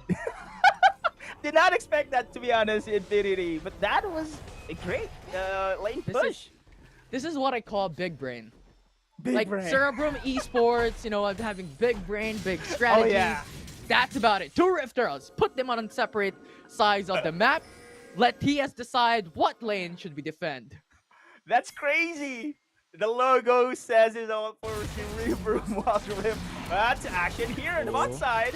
Chewy going for the 1v3, but Galio goes in for the support cream, and Todd coming in from Rock again, supporting Chewy, but Chewy falls down with the flank from Zalpi, and Zalpi is smashing that back lane with the triple kill away from TES, and Tetsuri is the one left standing. And now Pago jumps in under the turret. That bomb almost saves his life, and CE goes back away. What in the world? What really? Cerebrum, man, oh man, Infinity, I just got excited of what's happening here for the side of Cerebrum, Wild Rift team. They just pulled it through. That was a beautiful taunt coming in from Brox. But just like that, look at this one on the replay. They did initiate the team fight here. Going to go for the pick of Chewy, but great save by Rox with a taunt on 3. Follow up here with the final spark, but too much sustain is there. Evilis on the Nasus, as well as Zaupi just bonking any champions here for the side of Team Secret. And just like that, turning the tide of the battle. And that was incredible play for Cerebrum. Yeah, it's just a great focus target from Cerebrum Esports because you've seen the 3-man taunt coming in from Brox, absolutely nuts. But what happened next is How used his ultimate to put down the HP of Chewy. At that point in time, he was FHP, so that ultimate brought him down to 1/4. And then after that, Zalpi, when the taunt was already up or down, whatever you want to do it, focused his stun, his damage onto Chewy. And with the amount of damage that was incoming, only target onto Chewy, that was so much to deal with. But now, Team Secret holding on to the mid lane, gets that trade that they were looking for. How? And makes the kill standing even for both teams. The formation there for Cerebrum somehow scattered. They are very strong when they are a cohesive unit here. And I think this is going to be the strategy for Cerebrum. They need to stick together in order to go for the full potential attack. Team Secret noticing that opportunity, pick off How in the process. And look at this one, team fight. Oh, look at their pulls coming in from Trevor. That was fantastic. Oh. And now they get the 1-for-1. Azar traded for the jungler of CE. Now Trevor goes away, doesn't want to fight any longer, but I believe that to be worth it. We have Baron Nashor coming up at 25 seconds, and Zalpi's death timer is 22. So this is going to be upcoming close for CE and TS on what they want to do for both teams. Good advantage indeed for the side of Team Secret. It opens up the map as well for them. Cooperating, of course, the losses on the tower takedown coming in from Cerebrum Esports on the early stage of the game. Now they are coming back to life here. Will they go for this BR takedown? That is going to be a big question. I think Wits End, of course, the Blade of the Ruby King is there. And another optimizations in check anytime soon for Chewy is pretty much online here in this game. Yeah, and Vayne just wants that. Get more items, be safe. And look at the KDA of Vayne. That is what I call safe. 0-1-1. He doesn't want to go into fights because he wants that late game scaling. He wants to be safe, just farm, farm, farm. And when you're looking at the comparison of both ADCs and APCs, it's 1.1k difference. Now at the mid lane though. Bit of a trade. Not going all in. They are not. But so far, the itemizations I have checked on the side of Cerebrum there, they are leaning towards defensive progression. We have seen, of course, Deadman's Blade, Wing Lock in Death's Dance as well for Zalpi there, trying to go for the prolonged team fight. I'm only concerned if they do have the damage here in the later stage of the game, because clearly it is going to be on the side of Team Secret. It is going to be their bane They don't want this game to prolong heavily. They need to rely for Evilus to have that stacks in order to have that burst. But I still doubting, of course, the capability of Cerebrum Esports, especially right now, Team Secret. They are now being the aggressors in the game. Yeah, and look at that. Infernal Dragon coming up at 5 seconds, so both teams is ready to engage, is ready to go for the setup. On this one, as Chewy goes in for the stun. Nice shot coming in from Chewy, and now the Mega Inferno Bomb connecting across all the team of Cerebrum Esports. Azar is safe, Chewy is safe. They're going in for the retreat. So much damage coming in from CE. They push back away the Kings, but the fight is not over.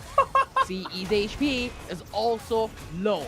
So TS, what you're gonna do onto this point? Are you gonna get the Infernal Dragon or not? Ross is ready to engage, is there to go for the taunt, and they do, but Chua is very low, and CE gets the Infernal Drake.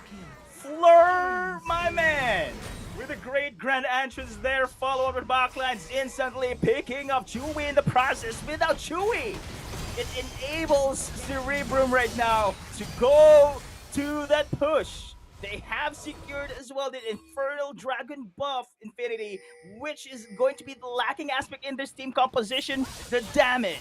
But man, that was beautiful. Re-engage for Fleur. You have to give credit on this support. Absolutely fantastic plays coming in from both supports, right? As we've talked throughout the day, this is the support day. We're featuring every single supports coming in from both teams in the past series and also the following series, including this one. It's just a great sight to see coming in from both teams here. But we're looking down a bit, or we're looking too advanced coming in from this lineup, right? Because even though Cerebrum Esports got the 2-kill lead, Team Secret still has the even gold away from Cerebrum Esports, so we're not looking that high coming in from Team Secret. Oh, this is going to be a gank. Look at this one. Cerebrum Esports right now just looking for the opportunity to go for the pick-off. Again, being a cohesive team on the roaming, they do have the firepower. They need to stick together, and that's what makes this composition really, really strong. Too much sustain, too much CC. They have to rely for Evilus here to have the damage, and if they be able to secure a prolonged team fight, it's difficult for Team Secret, of course, to go for that hard engage. They need rocks here to make some plays. The taunts we have seen so far in the early game, they need this now. However, the damage will be there for the side of Trevor, for the side of Chewy. They need to rely for Tatsui's burst damage, Mega Inferno Bomb as well. But so far, CE here has to sustain. Yeah, remember, Rox has his ultimate ready. The taunt is ready as well. And now it's going to be Trevor into the front lines here in the jungle. Chewy in the back can go for the free hit. Now half HP coming from Zhao P. Their jungler is in danger. And look at the clash. You don't want to fight a Galio on the pitch. And now this is what Team Secret needs. They get the kill on Floor. They get the kill on Hao. And now they have minced up Cerebrum Esports and they're going for the Baronet. Insane Infinity! That was beautiful stunt once again! We have mentioned, of course, that there are so many beautiful Galio players in the competition, but that is one of the best Galio plays we have seen so far. Rox here, man, my man.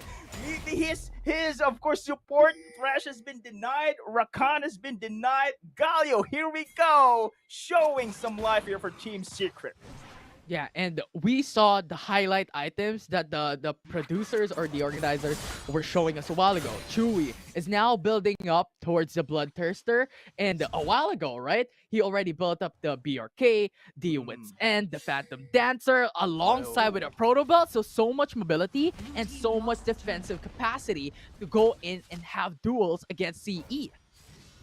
Man, you know, Infinity, this is indeed a battle for supports. Because if Cerebrum Esports, Fleur in particular, will be able to go for that first initiation, CE has the advantage. If Rox making some plays on the taunt, on the Galio, TS will win the skirmish. Oh, this is indeed a beautiful support Sunday. And Fleur and Rocks showing us this rivalry between these two supports is indeed to be noted for. Now, Team Secret still respecting, of course, the capability of CE at this moment in time, having this BR buff, they're forcing the issue here.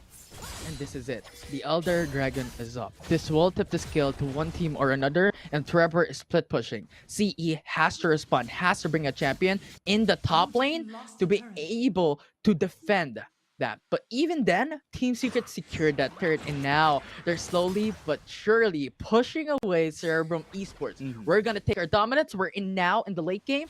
We have this in the bag. Again, late game is one of the victory conditions here for side of Team Secret. They do have now the Vayne very much online, pushing through here in the inhibitor targets Infinity. This is going to be a siege right now. Yeah, and just so clever coming from Team Secret, going in for the Mega Inferno Bomb, clearing the wave top lane. So now both waves are pushing mid and top at the same time. And look at the top lane. Azar is trying to talk the front line. And then Ziggs going in for the flash with the support of Rock is safe from harm. Katsuri is now dead though because of CE responding. Now that is a mid lane down for Team Secret. However, they have brought down the inhibitor turrets to low HP. Chewy is still safe with the proc coming in from the Phantom Dancer, and the taunts coming from Rocks. 4-man taunt, and they go away safely away from harm, pushing the lanes. Cerebrum Esports, Team Secret, we have a ball game, Infinity. Oh my goodness, Evalis, you do have the Vayne in the late game. Respect Evalis' nasty scaling potential as well. We have seen the damage, man. The damage coming in from Evalis now going to transition here for the Elder Dragon. I think this is going to be a contest for Team Secret. Yeah, you see the pings coming in for Team Secret. They want to contest this Elder Dragon. That's going to be very important. Look at Floor going in with a quickness, but Taunt actually disregards the CC coming from 4. The CDs are down, and now we have the TPs coming through from Team Secret. Tatsuri going in the fight. Floor is down, Chewy's down. Great pickup coming from CE, and now Team Secret went in for the 3-man taunt. Rocks is doing miracles in this fight, and now Ivalis is the only one left. PS wants to finish this game. 40 seconds on the clock for the dead timers. Ivalis is done. He is done. That's gonna be ace for Team Secret, and the Comeback Kings has shown them why they are the Comeback Kings, and CE loses the game 1. What a game, Infinity! Team Secret! Yes, indeed, a comeback, the late game, the Vayne player coming in for the side of Team Secret. You have to get credit as well for Rocks. Insane taunts there, man! Oh my goodness! Team Secret, this game indeed, no losses. I really thought this is going to be the curse. That Chewy said that they won't ever gonna lose a game or a series anymore, but they have just proven it. They have just proven it, but you have to respect, of course, the side here of Cerebrum. They are just improving time and time again, Infinity. I guess this is the beauty of facing the top teams in the early stages of the game. And you never doubt Rocks. You never doubt the Rocks. That is what I want to say coming in from that game number 1. Those taunts are spectacular. The follow-ups. And that late game is all that Team Secret needs, right? You know what? Get the early game. Sure. Get those kills. Get those objectives. But when it comes to late game, when Chewy gets his 3-core item power spike, it's done. Yeah. Boom, indeed. I really thought, of course, that the side of Cerebrum would be able to capitalize their early game momentum. Yes, we have seen that. 2 Rift Heralds side by side. That is a sweet play there coming in from Cerebrum there, but they cannot capitalize in pushing through those lane priorities that has been set, that has been given an opportunity badly needed for Cerebrum Esports. I think they relied more on Evalis Nasus there to go online as well, and we have seen that on the last skirmish, on the Elder Dragon skirmish. Of course, Infinity, they have targeted the Chewy on the back lines. That was somehow their mission there, but they have lost track of the rest of Team Secret, just going to go for a flanking maneuver, eliminating the back lines. Evalis left alone because he chased Chewy Azar in that skirmish. Although I have to tip my hat off to Floor from that game. He was always so protective of his team, and even in that Elder Dragon fight that we'll see later, he's waiting for the opportunity. He's not attacking the dragon because he doesn't want the enemy team to see him. So he has his quickness ready, he has his grand entrance ready, but Rox just comes in. You know what? You can't do that to us. I'm gonna taunt you. And that just disabled the ultimate of Floor, disabled the grand entrance, thus removing this AoE setup for CE to be able to respond and go for the counter engage against TS. Indeed, man. These two supports, Rox and Fleur, just having the game of their lives here, just creating opportunities for their teams to go for the clashes. Grand entrances, beautiful being placed by Fleur. Those taunts coming in from Rox as well is just sweet and spicy as in this game. And look at this one. This is just insane performance coming in from CE. I really thought this is going to be their first win in the series. But that taunt, man. That taunt. Crazy. Rox on the Galio. It blows my mind. How does Rox do this?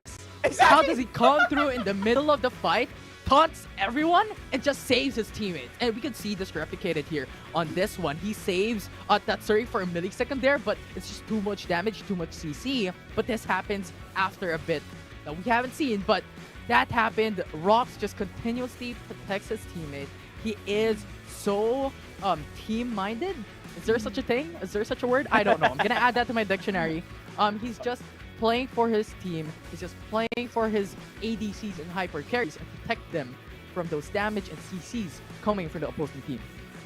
Man, beautiful game. This is a beautiful game, and this is not a one-sided game as well, Infinity. So, yes, this is a win for Team Secret, but this is also a statement for Cerebrum that they are still improving day by day. But Azar here will be our MVP of the series.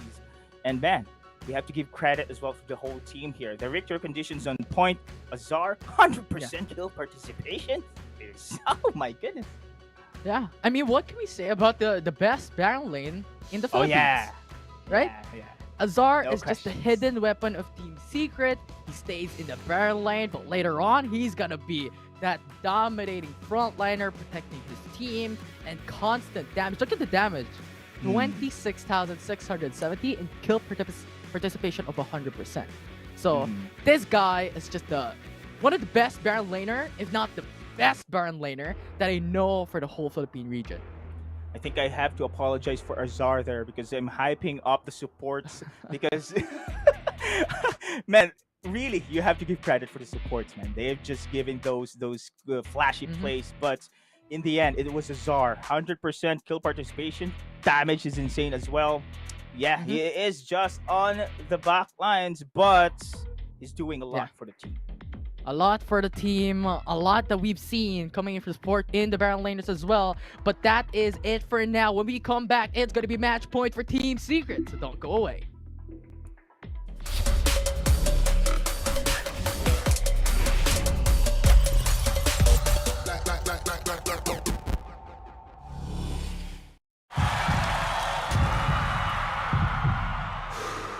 Stop and refocus.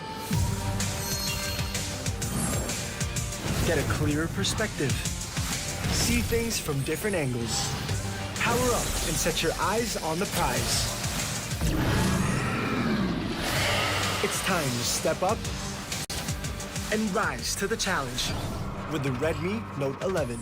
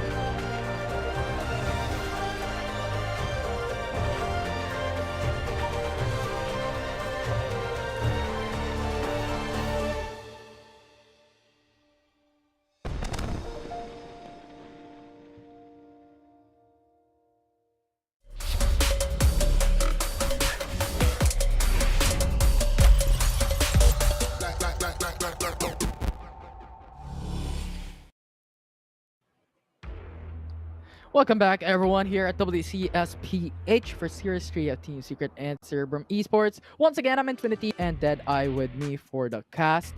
And what we've seen from game number 1, absolutely fantastic. CE took that early game, took the early lead with a lot of objectives, but Team Secret went in with a bang, with a comeback from that late game.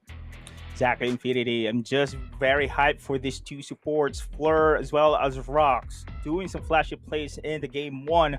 But of course, I'm somehow deep in my mind there. I really thought this was going to be the first game of Cerebrum Esports going to take away from Team Secret. This could be a great story if that happened, to be honest. You know, an underdog story. Chewy just mentioned that they will not go for that loss anymore. If that happened, this is going to be a bang, and it will shake the power rankings in this game. Yeah, absolutely. I mean, that's the scary part, right? But, however, take note what you have just stated, right? Chewy was like, we will not be defeated anymore. It's just the start. It's just the beginning. In the following days, in the following weeks, we're going to be undefeated. So we'll see about that. Team Secret so far has been showing super clean matchup and super clean games so far from day 2 and day number 3. And now that we have this upcoming game number 2, we've seen Nasus brought up once again by CE and Chewy bringing up the Vayne. Any expectation here that are we going to see a bans here from these champions, or are we going to see the same thing happening for game 2? For sure, comfort pick bans will be there. I don't know if the side of Cerebrum going to deny again Rock's comfort champion picks. Rakan, of course, is fresh, and we have seen his Galio there. Still, he can deliver Infinity. And however, this Cerebrum Esports relies so much on that late game. We have seen on the game 1, and I really thought they can grab that win in that early momentum they have built, but somehow they forced their way into their main plan that is going to have a well-fed Jax as well as Nasus. And that also enables the other team, Team Secret, to go online as well, which is going to be the same victory conditions on the game in the late stage Vayne monster well-fed itemization we have seen so far. But here in the second game, yes, I do believe I expect comfort champion bans from both teams here. But still, it is going to be Cerebrum prioritizing Fleur's comfort picks. Yeah. And speaking of comfort, I just want to go back from what we've seen in game number 1, right? The ban onto Thresh. I believe we're going to see it again. Never give Thresh to Rocks. If you give it, say goodbye for that game. Say goodbye for that series. So I believe Thresh still to be banned away. But now I'm excited to see what else will see EB banning away against Team Secret for this game number 2. And in the same manner, in the same light, what will Team Secret do on banning away certain champions of CE? Are they going to ban Jax? Are they going to ban Nasus? Because Jax has performed quite well from that game 1, to say the least. I do agree, Infinity. I think this is somehow a weakness as well for Cerebrum Esports, because of all the matches they have taken so far, you can see the same trend here. Just to own the early game, relies on the aggression coming in from Fleur, just to provide the space for the jungle or the top lane. And I think this is going to be, we have seen that on the game 1, but they executed every match beautifully. They are just progressing. They are just doing the same strategy, but better. However, they just fall short in the late stages of the game. Decision making, I think one of the difference between these two teams as well is experience. And we have seen that one, of course, on the Team Secrets. They're just very, very composed as a team there, and they know how to grab that win against Cerebrum. And speaking of the bans, speaking of the picks, speaking of the strategies from all teams here at CE and TS, we're here on the draft, so all eyes on this picks and bans of Team Secret and CE. And to start it all off, we have Trash immediate ban from CE to follow through with Camille and Lee Sin for both teams. As you have expected, of course, as we all have expected, Fresh will be taken out. Lee Sin as well. Set also been taken down here, and the Camille. So pretty same bans here, but Cerebrum on the other side, I think they have to take note as well for the comfort champion picks for Rocks. Rocks is somehow the enabler here in the early stage of the game for Team Secret. but they are going to take down Akali instead. Very interesting bans for CE. They're still going to push through.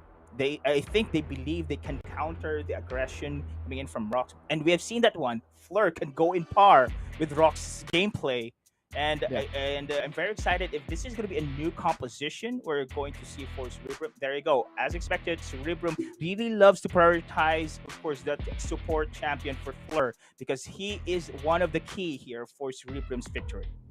Yeah, absolutely. And just going back a bit into the bans of Jace onto Camille, just a quick trivia for the viewers watching at home. These two champions are two of the most banned champions in Wildrift championships here so far. It's Camille and Jace from day 1 and day 2 being banned 14 times, and this adds an extra point to that ban count. But for now, looking at the picks once again, we have Renekton and Ziggs to TS and Lux on CE, looking quite similar from what we saw in game 1. Exactly, Infinity. And what's great about Cerebrum Esports, as I said a while ago, if they do the same trend, they are just doing it but better every game. So this is going to be a change right now. The Kha'Zix has been used. Now pick Zalpi, rather, we're going to use this one instead of a Jax. Now this is a much of a burst type assassin champion compared to Jax, which is a bruiser there. So can rely for heavy aggression as well. But still, the Yuumi is pretty much open. I don't know if they're going to go for this one. But Leona's Rox showing up once again here in the game 2. Yeah, they're bringing it out once again. I think Rox playing Leona is just a showstopper, right? If CE is putting up a show, Rox is there with Leona. Hey, stop for a bit. You cannot touch Chewy, you cannot touch Tatsuri. So this is a great protector coming in from Team Secret. When he showed up with the Leona from day number 2, everyone was surprised. It was actually a significant champion from that team. So now that he brought it up, I'm excited to see what this will stop now from CE. But now, going back into the bans, Garrett, ban for TS. No, all right. They are just going to deny as well the evilest champions here. I don't know if they're going to go for a Nasus once again, but I doubt so. I doubt they're going for the Nasus here, but they need that late game insurance for the team composition for Cerebrum here. They need that one, and so far we haven't seen the duo yet. Probably could be a support. Sorry. There's the it's Rakan support. But they need that heavy, somehow scaling champion here, or an AP rather, because Cerebrum loves to go for an AP bot duo in this series. Probably it's gonna be a Lux Rakan once again. Don't know. Yeah. Maybe a mid Lux here. But on the other really side, depends, Team Secret, absolutely. we know, of course, that the Rox Leona is there. They are still going to go for a front back strategy here. I was like, Fiora. are they skipping a ban here? What's going on? So they banned away the Fiora up against Team Secret. A great pick because Tatsuri can play this champion, split push. We've seen him play Zed, right? Why not play Fiora as well? So it's a great ban coming from CE, but CE has not seen the Jarvan for coming. I haven't seen it through and through, and now CE is bringing up the Nasus once again. Now the question is, what will TS bring up with this Nasus pick, with this Rakan pick, similar to what we've seen from game 1? All right, now this is still, to be honest, Infinity, I'm still thinking this is going to be the same strategy that Cerebrum Esports will be having here, but all two assassins Zed. in their team composition. Now, this is very risky. They do have, a Kha'Zix and a Zed. It will enable, of course, the leash here for the Nasus in the late stage of the game through those heavy aggressive roaming. You have an aggressive support that is going to be Fleur on the Rakan. Possibly four players just go harass around the Wild Rift while Evil is here just providing his stacks until the late game, until he will be enabled. But, Team Secret, the synergy between these champions. Classic Zig Jarvan. You have a Lucian with a follow-up in the back lines. Team fight, 5v5 heavy composition is no match for against rather CE is no match for this team composition when it comes to that brawl. Absolutely. I think Vayne at this point in time, Team Secret does not need to put it up. Why? No Garen, no bruisers available. Only Nasus will be that bruiser for CE. And now the question is he going for attack Nasus? Is he going for damage Nasus? That's still the question as well. So picking up Lucian, I think, is a great bet here for TS, right? 1-2 punch, 1-2 shots, you're gonna kill someone. Especially with Lux, especially with Zed, Kha'Zix, and Rakan being those squishy champions. So great pick, a great draft coming in from Team Secret. We'll see how CE responds to this one in game. And yeah, we do have seen that composition for Team Secret, but I forgot to highlight that the composition for Cerebrum is also highly mobile champions. You have a Zad here could easily escape a Catalysm. Same thing for the Kha'Zix. Now, I'm really excited. And what's going to be Cerebrum Esports going to go for an aggressive play in the early, or just going to go passive this time around? This again. Azar. Going in with Illusion. He's going in the same manner, in the same strategy that they played prior to the series, prior to today, right? On having Illusion go top lane, having Leona bot lane, a great stopper to protect Chewie. And in the same manner, that stopped Ivalice, and that stops the top lane from the opposing team from Team Secret to not scale. So great choice here from TS. Exactly, I do agree, and this is one of the weakness right now for Cerebrum because they are showing the same strategy here. If they're going to shut down Ivalice on his Nasus as early as possible, with a great matchup coming in from TS here, Azar and the Lucian. Now somehow the victory conditions for CA is dwindling down. You cannot just own the lane against a Lucian here with a heavy poke, heavy range disadvantage on that matchup. Yeah, and look at the two-man roams coming from CE. And that just half damage onto Tatsuri. Now he's back at full health. So much bruising capacity, and that lifesteal coming in innately from his skills just saves his life when it comes to sustaining himself in mid lane. So great skill set, great lineup overall. Now, I want you to paint me a picture here, Deadeye. What will happen here from Trevor? Bringing out the Jarvan Fort. This is the first time he's playing it here in WCS. I think this is a great pick. We've said it during the drafts. A great synergy with Lucian, with the Ziggs, and this is a potential pickup, though. Now Trevor going under the turret, trying to go for the gank, but they did not expect this 3-man roam coming from CE. Fast response, no kills will be done. Now this is as well the advantage for the team composition of CE, the mobility. We have seen that one, easy to respond from top side to the bot, and this is going to be somehow the advantage that CE should of course grab into. But hold it, look at the micro. Yeah, the micro of Tatsuri is insane, and now Floor has to respond in mid lane. If you just seen that micro play, that mechanics coming from Tatsuri, when Pego just jumped in, he was prepared to stun. And after that stun, he dealt damage. So just absolutely insane mechanics there from Tatsuri here in that mid lane.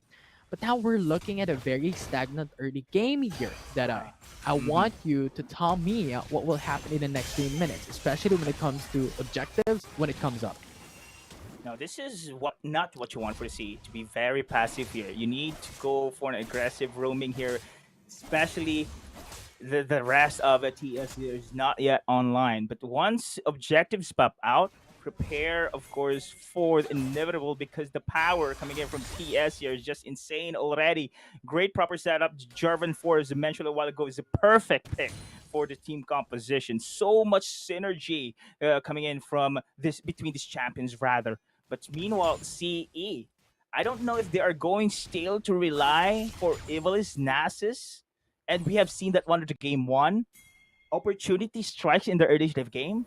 They did not just grab it. They did not push the tempo, but instead wait for the right moment for Ivalice as well as Zalpi on the Jax there to go online. Same thing here for CE. If they are just going to wait for Ivalice here to go online and not doing this heavy aggression rotation, and I believe this is what you want. Oh, 3-man roll comes to CE. Tatsuri is in danger, and that will be the first blood for CE. Bam! Mega Infernal Bomb to follow up, but Ivalice still managed to survive, and now we are talking Cerebrum Esports. You need those aggressive rotations time and time again to shut down the map control from TS. But here comes the objective takedowns. A great advantage for TS. Yeah, and CE is ready to respond. Zalpi is there, jumping in, and now CE has stolen the Rift Herald. CS has lost their objective, and now they're fighting. Jarvan 4 went in for the cage on Hal, but no kills to trade. Fleur, what else can you do? But that was an insane steal on the Griffaro. I don't know, man. That was Trevor in front of the Rip Herald Infinity. Simple smite, but out of the blue, Fleur jumps in with a grand entrance and escape.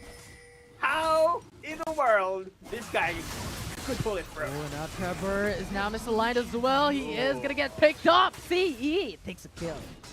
You know, we just talk off stream Infinity. I do believe CE will have the first blood, and they will. Again, early game domination for Cerebrum Esports Wildrift team. They are just getting better and better despite the same strategy they are pulling through. And team fight. Oh, look at Lord, the mechanics going Man. to Zalpi. Grand entrance and 3 falls, and now this is a significant upset here in the early game. 4-0 in the first 5 minutes in favor for CE. Fleur, the man of the game here in our second game between TS and Cerebrum, showing his skills on that support, grabbing the steal, creating opportunities for the pickoff, and speaking of which, Once again, with the quickness, with a grand entrance as well, but Chewy placed the bomb before Floor went in. So he's safe. He jumps over the wall. It's fine. oh my, Fleur is just everywhere. Infinity, I think I'm getting somehow a top fan badge for this guy. But you cannot blame Infinity. This just showing so much prowess here, so much dominance. It is support. Support Rakan. Support Sunday's best, man. This is just great.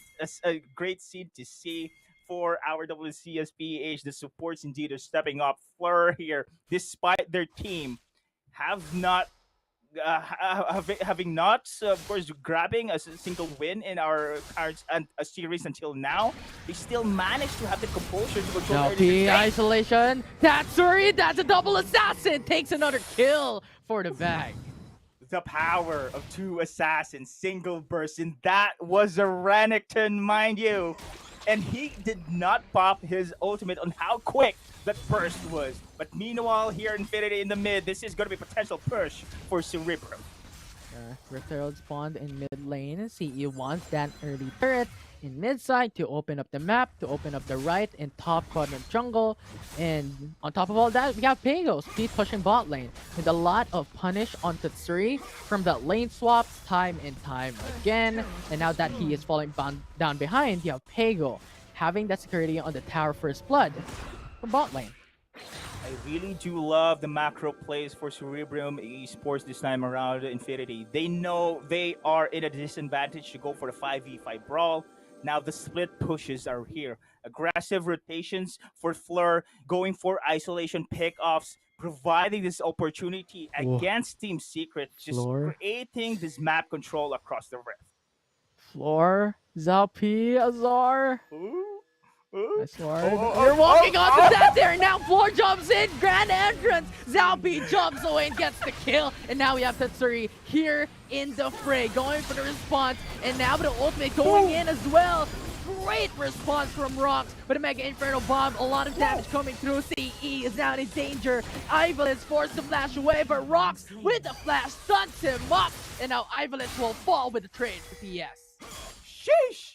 I really thought that was the 3-man pickoff, but still Fleur managed to go for the charm clutch. Ivalice falls down, but still it is going to be a good trade.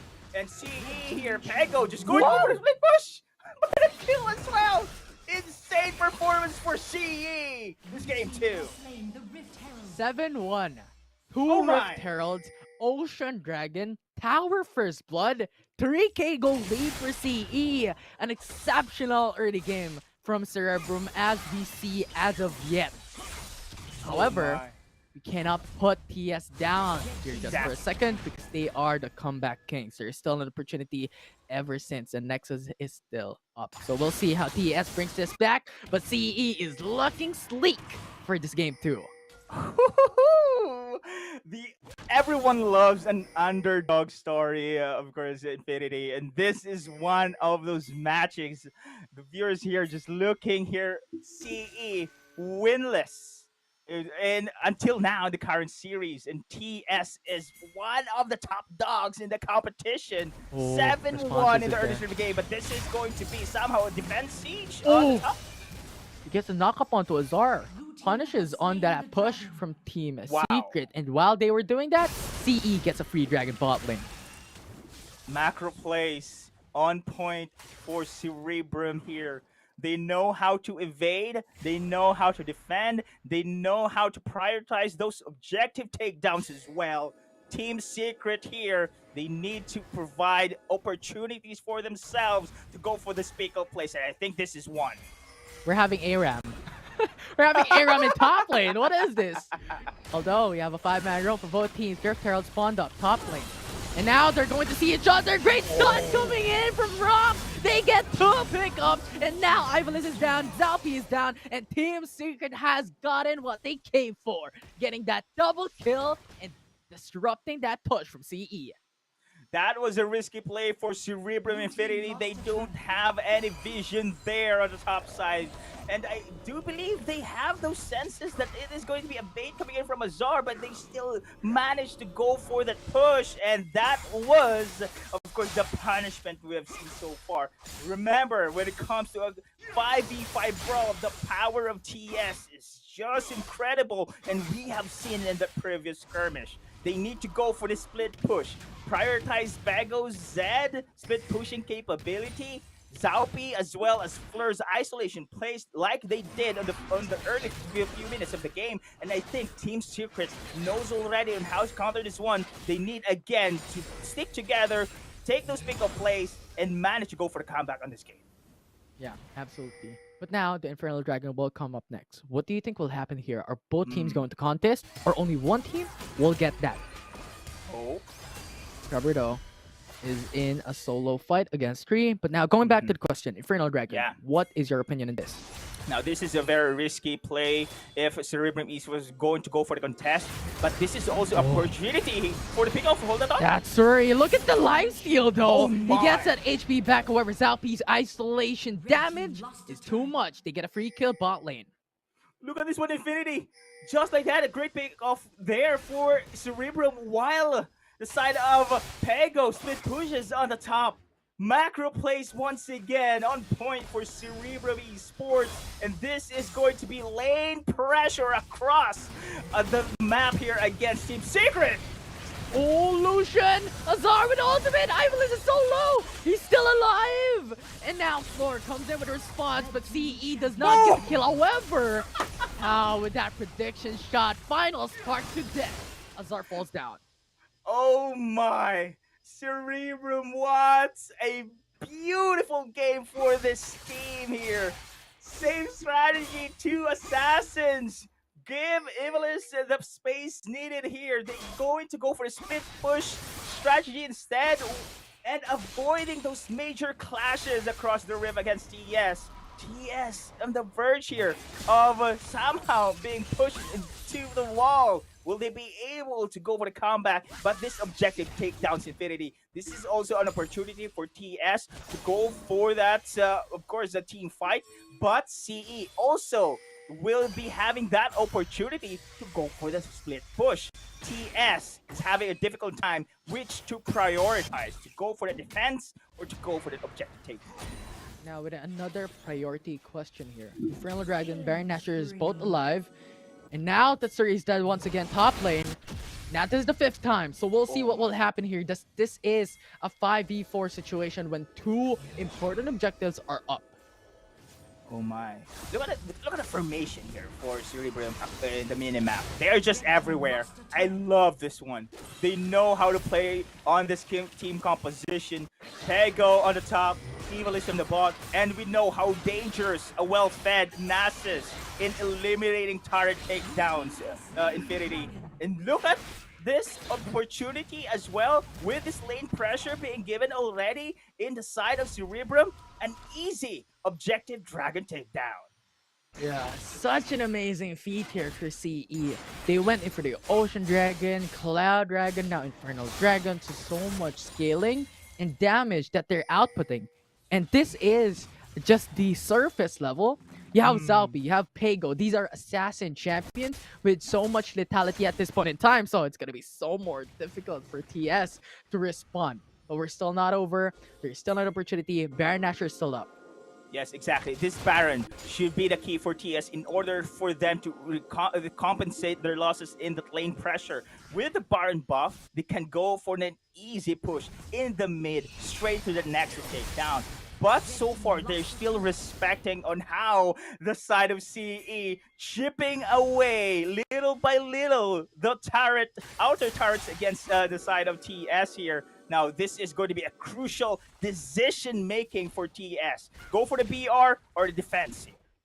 Yeah, and what CE has done is basically just the best pick of comp. Well, not the best, but rather they went in for the pick of comp composition for this specific matchup with two assassins, with Hao and Floor being that CC combo. So much the TS has to be wary of, and TS has made it so that they're going for the 5v5, but CE is not letting them do this, and now Ross is in danger. 1 HP, he still gets the stun and ultimate up, which is important to delay the push of CE. That was a Leona, and you cannot deny the two assassin comp Infinity just bursted down the frontliner coming here from TS. And it only shows the capability of this assassins in the late stage of the game. They just rip through that armor, and here we go! Trevor, not enough damage. Pego went in for the ultimate on a tanky champion, so just a little bit of a poke there, but Azar is taking so much, and now Station Danchan might keep him alive for just a bit more seconds, but he will die right after. Now TS has lost their top lane, has lost their mid lane, and now has lost their support as well. They're fighting this 2v5, and CE is pushing the mid lane. Cerebrum Wildrift, ladies and gents, showing their consistency here. They are not somehow scared of their first week opponents. This is Team Secret. This is Cerebrum debut in the WCS PH. They are not being tilted here, even though without a loss. Infinity, they're just doing pretty well game after game, and this will also be an opportunity for them to grab their first win. Yeah, and now it is 10k gold disadvantage over TS. And we're seeing that Vision Ward onto the Baron Nashor, so they have information on when this is going for a CE if they're going to take it. But now Rox is forcing out a fight, misses out on the route. So great engage coming from TS, but CE doesn't want to fight for now. Now, I'm very interested in how TS is going to play this out, Infinity. They are the most experienced team here. They have also the international experience as well. This kind of game, having pressured in all lanes, how can they be able to go for the comeback? Look at this one. Fleur himself is very confident to go forward, while the rest of the team split push is going to push through. Evil is on the top, Peg on the bot. It is now the space for Fleur as well for this objective takedown. This is it. Elder Mountain Dragon is also alive. Two of the most important objectives in this game, in the late game. But now Floor went in for the two-man knock-up. And now Trevor locks in onto one, though. How is in danger. That stasis saves his life. But TS is going down, is collapsing on CE. But they lost that Suri. Chu is low HP. And now they have taken the numbers advantage. CE can proceed to the Mountain Dragon. Exactly. This is going to be a perfect opportunity for them. Oh, the death rush! The death rush! No, they see the flag, and Trevor is safe using up the flash, though. So a lot of Summoner spell burned down by TS. Oh my, Cerebrum. You just have to idolize this team here. They just playing this somehow according to their plan. I really thought Evilis here was their same strategy, but no. This is just a bait. They are just going to go for the split push instead. And now on the top though. Pago actually dodged the Mega Inferno Bomb, but you can't dodge the Solar Flare. You are stunned, forcing out the flash. Rock to go in for the ultimate as well. Pago dies. Oh, so much damage from Zalpi. Alongside with the final spark, but now Floor goes in with a grand entrance to trade. 1-for-1, both teams. Now going to Oh, look at flash coming from Zalpi! Chewy's now low HP, now they have to defend, but Chewy dies in a millisecond that CE steps on them. And now TS has only one left. Tetsuri, the sole survivor, and Ivalis just lays him to the ground with an ace for CE. Oh my! And I don't know, Infinity, if that was a Nemesis duel achieved or Evil is there, but what a great re-engage for Cerebrum. Wildrift! Fleur making plays, 2 assassin comps against his 5v5 heavy composition for Team Secret. No loss? Let's see, Cerebrum is here, going to take the game 2. And they bring it to game number 3. TS is now going to fight for their life here. Match point for both teams. One more game that they need with Cerebrum Wildrift. Early game composition. They have proven themselves to be worthy to be their qualifiers. Their game from that TS match, absolutely insane and clean from CE. I love the cheers coming in from Cerebrum here. This is the first time we have seen them here in camp, and I do believe they deserve that celebration. Infinity, they're just improving time and time again. This is somehow the most consistent team we have seen so far. Cerebrum Esports, beautiful game against CS there, the game 2. I was baited on the team composition, Infinity. I really thought that was the same track on that Evilist Nasus, but the 2 assassin comp did its thing. Avoid the major team fights, go for the split push instead. The pressure across the lanes, provide opportunity there for the side of Cerebrum, and grab the win at last in the series. Absolutely, and what CE has just shown us is just a pick-off composition, right? Wherein they don't want to go for 5v5s, they just want to get pick-offs. They want to get kills, solo, 3v1s, all of these things, right? But Team Secret wants to go for that 5v5. They have their jar from 4. They have all these AoE CCs that they need to utilize. But CE is not making space and making an opportunity for that to happen. So it was just an exceptional play coming from CE in that game number 2. And we have to give credit for Infinity. And that Rakan play, even in the later stages of the game, usually supports middle down, just going to go for that supporting role that they are. But I think Fleur was just carrying on his support Rakan in the late stages of the game as well. Incredible rotations, great macro plays for Cerebrum in that, and they have just proven, of course, that they can also take down a king despite their debut here in WCSPH. They do deserve to be here. Absolutely, but there is one more game. One more game for this series to decide who will be the winner of this series. So Team Secret still has an opportunity, and CE as well. That's the same. One more game for that series win. You know, predictions of the panels. What are the predictions, Infinity? Remember the predictions? 2-0 TS? I guess not for now. Not for now. Not for now, indeed. Oh my goodness. This is a beautiful game for the side of Cerebrum there. Early game domination. This is really their signature, Infinity. They just want to control the early game here with Fleur at the front there. Just providing opportunities, providing plays, providing those, of course, bake-off potentials as well, and enabled the control of the lanes through the split push, because he is the center of attention here against TS. Yeah, and multiple times in this game, because of the split push that Pago is doing alongside with his team, constantly doing a 1-2-2 type of thing, with the long-range support coming in from Hal to clear the wave. What happens is that Chewy is now forced to use the Mega Inferno Bomb instead of doing damage into specific team fights. It's now being used to clear the waves. And that is just hurtful when it comes to the damage output that Chewy can provide for the team in a 5v5. So I think that's just something that we need to look out for. How would CE respond to a potential change of Team Secret's draft from game 1 and game 2 here to the game 3. Yeah, I'm also shocked, to be honest, Infinity, with this team composition, right? We have seen so far for Team Secret. These are bruisers. These two Assassin's comp, I guess they do have the advantage in there, ripping through that armor, and that we have seen the combo of Zaupi as well as Spago.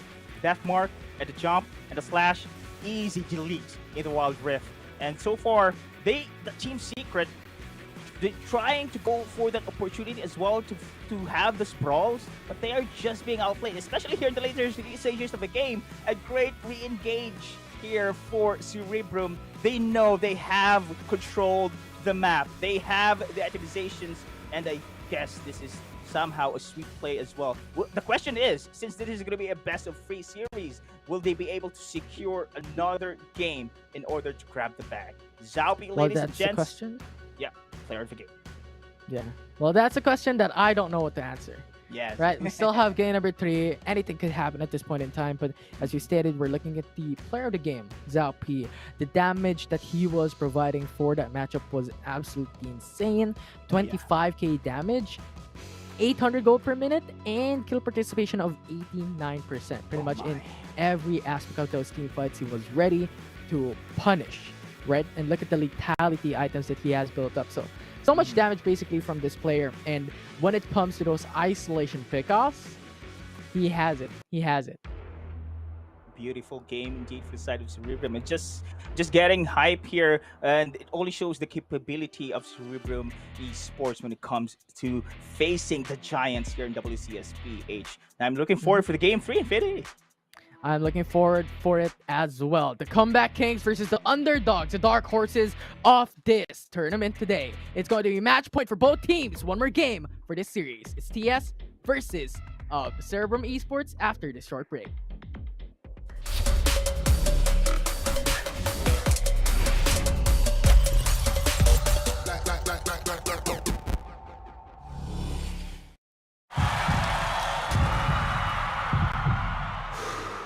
Stop and refocus. Get a clearer perspective. See things from different angles. Power up and set your eyes on the prize. It's time to step up and rise to the challenge with the Redmi Note 11.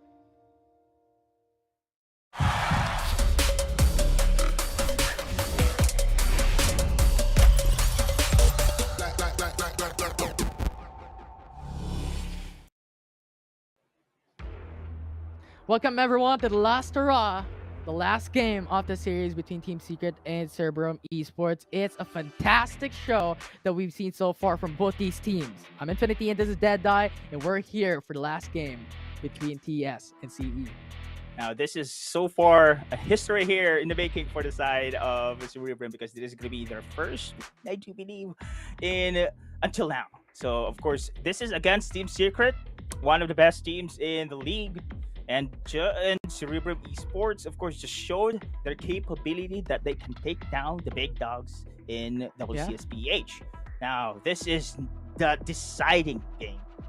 Let us head back again. The interview from Chewy. Of course, he said that this will not happen again. They will not give away any more losses for Team Secret because right now I think Cerebrum Esports has the momentum, but still it is going to be a big challenge for them to take down Team Secret.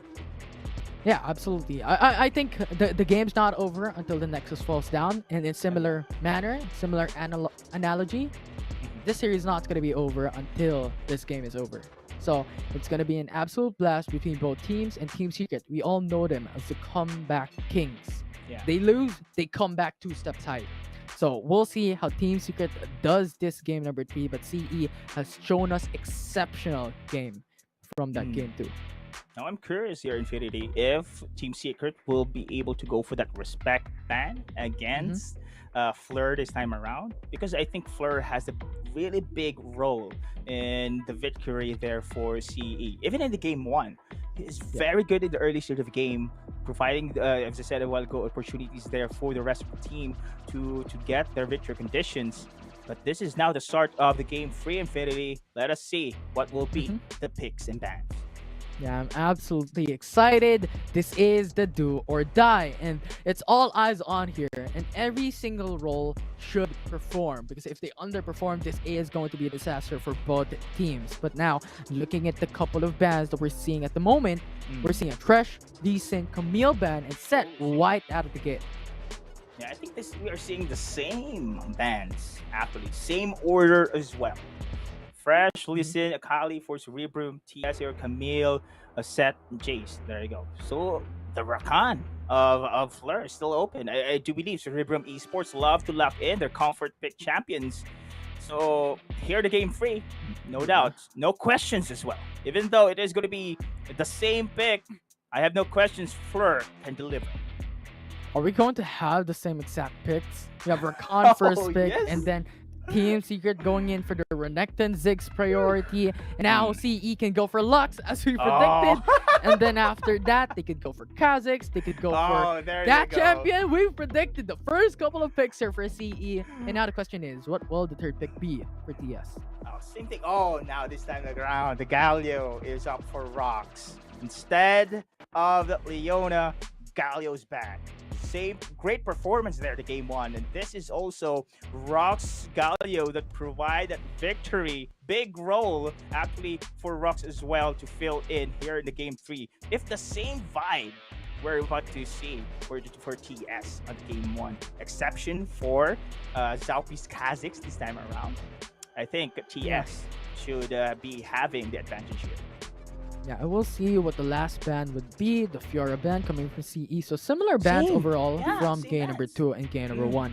But Zed is open, right? This is what CE picked up. Will TS deny it? Yes, they would. Beautiful deny there.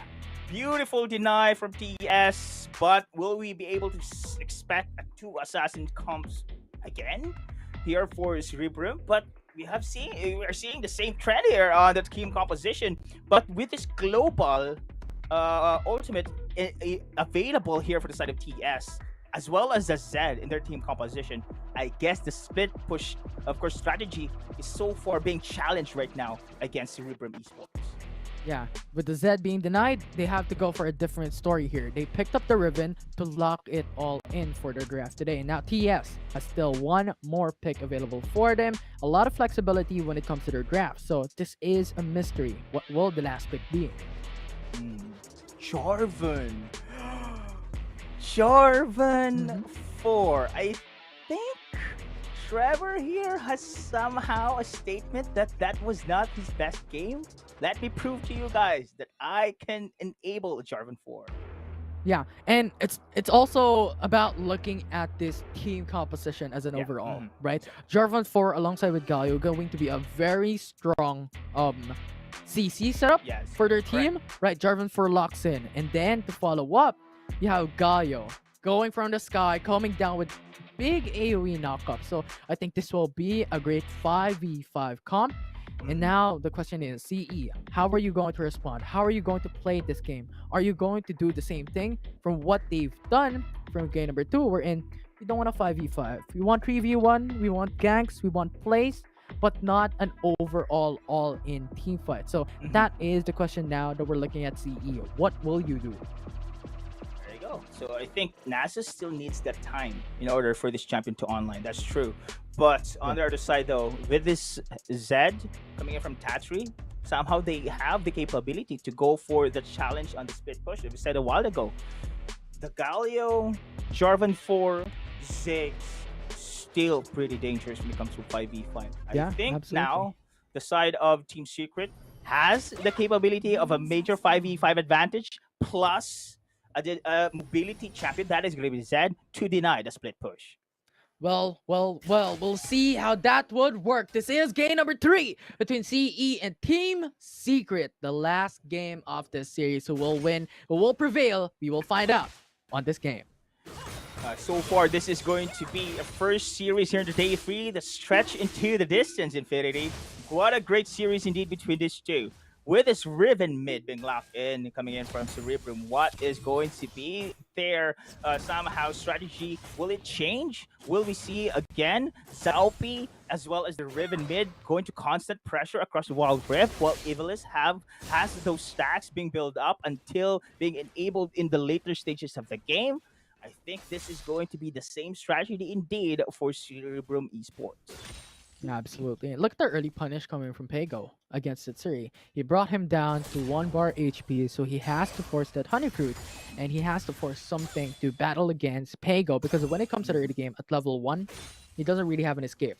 Now at level 2 though, different story. He can now have his shadows, he can now have the dodges, so much more safer at this point in time for Tatsuri. And I think this is a pretty good matchup as well. Riven is there, and they have additional shield there for at least to negate the first damage coming in from Zed. But hold that thought on the nice knockup. Ziggs is now in danger with that root, and now he's forced to flash away. While Zalpi, of course, going to secure this corner here on the bot side. I think this is how Cerebrum Esports playing it. Very proactive across the rift. Under 5 minutes in the game. Cerebrum Esports, will they be able to pull through rather this moment in time? But hold a thought in the middle. Oh, man, I think Pego is doing a great job here against the side of Tatsu. Absolutely. When you're looking at the summoner spells burned, you already don't have a flash coming in from Chewy, so no escape. And also no flash coming from Tatsuri as well. So Chewy, Tatsuri, no flash. Yeah, the summoner splits there. Even, of course, the aggressive rotations being denied there. Summoner spells being used already. Great advantage again for the bot as well. Cerebrum Esports looking good during the early stages of the game. But now, when it comes to a 5v5, they have to be very careful. I think with this Zalpi alone, unlike the game 2 that we have seen the Zed doing mostly the split push, will Zalpi fill in that role? Yeah, and look at the resets coming in, right? TS have seen Lux or How and Fleur going for the reset, so they have to counter reset. They have to match these items building up for both players, right? So they could go in and win the lane. So just a clever little bit play of Team Secret here in the early game. And there you go. I think we are seeing some aggressive rotations once again for Cerebrum. Yeah, good knockup coming from Floor, but the ultimate of Galio falling down. 2-man knockup with a taunt, and now they are locked in under the turret, but too early, too late. It's first blood coming for CE. Boom. Thumbs up! Wow, what a message there for side Cerebrum there. But so far, this is what you want. This is typical Cerebrum still.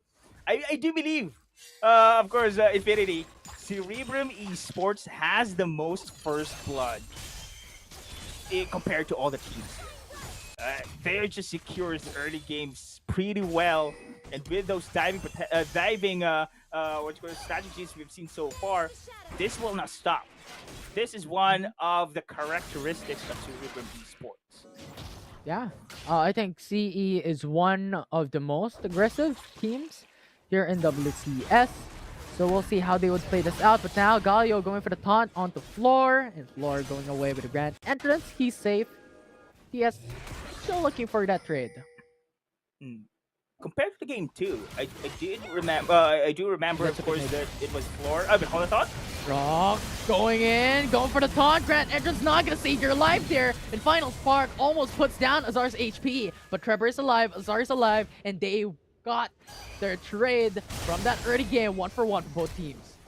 But still, they're going to go for this Rift Herald objective. Zelpy, though low on life, he needs to be very careful. Remember, it's going to be Chewy having that Mega Infernal Bomb soon. One more hit here is going to be dangerous. Will he be able to take this one? Whoa! They stole the Rift Herald. They got the kill. Chewy's Mega Inferno Bomb doing miracles here for TF.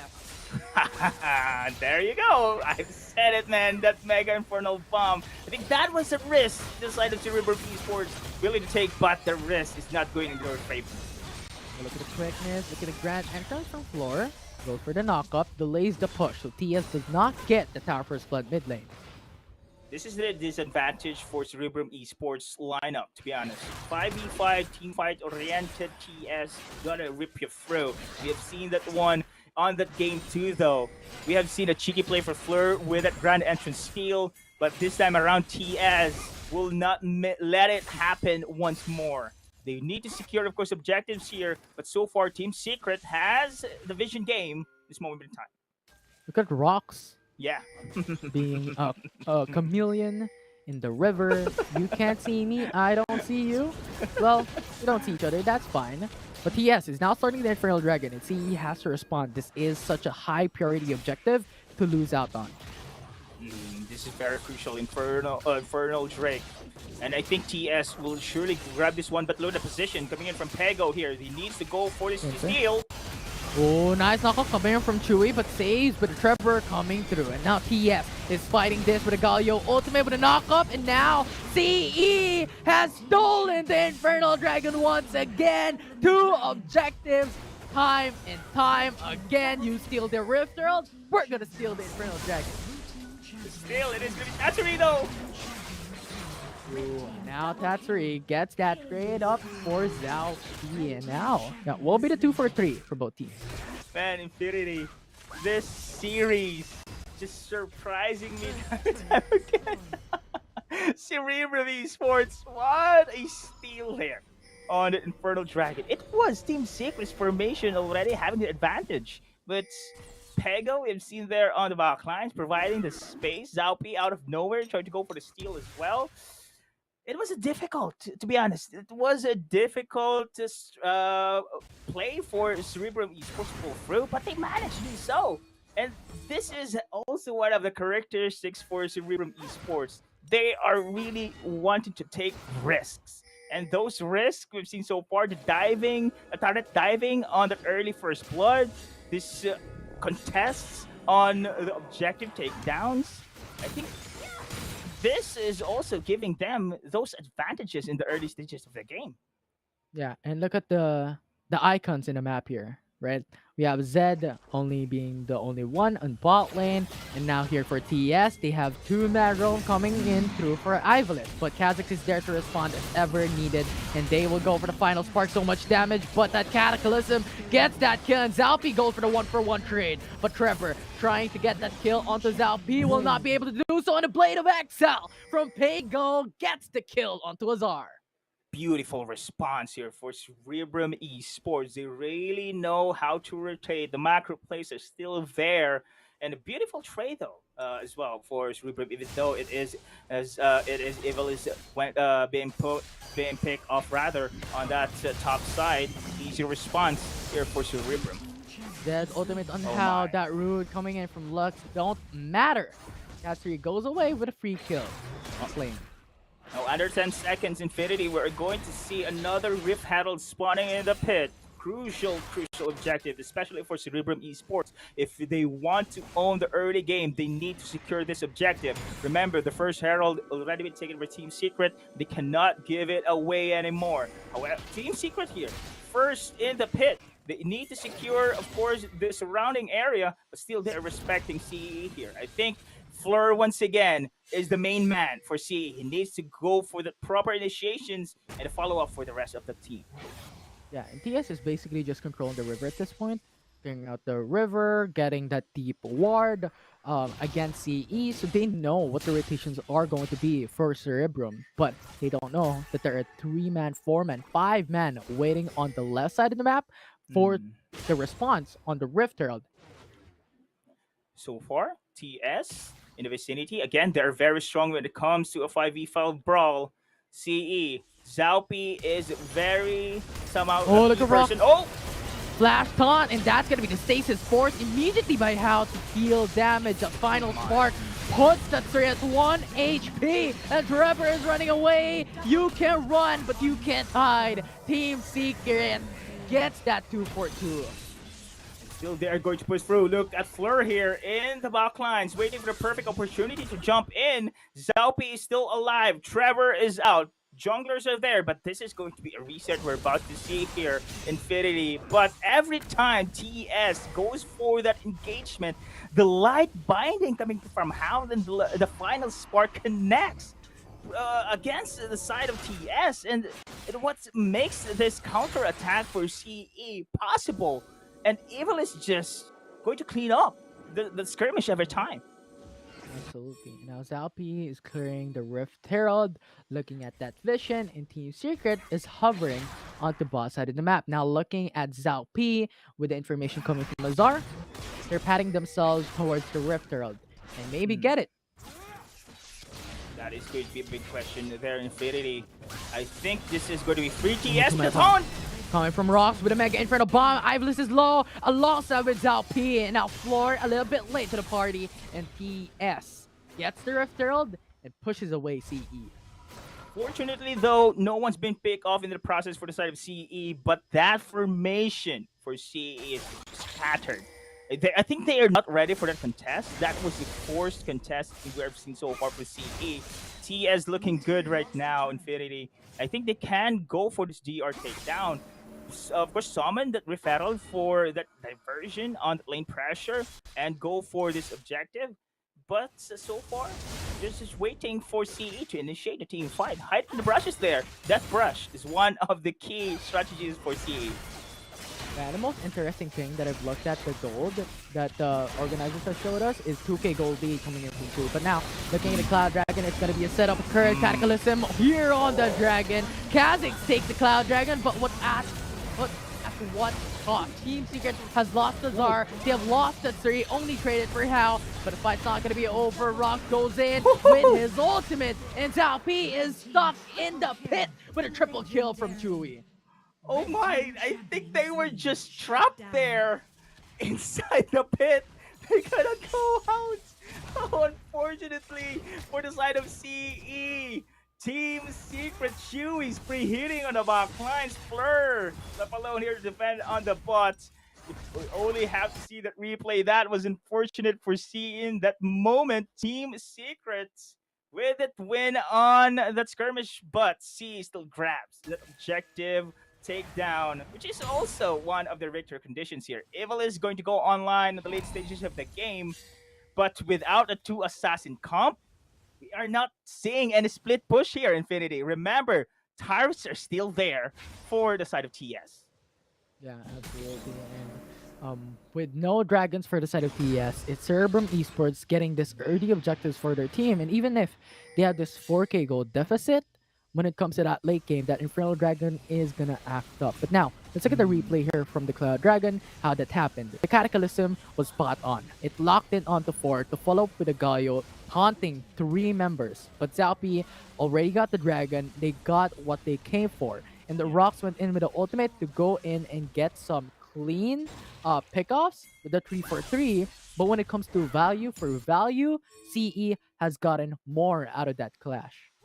Yeah, Objective takedowns was the key there. And if only the timing of the cooldown for Fleur's charm connected, it could be a different thing, but hold on top. Flash Tom with a knockoff. TS just disintegrates Kego's HP. And now it is perfect opportunity for TS to go for the push. Numbers advantage here. Tatsuri is going to go for the split push, and Siege on the top here, Infinity. Yeah, absolutely. They're split pushing top lane, they're split pushing bot lane, and now this separates the manpower of CE. Where are they going to go? And the Rift Herald can potentially still go for the next charge here in top lane. If they do, that's going to be half HP for turret top. Now, Floor went in, tries to go for the damage, and they killed the Rift Herald. Clever move, but TS is still there to push. Still there to go for damage. Now they pushed away CE back again. With Baron Nashor being an objective available in the map, going to be important to take note of. Yeah, great defense there for the side of CE, and great defense as well for Ivalice on the bot side. Not giving away. Oh, sorry, my bad. It was already been taken down, but they have provided that stacks for Ivalice. Again, one of the victory positions, but all I thought, this is going to be a duel on the bot. Yeah, it's 2v1. It's Floor going for the grand entrance. Knock up on Tatsuri. Say goodbye.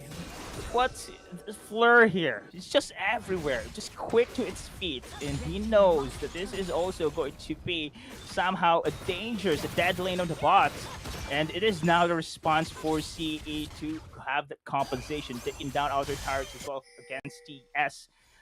To be honest, Infinity, of all the series we've seen so far for TS, I think they're being challenged here by CE. This is one of the most interesting series we've seen so far here in our week 1. Yeah, absolutely. This is, I think, the biggest upset that we've seen so far. Although the game's not over, but CE has shown so much improvement from day number 1 to day number 2 to day number 3 with a massive jump. So this is such a great series that CE is showing us, to the viewers watching at home, to the fans out there, to the supporter of Cerebrum Esports.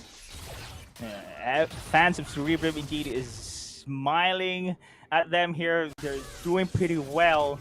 And this is an even game, despite, of course, that goal deficit we're seeing in our screens right now. This is still an even game. One mistake can dictate the tempo of this match. This is now the objective takedown. Contest is ready for CE. Yeah, absolutely. But TS, 5k gold lead. Mountain Dragon might be in their books, but now it's Peko going to jump away. TS gets the Mountain Dragon. Now the fight occurs. Final Spark connects onto Deuce. Double stasis enchant for both teams to stay alive for a bit longer, but Azar is very low on HP. Trevor as well, and CE is just pushing through, getting the kill onto Rocks. Man, yeah. It is going to be Team Secret securing the Mountain Drake, but unfortunately, the Justice Sponge did not connect for Rocks. If it only connected, so many follow-ups could be pulled through for the side of TS. But then again, that was the mission. Take that Dragon objective, but CE only showed as well that they can go for a brawl this time around. I've seen Ivalice somehow positioning there, is trying to chase. Of course, the players here on the side of TS, but so much mobility is there coming in from TS. Here we go, another Nemesis duel has been triggered. Interesting game we're about to see here. Yeah, absolutely. But for now, I'm looking at a great disparity here, right? CE, yes, they have the Infernal Dragon. Yes, they have the Cloud Dragon. However, take note, Team Secret has the Mountain Dragon in the bag, 5k gold lead, and 5 turrets in their favor. So if ever CE does not get the Baron Nashor and they get eviscerated by TS, TS could finish the game. Yeah. With regards to optimizations here, I do love the pick up the Force of Nature for Trevor as well as Rocks. They respected the burst capability of Hal on Lux, and you believe this is going to be a big part when it comes to major team fights, because on the early stages of the game, Infinity, we have seen House like binding there, and the final spark deals a lot of amount of damage from crowd control. But with this magic damage mitigation items right now, especially during the later stages of the game, will be very, very crucial. Another point to be taken note for Ivalice's progression on that massive. Dead 1v1 against this Riven. Tatsuri stays alive with 1 HP once again. Those miracle plays coming from TS saves them repetitively from their series today and from the previous series that we've seen. That was just one hit. Survive, and no, the final spark unfortunately did not connect as well. Oh, action here at the top. Look at the duel. That's going to be the knock-up onto Nasus. Stasis from Kha'Zix. Stays alive, and Floor goes in with a quickness. Charms off everyone, and this is just a close match. Final spark will connect onto one. Look at the root. Look at the cage. Look at the Cataclysm. TS removes 2 from CE. Now this is going to be a disaster for CE, but flanking maneuver, Fego! That saves TS. Trevor's life, and CE gets punished with that risky play. They are just evading Ivalice here in the process. Oh my! And I'm just interested to see the duel between Azar and Ivalice. And I don't know why Ivalice targeted Azar in the process because so much frontliners are there low on life. And TS is going to seal the deal here. Come back, Kings is back. They're going for the end game. We push. They're getting the kill onto Ribbon. Ivalice is left to defend, but he's too late. TS is going for the base. They're going for the Nexus, and Comeback Kings has risen back for Game 3 and has won against CE. Great run. But look at this one. The faces of Team Secret. You could really tell that they had a hard time here in this series. Beautiful game infinity for Cerebrum, but that was a big challenge for Team Secret indeed, showing the capability of Cerebrum Esports. But Team Secret, Chewy, a man of his word, still no loss in the series. But let us see the following week because Cerebrum is also here for the statement that they can be in par with the top dogs. But congratulations for Team Secret. Wonderful series versus Cerebrum Esports. This is why they're called the Comeback Kings. TS, everybody. That was a fantastic series that we've seen. TS performed, the CE performed. Both teams has played at very high level. And I just want to take note of Chewy did not die from that game. 10-0-0 KDA. It's just a fantastic thing to see. And what? At 18 minutes into the matchup, locked items already. Just a great sight to experience. Exactly. Beautiful deny pick indeed. During the draft there, they have taken the Zed against the side of CE. That was the moment somehow that the CE need to adjust as well. Because on the game 2, that was perfect. The split push strategy worked for them. But you know what? Team Secret really prepared for that. Big brain move. Denying that Zed, eliminating the 2 assassin comp. Because they have seen that Cerebrum Esports follow the same, of course, the composition, and they know what Cerebrum will do. But having those denies on those assassin picks, now eliminating the split push strategy and the turrets. Mind you, we have seen that the turrets of Team Secret still standing beyond minutes in the mid game here in our game 3. Yeah, it's a fantastic series to experience. It's such an honor to be here alongside with you, Deadeye. Wow, that was just that was a great thing to experience as a Wildrift fan. But before we proceed into the following more series, the last series of the day, let's look at the highlights on what had happened all throughout the CE and TS matchup. Yeah, the same thing happened in Infinity. It was Cerebrum Esports trying to be very aggressive in the early stages of the game. And you know what? When it comes to a team fight, this is where they somehow fall short because it is the strength here for Team Secret when it comes to 5v5 brawl. And the split push for the pick of play for Tatchery is just giving so much space as well for the rest of the team. And there you go. They are making plays here. Cerebrum Esports making plays, going to go very aggressive, and they are doing it. Same thing from game 1 to game 3. But without the split push capability this time around being cut off for them, difficult to go for that brawl. And beautiful play here for the side of Team Secret. And that light binding, how, as well as the final spark, deals a lot of damage as well. Yeah, and all throughout this highlights, if ever the item check comes up, take a look at the KDA of Chewy. Absolutely nuts. And he locked in on the items very, very early. And it's just a fantastic thing to see. but we're seeing just the pattern that TS was doing. Yes, get the Infernal Dragon, get the Cloud Dragon, we're gonna get objectives. And that objectives relies on turrets, relies on the Mountain Dragon, it relies on the Kale standing that Team Secret has shown us for that game number 3. So all throughout that game number 3, they were at a 3k gold minimum lead that increased to a 5k gold lead later on. And we have to commend as well, of course, Rox on the Galio, man. He really knows how to play the Galio here. Great protection for this support for Rox safety. That is why we have it for Chewy's safety rather. That is why Chewy is having this great game on the 6, because the front to back composition here there you go. The front to back composition here for Cerebrum Esports is not working to pick off the Ziggs. Great protection from Rox and Chewy. My goodness gracious. What a damage.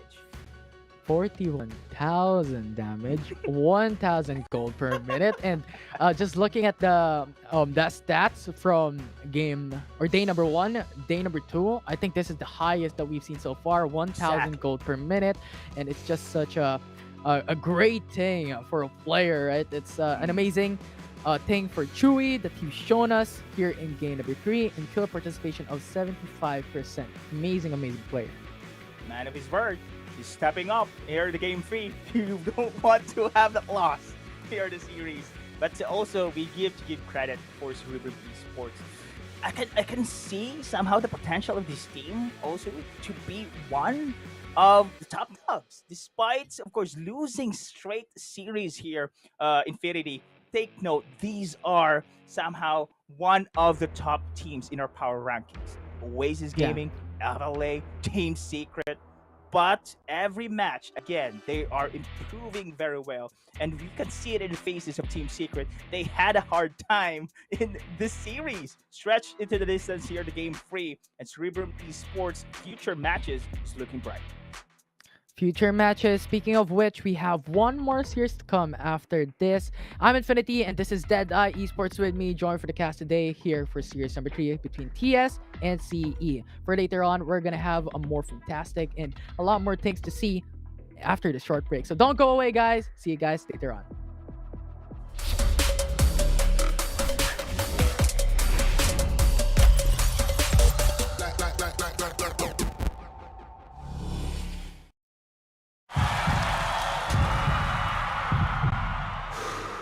Stop and refocus. Get a clearer perspective. See things from different angles. Power up and set your eyes on the prize. It's time to step up and rise to the challenge with the Redmi Note 11.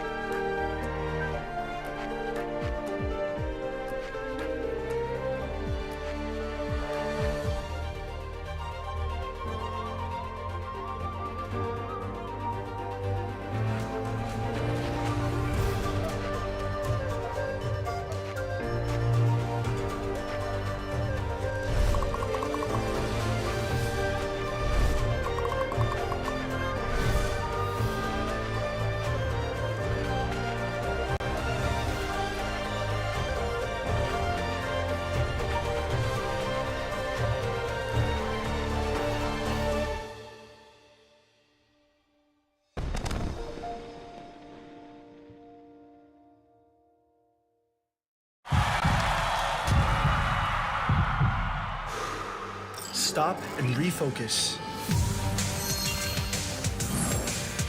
Get a clearer perspective. See things from different angles. Power up and set your eyes on the prize. It's time to step up and rise to the challenge with the Redmi Note 11.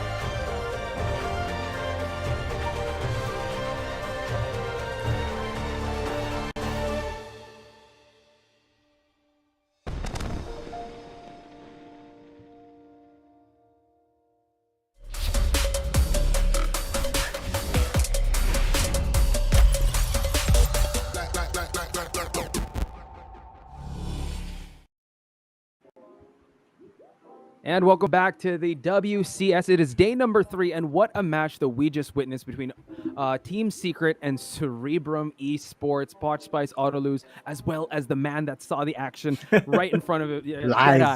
Live.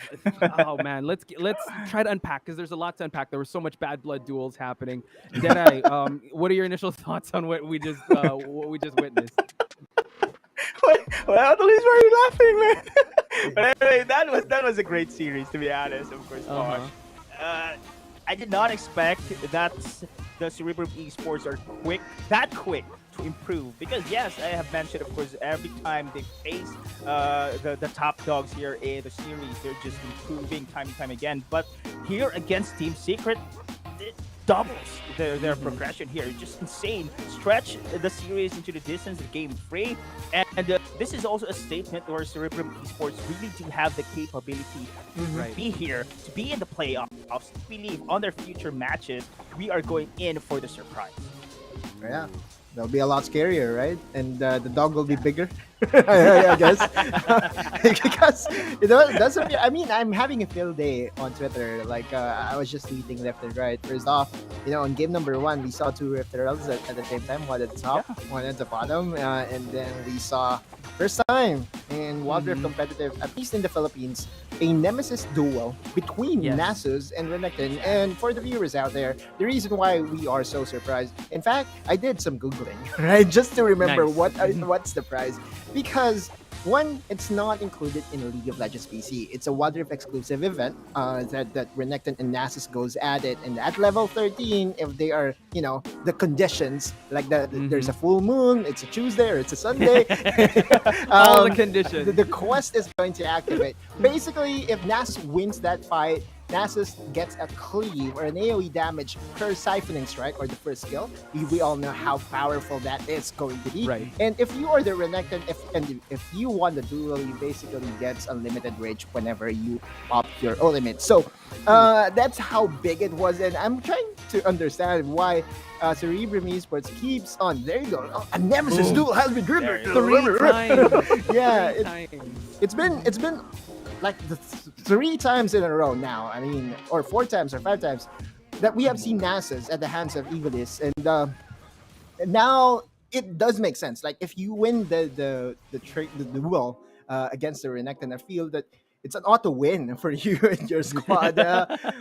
But it's hard. If that's your win condition, it's kind of unique, but it's respectable, right? And Cerebrum Esports is just on a rampage right now when it comes to progression. That is right. Feel that on their first series, there were jitters, and they're trying to throw it away, right? And now today against Team Secret, getting a game off is such a confidence booster. Yeah, they definitely popped off in the second, but we do have to talk to the Kings. I would still say still at the top 4 here. Let's head on over to our interview portion. We have Rox waiting for us in Team Secret. They did an amazing job still against Cerebrum. So let's talk to the man himself, because I want to get his thoughts on what an amazing match that we witnessed, because I think all of these players, all of these teams are definitely like vying for that position, and I think Team Secret is actually wearing their targets on their back, and I would have to say they're still thriving. They're still the one game that they did drop was against Underground, and they're really testing the waters here with the other teams like Cerebrum. So I really think you cannot take any team lightly when it comes to this. So about to head into the Rox interview. I believe he's already waiting for us. I'm sure he has a lot of thoughts. I don't know. I think he knows that we're going to ask him to do some TikTok dances or something. Yeah, well, he's not using camera, right? I mean, no, I'm kidding. You haven't followed Rox yet, Rox TV on Facebook. He's very, very friendly, answers almost all the questions that is being thrown at him. So, so let's head into the interview. Interview. There we go. There you go. Rox himself. There you go. Hello, guys. First off, congratulations on I would say the hype match. How are you feeling after that victory? And did you expect the match going to go 2-1? So, yun nga po, isa question nyo is kung aabot ba dapat sa 2-1. Yung expectation ko was actually 2-0. Siyempre, confident po ako sa team ko, sa Team Secret. Kaso, nag-show up nga po yung efforts ng Cerebrum Esports po. Sobrang grabe yung grind po kasi nila. I heard from the players themselves kung paano sila mag-practice. So, it showed up naman po sa ginawa nila. And it really made us work a lot para dun sa 2-1 na yun. Pero GG's po sa akin. They still have a lot more to grow, and may potential pa silang mag-top 3 dito sa WCS. Thank you for answering that. And just a follow-up question for me, Rox. What was the thing that surprised you the most again going up against Cerebrum Esports? Yung nasurpresa po ako sa Cerebrum Esports is yung paulit-ulit po nilang ginamit yung team comp nila. Right. Exactly. And I know the reason why rin naman, kasi it worked at the second game, pero mainly because kami mismo yung nag-make na mistake din nung second game. And when we fixed those mistakes na, the outcome showed.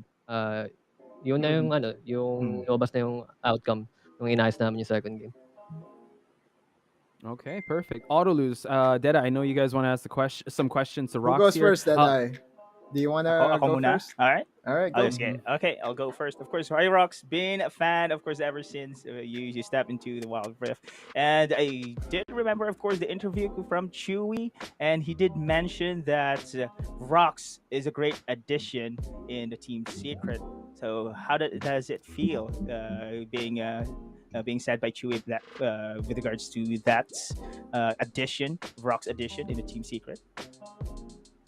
Siyempre po sobrang flattered daw sa sinabi ni Chewy na ADC ng Team Secret po. And for me, ganun din po yung opinion ko sa kanila nung una po ako nag-tryout sa Team Secret na if ever magpasa po ako sa kanila, then yung mga teammates ko magiging mga superstar, mga nag-international na got the chance to play with stronger opponents in Southeast Asia. And yung addition ko sa kanila will Well, the expectation ng mga tao naisip ko rin because I was replacing the captain James as the main support of the team. Pero naging ano lang din yun, pampagana sa akin para parang fuel nga, para patunayan sa mga viewers, sa mga fans ng TS na I can fit the shoes of James. Nice. Beautiful answer. Perfect answer. Thank you, Rox. Okay, so Rox, kulang yung oras na to para matanong ko lahat ng gusto ko itanong. I'll concentrate on, a couple of questions that really is bugging me right now. First, nung nag-trigger yung Nemesis duel, of course, hindi naman common na lumabas yung Nasus against the Renekton. Meron ba nag-remind sa inyo na, or meron ba nakakaalala talaga sa inyong lima kung ano Keep yung Renekton alive. Yeah. Basta, actually po, nung nakita ko yung Nemesis duel na nangyari sa in-game namin ng tournament, sabi ko, yung pressure na nasa tournament, close pa yung fight, and then nung nagpakita yun, nagmukhang meme sa akin eh. Sabi ko, parang yung utak ko nag-trigger na nag-i-stream ba ako? Nemesis duel? Content ba? No? Diba tournament to? Nakasalala yung hopes and dreams natin dito. Yeah, as much as I got entertained by the alert of the announcer, siyempre, back to the game pa rin focus tayo na panalo yung game. Pero yung sa question nyo po na kung alam namin kung ano yung benefits ng sa Nemesis duel, actually not a lot of us actually know what's gonna happen. Maliban dun sa Nasus na kumakalat yung nagkiklib na yung sipon strike niya. Basta kailangan manalo kayo. Hindi pwede matalo kayo sa Nemesis duel.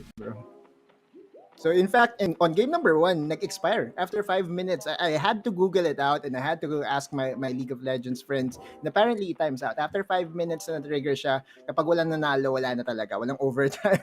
So my second question is more, a personal one. Rox, eto kumbaga nagkaroon tayo ng semi-reunion. A couple of your teammates, you've been previously teammates with them, namely Trevor. How's the experience like, being reunited with a former teammate in Trevor?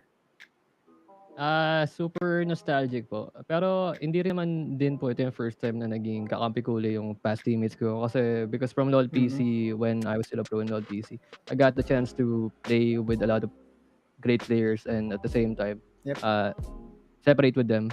But then again, after a few years, meeting up with them in the same team. For example, when I was with Team Manila Eagles, nagsimula dun yung namin, magiging teammates namin ni Trevor. Pero before nun, nagkakalaban namin. We knew each other because of the rivalry in previous teams na kung nasan kami. Then after nun, Archangel, we became teammates again after a few years. And now, in Team Secret. So, masaya na I keep meeting them again in the same team. At the same time, trying to reach our dreams together. Nung hindi namin nagawa nung previous teams namin. Hey, beautifully said. And with that, actually, on that beautiful note, I just want to ask Rox, any shout out or message you want to give out? The floor is yours. Shout out to, of course, Team Secret, to Boss Jonyo for giving me this opportunity. Also for the whole team of Team Secret for giving the thought to invite me to their team when my team disbanded. And it's really an honor that I'm here now as their main support. And I'll do my best to fit in the shoes that James left and make the viewers proud and also the supporters of Team Secret. And thanks so much also to my fans that are supporting my page. There we go. Boom. Yeah, please support his page. And on that note, thank you so much, Rox of Team Secret. We hope to see more of you, a lot more highlights. So, ladies and gentlemen, that was Team Secret's Rox. Woo. Thank you, guys. Poch, the rock star.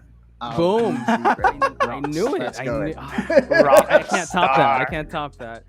But guys, we gotta address the elephant in the room here. We were a little off with our predictions there. That's okay.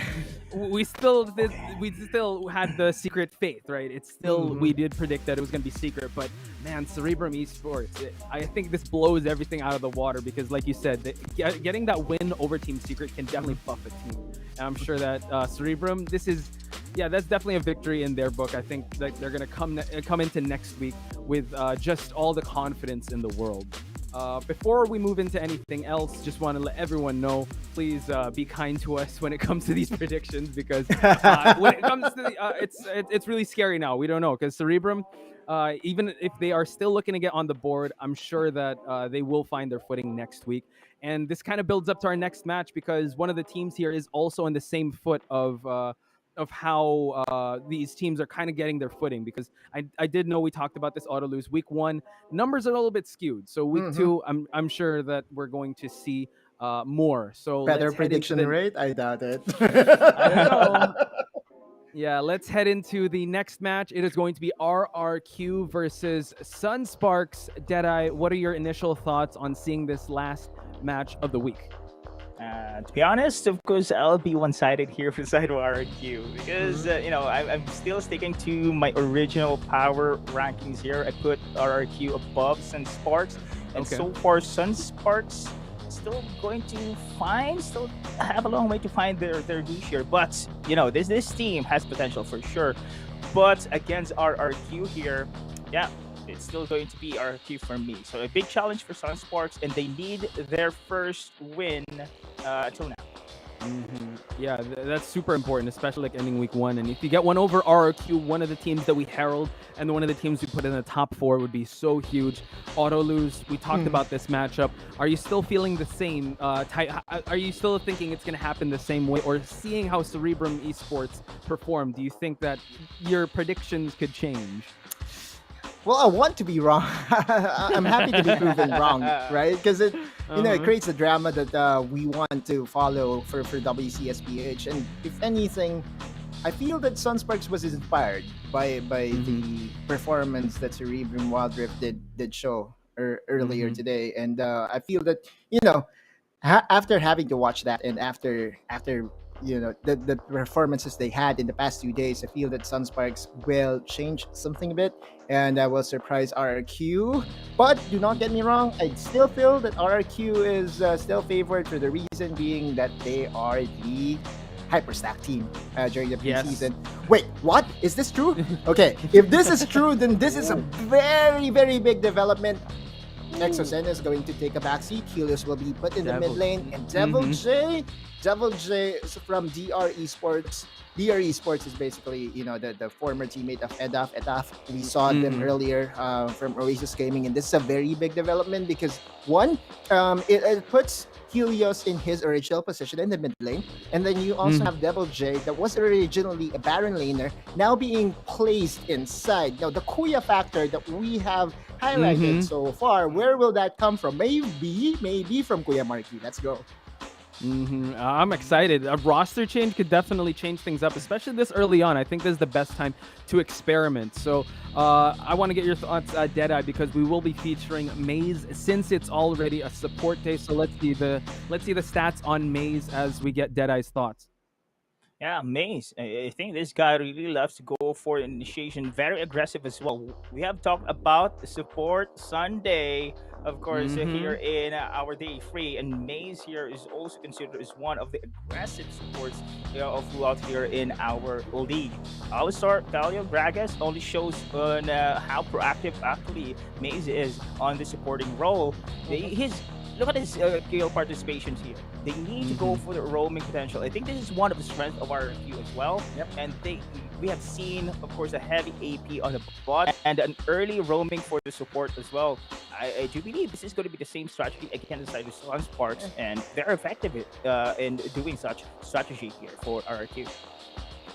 Yeah, Autolus, anything to add with Maze? Because, we do herald this team as the superstar team. They have performed pretty well, and going up against SUNSPARK, I think might actually have the same odds as Team Secret versus the Cerebrum, the team, the match we just witnessed. That's true. Maze is, I always see him being at the right place at the right time. Again, RQ has a long history of supports, and just quick history again, all right? Autolus the historian. Maze's previous team is SUNSPARKS, which we are going to highlight now. SUNSPARKS, again, the original version of SUNSPARKS. I love it. Sets, and yeah, the 8722 stack, that was a year ago, over a year ago, that was Maze's previous team. And again, SUNSPARKS, we talked about Cerebrum Wildrift getting a game off of Team Secret, the confidence booster. I hope that SUNSPARKS will find that spark, because my cat is so angry right now, and SUNSPARKS has to be angry as well. Let's go. Yeah, Sunspark. The way we're gonna build this up is that they need that one spark, and I think Cerebrum found that spark, getting that one win off of Team Secret. Can they find that in RRQ, the team that's heralded to be one of the best that can make it to the playoffs? Because they did face. I mean, I don't know if it's adversity. Rabenga not being in the lineup could definitely change things up, and they're still trying to find their footing. Deadeye. Let's talk about Arjuk that will be featured as the player for this game. Yeah, exactly. Arjuk here is the support we're talking about. I don't know if the screens or I'm blind. Mjan was being put there. Yeah. Yeah, but Arjuk, of course, his performance there on SUNSPARKS. Yep, the stats are low, but you've seen him doing his best as well on the dual lane. More of the passive gameplay for our SUNSPARKS. I haven't seen so much heavy aggression for this team as a whole. And, their series against Grindsky, against the side of Oasis Gaming, they have been pressured in the early to the mid stages of the game. I think this is also one of Arjuk or whoever is the supporting role right now for the side of the SUNSPARKS to step up.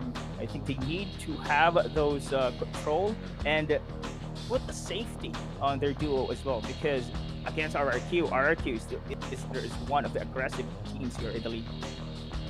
Yeah, and that's definitely something to expect coming into this next match. And we're just, our fingers are crossed with, I think the previous game really opened our eyes to what these teams are can bring to the table. The potential is definitely there. And, best of the best, we talk about only the strong surviving. And we saw Cerebrum give that spark. So maybe we see that happen with SUNSPARKS. Now, Autolus.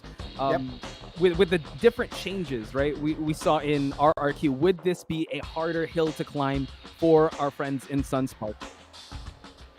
You're putting me on the spot here, but I'm liking the idea of having Helios back in the mid lane because I saw his. I'm just a fan of Helios in the mid lane. I'm missing his Zed, and yeah, I do understand that Exosen does bring something to the table, but at the end of the day, having a more diverse playstyle, having a very, I would say, a very reliable substitute to help your team is just an advantage for you and your squad. Now, looking at the matchup here by Maze and Arjuk, I just wanted to say that Arjuk has been, I would say, one of the more stable support players that we have here in the Philippines, and his playstyle is different from this. I feel that he's trying too much to carry this team. He has to let the game play itself for him and his squad, and just let the flow of the game come through him. And if he just calms it down or chills it down, I feel that SUNSPARKS will have a better chance, especially against the superstar staff of RRQ right now. Oh yeah, 100%. And considering that these are the support lineups, just bring it back to yesterday. We saw the Alistair and Galio of Maze. With Arjuk, he brought nothing but Thresh to the table. I wonder how they'll be able to kind of, I would say, circumvent any of these guys getting their comfort picks, because we will award, I would say, a wingman or a support of the day. And going back to our initial conversation as to our panel predictions, there he is. There's the Yuumi. Oh, the cat. There's the Yuumi.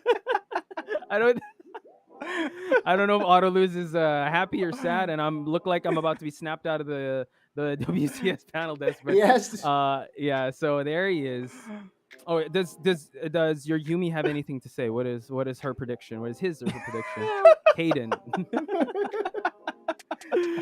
Oh God. Oh my.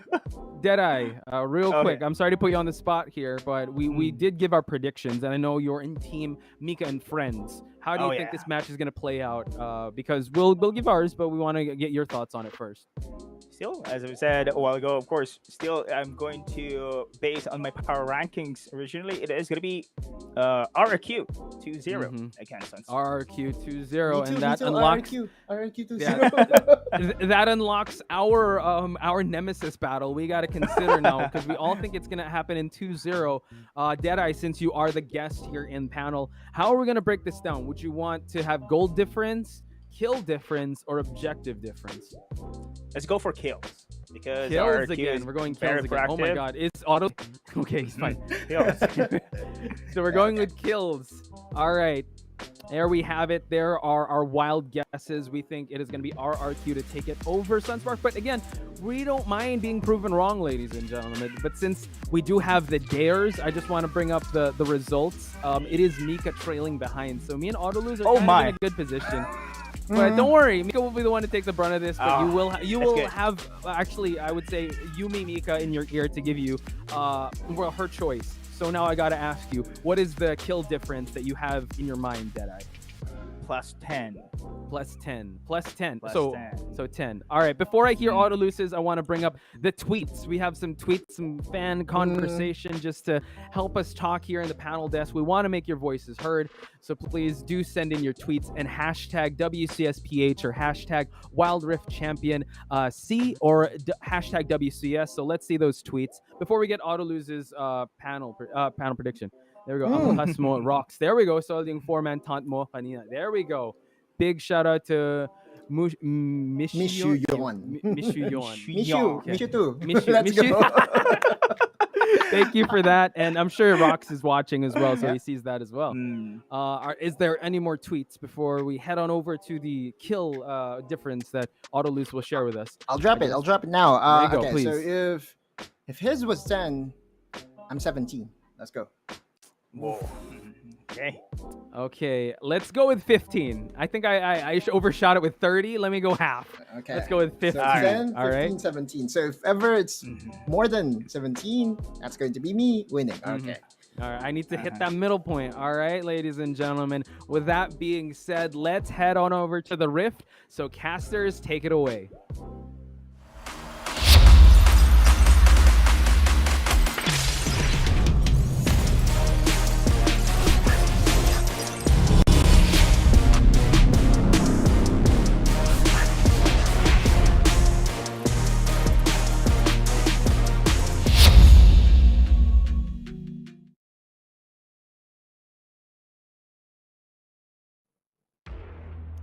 Welcome back, everyone, to WCS Philippines. Here today, we're going to have our last series for the day and last series for the week, Crazy Apple. So, it's going to be exciting. It's going to be fantastic. I'm Infinity, and of course, as I've stated a while ago, this is Crazy Apple, alongside with me, join for the cast. Yeah, and it's just been a crazy set of games we've seen today and all week. And I just want to point out that coming into this game, it's going to be RRQ versus SUNSPARKS. And if you guys were watching our third series of the day, which was Team Secret versus Cerebrum, Wildrift Esports, it was just amazing to see the adjustments and what Cerebrum pulled out essentially against Team Secret. They were able to just keep on using the same composition with that Nasus pick and taking a game off of Team Secret. And I feel like we might see something like that today. As the panel has been suggesting, we're just waiting for that one spark coming from SUNSPARKS. And there is a bit of history, as has been discussed as well by the panel, between these two teams, with the support player from SUNSPARKS previously also the support player from RRQ, I believe, has also played in SUNSPARKS. So a lot of history, a lot of players that know each other at this point. I'm just so excited to see if SUNSPARKS could at least get that one game away from RRQ to show us that they have something to prove here in the Wild Rift. Yeah, absolutely. I like the image that you have painted for me here, Crazy Apple. A while ago, the series from SUNSPARKS and TS just blew our minds. It was a 2-1, and if ever SUNSPARKS is able to catch that spark, to make that spark happen, it might just be another win in the books here for SUNSPARKS as well. So we'll see about that. RRQ at the moment has been playing quite cleanly, and the standing that RRQ is at the moment is 1 win and 1 loss. And for SUNSPARKS, we have 0 wins and 2 losses, but that might change today. We'll find out. But here we have the draft. It's all eyes here on screen. It's RRQ and SUNSPARKS, game number 1. Yeah, and if you're looking at the player list right now here in the picks and ban space for RRQ, Helios is the guy manning the mid lane. There's no Kuya EXO today for RRQ, at least for this game 1 against SUNSPARKS. So we might be seeing some of his more aggressive Assassin's plays. We have seen his Zed back in day 1. He did do a lane swap with EXO, and now it's just more, more formal thing right now with Helios and Devil Yeah. J coming into this game. We'll see what will be the bans from SUNSPARKS. Will they notice that, or will they ban out some of the champions that Helios might be comfortable with, or will they go for more of these, standard bans that we've been seen, like the Yumi, like Thresh, like the Rakan? They have started out with that Fiora. We're still waiting on their next two bans. Yeah, and the hard thing about this, Helios has a big, wide champion pool. I don't know if we can even call it a pool. Maybe champion C, because you can see his champions that he's played in top lane. Right, the Darius, the Renekton, all of these champions really, really strong. But in the Icon series, previously when he was the mid laner, you see the Twisted Fate, you see the Fiora mid lane, you see the Zed mid lane, as you've talked about a while ago.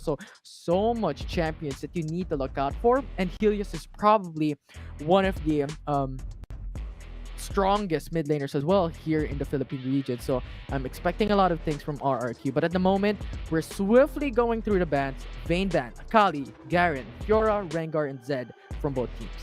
Yeah, and the first pick coming from the side of RRQ is that Galio. It's a nice first pick, especially from the blue side.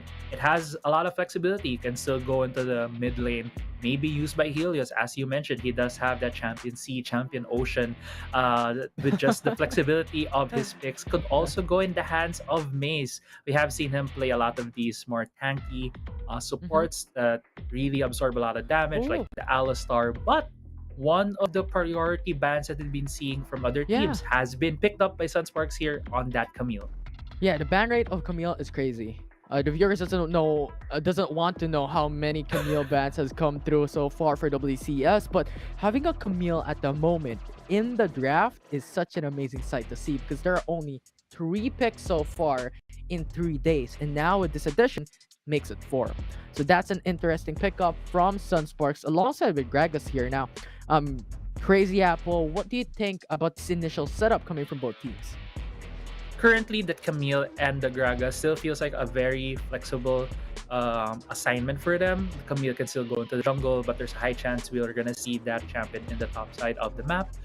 The Gragas also has a lot of options. Senna is still open in this pick and ban phase. It can still be picked up by SUNSPARKS to allow that Senna Gragas combo in the dragon lane. So a lot of flexibility, as we've been seeing often in this pick and ban phase. It's really hard to like predict where these champions are gonna go. But looking on the side of RRQ right now, they have locked in that Renekton and that Riven. We have seen this Riven usually in the hands of Chaz. I'm expecting to see that again here, while Renekton can man any solo lane, can also be put there in the mid lane or in the Baron lane. Yeah, and I'm also liking what I'm seeing, right? Because both teams right now is doing a mirror role pick, wherein you have support, potentially Galio, we still don't know, and then Rakan for SUNSPARKS, right? Camille and Gragas, Riven and Renekton, both these champions can be flexible. So it's a nice thing to see that both these teams doesn't want to show their ADCs, doesn't want to show their hype carries and their mid laners so far. So we'll expect a lot of things coming from both teams. But now Ziggs, Lux banned from SS, and RRQ banning away the Yasuo, because SUNSPARKS has used this in the preseason last year in the Icon series. Absolutely insane Yasuo player. Yeah, I believe the Yasuo is more of a respect ban right now on the side of SUNSPARKS. They also have a lot of these enablers for the Yasuo. The Rakan, the Gragas can really use these displacements, these knockups to enable this Yasuo. So it's a really good ban right there to at least take away one of those possible headaches that SUNSPARKS is going to use. I also like the bans right now from SUNSPARKS with that Ziggs and that Lux, which has been picked often by RRQ. Marky has been manning a lot of these AP carries in the bot side of the map because they are usually very AD heavy in their compositions. At the same time, RRQ has also banned the Varus, so that Corki pickup is very valuable right now for SUNSPARKS, taking away more magic damage options for the side of RRQ. Yeah, and even if they go all AD here, Corki can shred the armor off his enemy team. And then SUNSPARKS can also be flexible, go for AP champions. However, RRQ, take note, they picked up the Morgana, they picked up the Galio, the Jax. Pretty much all of these are bruisers, and I'm expecting the Morgana to be into the bot side of the map, as we've seen all throughout day 1 and day 2. Yeah, it seems like it's one of those comfort picks that we've been seeing right now for a lot of our Dragon laners, Demon Kite, Marky here playing a lot of these AP champions. Yeah, most probably it's going to be paired up with this Galio there. It provides a lot of safety. I don't think we're going to see a lot of kills on the side of SUNSPARKS in the bot side of the map just because of how I feel how safe Morgana and Galio is going to be. Lane assignment wise for our RRQ, I feel like the Jax can still go top, can still go in the jungle. It depends on what Devil J and Chaz is feeling. But on the other side, we don't see any marksmen on RRQ. There's two marksmen on the side of SUNSPARKS with that Lucian last pick. There's a lot of flexibility going on, but I do think this Lucian might be going to the mid lane because there's a high chance he's going to be facing a Juggernaut in that lane. Yeah, I mean, we've seen Lucian be on top lane, right? Being played by Azar on that specific lane. We've seen Lucian go on mid lane, as you've predicted now with Haze for the side of SUNSPARKS. And looking at this specific lineup, right? RRQ is going in for the 5v5 comp. You have all these CCs, you have all this AoE damage from Galio, from Morgana, from Jax. Pretty much every single one of these champions are really strong when it comes to teamfight. And SUNSPARKS has this potential to go for pick-off composition. What I mean by potential is because you can also play throughout that 5v5 with the Rakan, with the Camille, and that Gragas. So we're looking at an intense first game here for both teams.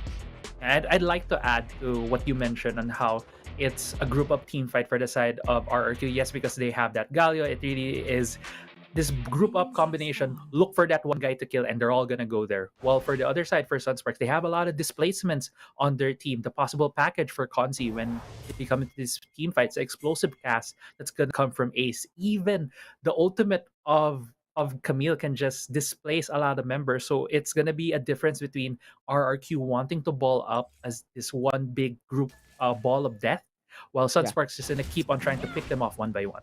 It's more so 5v5 versus the flexible composition here for SUNSPARKS and RRQ. And for the viewers watching at home, welcome to game number 1 of the last series of the day and the last series of the week. Yeah, welcome everybody. And looking here, we are starting off a bit with the default starts for both of these teams. No initial invades, a bit of just a scuffle here in the mid bot side of the map and the top side. I do think that as the game progresses, maybe we are gonna look at some of an early gank from Ace. He does have that Gragas.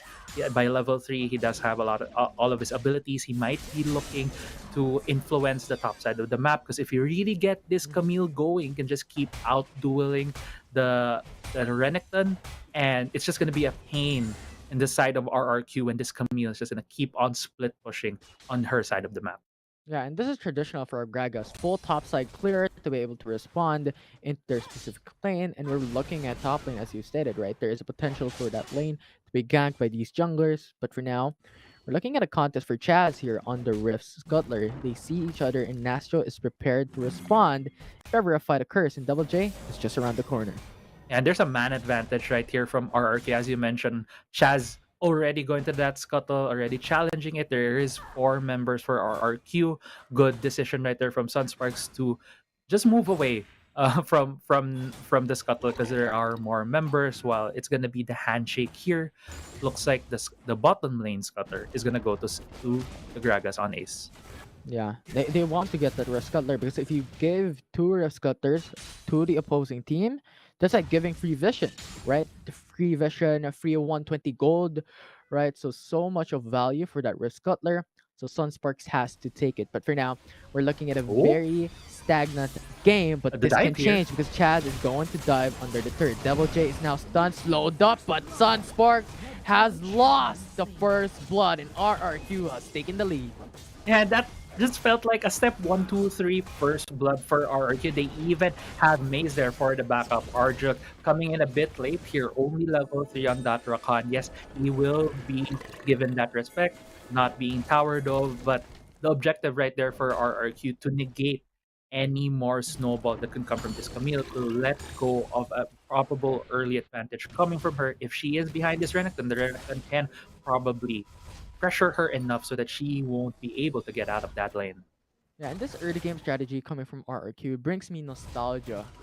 Crazy Apple. because this is the strat that became the meta for a couple of weeks in the Icon series, and then Riot Games or Wildrift changed the setup for turrets. The more people fighting the turret, the more armor that he gets. So it's a bit more difficult to do the same strategy, but RRQ is making it work. Right, pressure on the top lane, get that plates, get more gold, and at the moment, it's looking like a 500 gold lead for Devil J in top lane. Yeah, but he is getting a bit bullied right now by Nastra. It's just really the power of the Camille. Camille has a lot of that dueling pressure just because of her shield.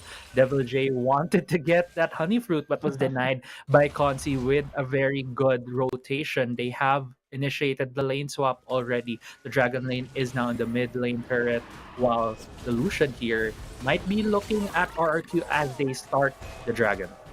Yeah, I'm liking the priority here by RRQ. They understand that they have this 5v5 composition to play with, and if you have the Infernal Dragon, so much scaling later on, so much scaling in mid-game and late-game fights. So that will increase the damage for RRQ, and SUNSPARKS will take the Rift Herald, so a lot of early game push that they can provide for SUNSPARKS to get this early lead. Yeah, it's just a handshake right here, but another dive here at the bot side. That was a very quick kill for the side of RRQ, immediately taking down Haze, but the top side, the package has been used. And Marquis is there as well. Double J 2v3 with Rift Herald. They cannot just go in. They are on the weak side of the map. They have to let it go. And SUNSPARKS takes the trade with a 1-for-1 turret for RRQ. Yeah, 1-for-1 turret, but I believe only RRQ got that kill. I also want to commend RRQ's understanding of the game right there. 4 minutes, yes, the objective is up. We have seen a lot of teams contest the objective take of the other team, but hearing that the package has been picked up by Consi, they initiated to just go for that handshake. We'll go for the bot side on the map since that is the weak side for the side of SUNSPARKS. Get that tower dive, get the first turret even though the Rift Herald was essentially surrendered to the side of SUNSPARKS. Yeah, they're playing for the late game. They're playing for scaling for later on. But now that we're talking about the teams, now that we're talking about the maps, the objectives, I just want to commend how SUNSPARKS was placing a lot of deep wards when they were trying to push the top side.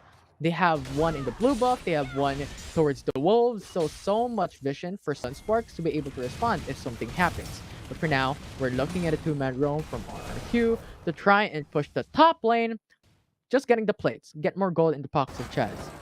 Yeah, and I think when they noticed that Consi and Arjuk was missing from the map, they already noticed that hey, these two duos might be going in here. So let's back off. Let's not risk our debts for more gold on the side of SUNSPARKS. But they are going back. There are still 3 members of RRQ about to destroy this top tier turret. Yeah, so much mirroring from both teams. Like you're looking at Camille and Gragas go bot lane, and you're looking at RRQ with Devil J and Chaz going top lane and pushing that turret.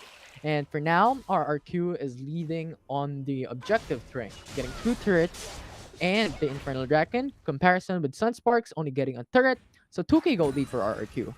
Yeah, 2k gold for RRQ. And this has been, I feel like, a bit uncharacteristic from some of the teams we've been seeing today. Not a lot of action. There's only been 2 kills on the board. If you look at the item breakpoints right now, I think everyone has at least their first items. Even the supports already having their first, their boot enchant. So very even across the board here. That's only a slight gold difference, 2,000. I think when you have the package on Consi, that makes up for it on the proper usage. I think that's one of the things that we'll be looking at when the team fights come. And maybe the Dragon or maybe the Rift Herald take later on. Just the package is so effective. Haze, you're in a bit of a trouble there against SUNSPARKS, and that ultimate coming from Haze, so much damage! And now Maze just got disintegrated from that, and RRQ lost 2, and SUNSPARKS just got more and more and more. Brought it back, but Haze actually just went in. Chaz got the kill, but this might be danger for RRQ as Chaz goes down. Haze might get that trade, but Helios don't got the shot to put him down. And now it's going to be Maze trying to go in and respond. 2-man taunt. Helios is low HP to go back in, and they lost another player from that fight, putting them at a 1-kill disadvantage.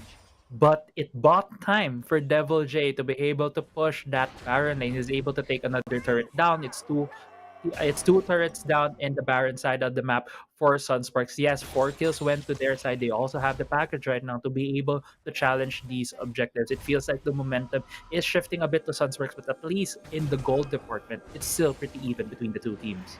Yeah, it's difficult to tell, right? We're still in the 8-minute mark. There's still a lot of objectives. The Rift Herald is there. The Cloud Dragon is available. There are a lot more turrets to conquer, right? But something that I want to tell for the broadcast is there is already 2 turrets down on top lane. So the inhibitor turret is the only one left. If RRQ gets the Rift Herald, Chaz can split push. He can place the Rift Herald top, get that inhib turret, and just leave it be. Natural lane pressure for RRQ. Yeah, it would be a natural lane pressure right there, but at the same time, it is minions continually funneling into the base of SUNSPARKS. They could capitalize on that. Helios are going for the engage here. Yeah, nice stun, and now with a response coming from Arjux with a grand entrance, but this is a 3v3 with Devil J on the front lines going in for the stun. Now Hayes with his ultimate went in for just some damage onto Devil J, but no response, no trade from SUNSPARKS. Yeah, but Chaz and Marky were defending the mid lane turret. They're really defending that. That's why they're that low against Consi there. But great reaction from RRQ, getting 2 more kills in the bot side of the map, giving more gold in their pockets, throwing back the momentum of this game into their favor. And right now, they can get a bit more plating here in the mid lane. Yeah, if they break the mid lane tier 1 turret, now that opens up the top quadrant jungle. That opens up the Riot quadrant jungle. So this is what our RQ wants. They're playing the objective game. We don't want fights, but if ever it happens, we have a lot to take in with CCs coming in from the front line and coming in from Maze with the Galio ultimate. So there's a lot of things that our RQ is thinking about, and those turrets seems like a spicy objective for RQ. Yeah, it is a very spicy objective for them. We were talking about all of these possibilities on where the Rift Herald could go. Although right now on the bot side, Devil J being engaged here. Galio ultimate is there, but the knockup saves his life, and that will be Devil J back to safety. Yeah, Devil J back to safety. The Rift Herald has been summoned in the mid lane, so most probably that first tier turret is gonna fall down. Chaz and Marky trying to react to the bot side right there. Indeed, that mid lane turret is down, opening up the map for RRQ. They can put a lot of these deep wards right now into the jungle of SUNSPARKS, utilizing their composition as well in that regard, because they are this group up ball kind of team. They really need to figure out where SUNSPARKS is coming from, because a lot of these champions from SUNSPARKS, as we were mentioning earlier, they go in there and try to spread the members of RRQ. So having that information, knowing where the members of SUNSPARKS is gonna come from, can help them win these fights. Maybe set up some picks, maybe set up the proper team fight for them. Speaking of setups, it's now SUNSPARKS, but RRQ! Helios double man knockup, lost out with a splash and stun. SUNSPARKS was a bit sneaky though. We go back, cannot fight, and RRQ has lost that opportunity, but still, they have this lead pushing back SUNSPARKS to the base. Yeah, they were trying to be sneaky, but they were sitting on the ward right there, and Helios having the go button, using his ultimate, trying to get the members of SUNSPARKS, but flashes were burned, and exhaust was used as well to prevent Helios from getting any more further. So right now, still no more kills for both teams. If you look at the gold right now, it's about a 4K advantage for the side of RRQ. It's not that much coming into the mid game right here, but still a 2-0 for that Renekton is enabling him to be able to control these side lanes against the likes of that Camille, against the likes of that Lucian. Oh, Devil J got baited. SUNSPARKS is going in for the 4-man roam against him, and he just gets eviscerated by Hayes' ultimate. I like how I was just pointing out Devil J being this kind of rock for the team, but Maze trying to defend this turret. It's gonna go down in favor of SUNSPARKS. And SUNSPARKS, I think that is the pick that they need to be able to take control again. This Dragon Pit, the package is up. Nastro going for the 1v1 against Helios. No, he's gonna back away. Yeah, and Nastro has his ultimate. Take note, Helios has his ultimate as well. So if ever they get on a 1v1, it's going to be a difficult task for both players. But now SUNSPARKS starting onto the Mountain Dragon. RR2 is going to go back. Galio went in for the 2-man taunt. And SUNSPARKS tries to disengage. but they took the lead from that one with a 3v4 situation. But RRQ still standing firm. It's Chad going in for the flank, jumping through, and they get the steal onto the Mountain Dragon. SUNSPARKS lost that objective, and now Helios onto the cleaning crew. They get a kill onto the Dragons, and now Devil J comes into the front line to save the day. But Devil J stuck in the middle of the fight, and SUNSPARKS got the trade.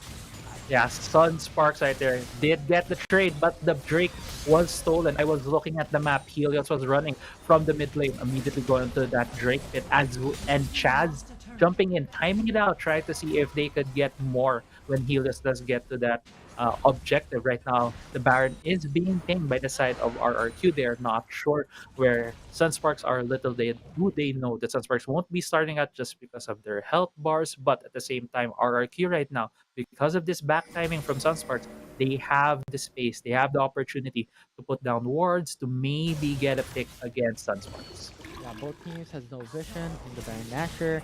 Now SUNSPARKS going in a bit of a split. You have Nasjo and Ace together in bot side, and you also have Corky and Rakan on top side. I think they want to go for some skirmish, and Camille is stuck in between three members, and now Nasjo is gonna get stunned. The follow up now, Stasis forced by some time, and now Ace forcing out the ultimate as well to save Nasjo from that fight. Yeah, but that's flash burn for the Camille. Yes, the Camille has that mobility with her third ability, but at the same time, that is still a flash burn. There's no safety for that Camille, as well as the Stasis being burned that early. There's not any small objectives at the map right now. It's only the Baron being up, and RRQ would be the team that would try to look at that. But looking at the gold lead right now, it was 4K earlier in favor of RRQ, but due to some events, due to the towers, due to the kills going to the side of SUNSPARKS, it is only now less than 1,000 gold lead. This is such a close game that we're seeing right now. And that is what we like to see, some close games here in WCS Philippines. And as you stated, with that prior engages coming from SUNSPARKS, you were able to capitalize and get gold. But look at RRQ.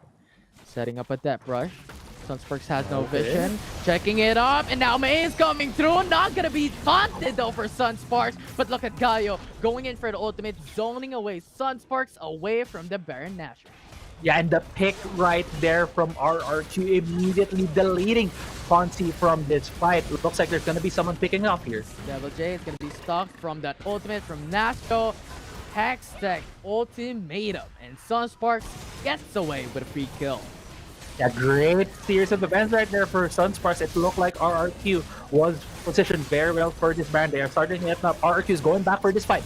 Yeah, Nasco trying to zone away the enemy team. 2.5k HP remaining for the Baron. And RRQ has gotten the Baron Nashor. They took it away from SUNSPARKS, and SUNSPARKS is low HP. They have to run, they have to hide. It's Chaz in the front lines going in for some kills, going in for some play.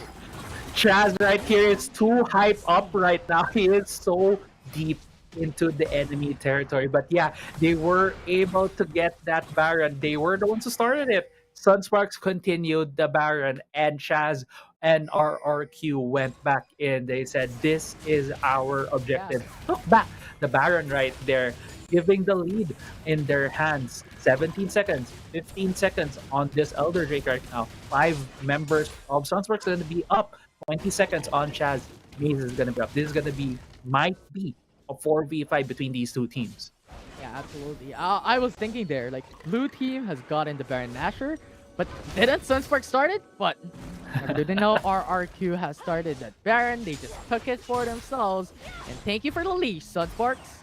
Yeah, thank you for the leash indeed. SUNSPARKS wasn't able to force the issue right there with the man advantage on their hands. They weren't able to start that Elder Drake. So all members right now up for both teams. They're gonna look now. What is the opening? Where will RRQ let SUNSPARKS in? On the other hand, it's the same thing for RRQ. I think RRQ will try to replicate what they did earlier, balling up as a 5-man unit, waiting for that pick. But if you look at the map right now, Nasser is the top side, running right now into the Elder Drake pit. Yeah, so numbers disadvantage for SUNSPARKS. You have a lot of ultimates, all ultimates ready for both teams. And now the quickness, the grand entrance ready for Arjo going for the two-man knockoff. But look at the front lines. Look at Chaz pushing away Hayes. And that removes the ADC from the fight. RRQ can go back at it. Yeah, RQ can go back at it, and they're starting it off right now. It's going to be a 3v5. SUNSPARKS trying to go for this play. Hayes going in, but he goes for the two-man taunt, massive CCs, and Arjuk is down at 1 HP, and Chaz still smacking that Ocean Dragon. Nasru though, still in the area, pretty low though. Trying to go for the steal, takes his enchant is there, and that is RRQ getting the Elder Dragon, and that will be sustained. RRQ can fight, never die. Yeah, never die indeed. And Astro is on the wrong side of the map, doing a loop-de-loop right now against Marky. Marky wasn't able to see him. He's now recalling back to base. 2 members down for SUNSPARKS. The Elder Drake goes to the side of RRQ, and man, RRQ with a great bait on that objective. Only 3 of their members were actually hitting the Drake. That's what's so good with having a champion like Jax. Jax is able to just tank the objective and slowly take it down while his team was waiting in the bush. Maze and I believe Marky was able to catch out Hayes right there, immediately taking out the jungler. That's why SUNSPARKS needed to start off a very desperate fight to be able to have a chance to take that mountain Drake. But alas, they were able to take it. Chaz here might be getting picked off, but then again, RRQ in the driver's seat. Yeah, and Nastro has to clear some minions bot lane, because if you're looking at the lane control, everything's frozen in the mid side of each lane. So they have to push away RRQ, because if they get the Baron Nashor, this is going to be extra push for all teams. Yeah, it's going to be that extra push. We're getting into the 20-minute mark of this game. Game 1, it's really, really close. We were thinking, the panelist test was also thinking this is going to be a 2-0 in favor of RRQ, but as it stands right now, it's still really, really close. This game can turn at just a dime. It just could be a coin flip at this point for SUNSPARKS to be able to get their first win. But the package is on this Corki. The RRQ heard the alarm, heard the sirens that there is the package. They chose not to start this objective, while SUNSPARKS is trying to look for that pick right now in the mid lane, shoving the wave. Yeah, and SUNSPARKS has to force the fight, because RRQ is at the advantage of 5k to gold lead, of having the Elder Dragon, on having the Mountain and Infernal Dragon, and SUNSPARKS needs to have something back in their favor to change the tides, because as we're looking at it right now, RRQ is staying put on that lead. Yeah, RRQ is staying put on that lead, but we have to look back on the actual champions that have been picked in this game. A lot of them are now reaching the full item mark, and I think SUNSPARKS, because they have 2 marksmen on their team, they might have more damage in the late game, especially this Camille. Right now, Nastro is doing his job, split pushing. The Baron is being started up by RRQ. There is a man disadvantage here in this Baron pit. Yeah, and now Nastro is just forced to go for the split push, and RRQ has taken it down for the count. They're getting it down, pushing away SUNSPARKS, slaying the Baron Nashor, and Nastro is split pushing. This might be the end. They have to go back, and that will just be the trade for 2 turrets and trade for the Baron Nashor. Yeah, it's not the best trade for SUNSPARKS right there, but I think they will take what they can get. The Baron is on the side of RRQ. They have Baron buff up minions, but the bot lane inhibitor is down.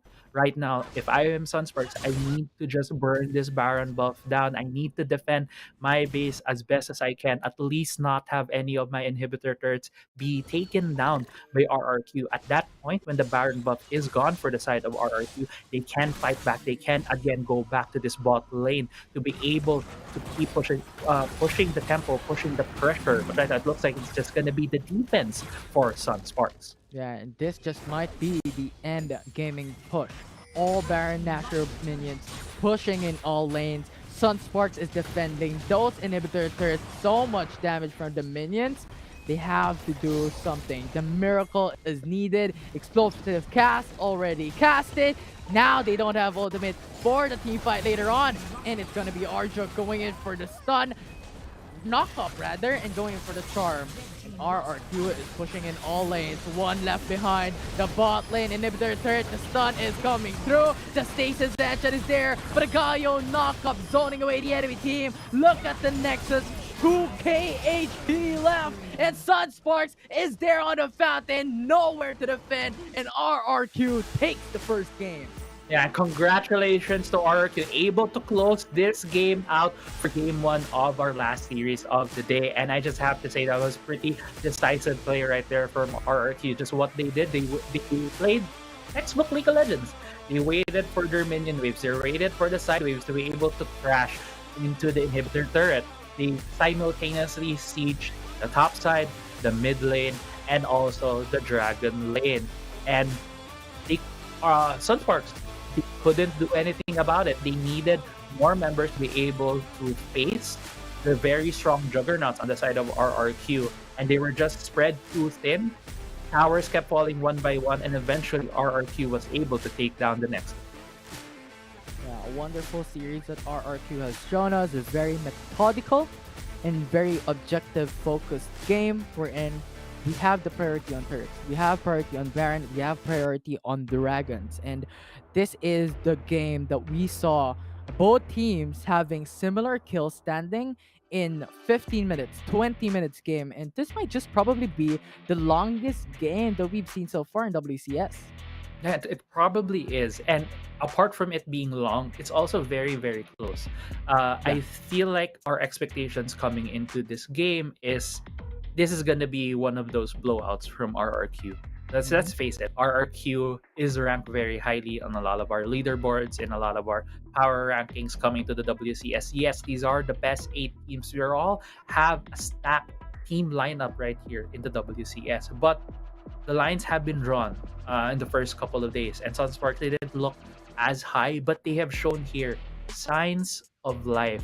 When they're able to play macro, they can go equal with some of the best that we have here in WCS. I think this could be still similar to what we saw to Cerebrum earlier on. Cerebrum had a close game 1 at just a coin flip.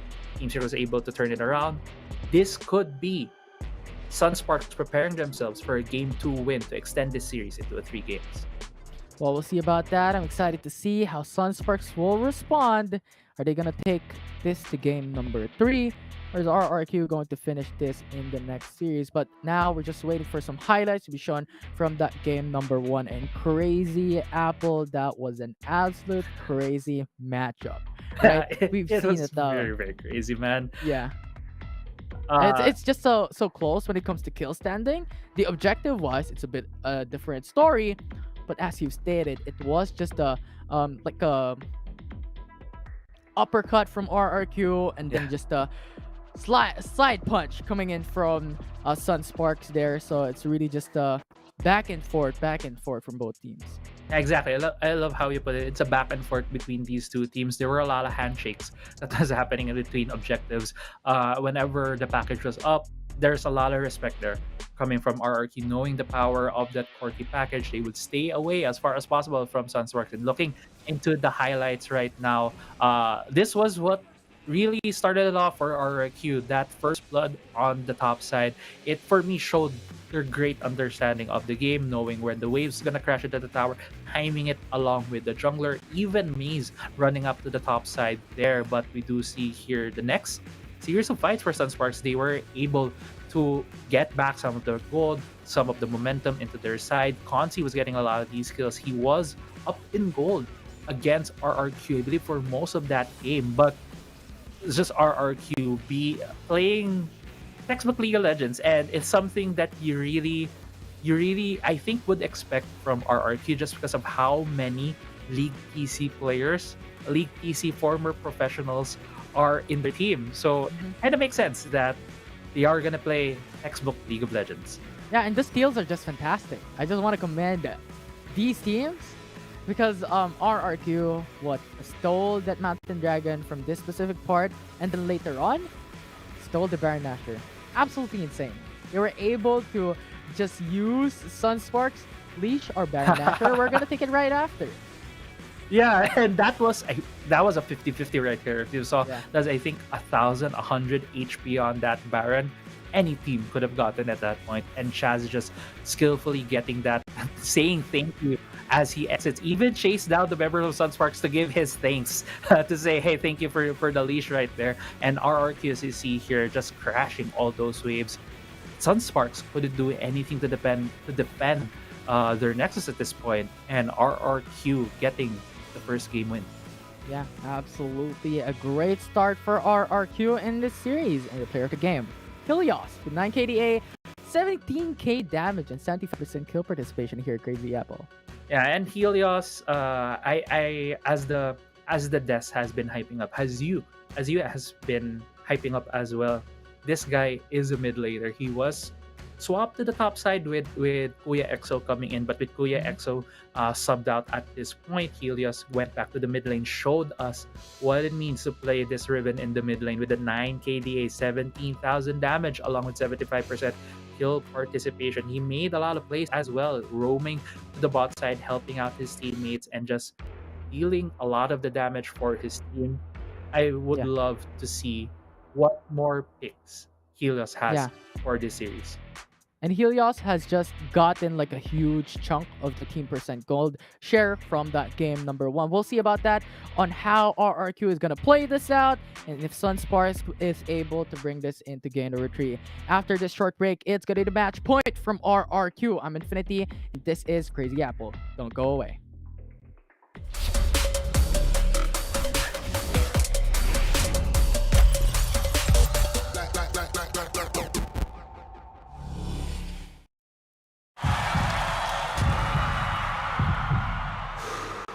Stop and refocus. Get a clearer perspective. See things from different angles. Power up and set your eyes on the prize. It's time to step up and rise to the challenge with the Redmi Note 11.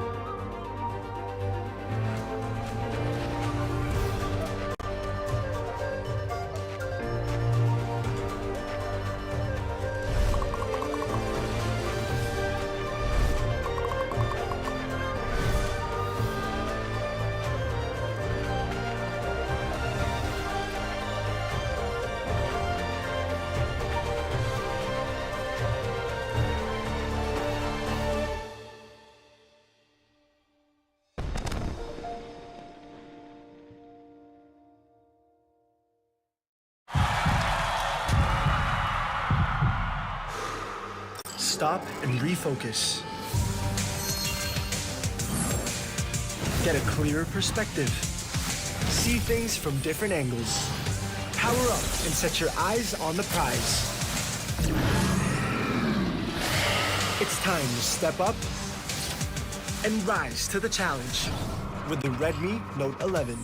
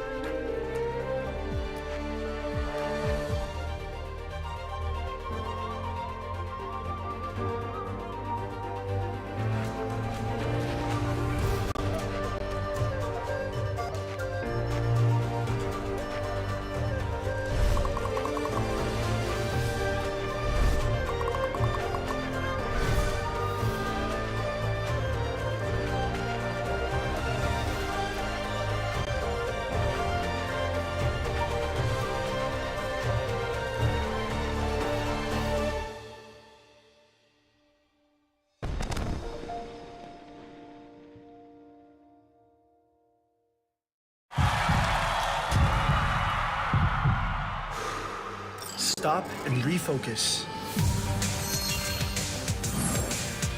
Get a clearer perspective. See things from different angles. Power up and set your eyes on the prize. It's time to step up and rise to the challenge with the Redmi Note 11.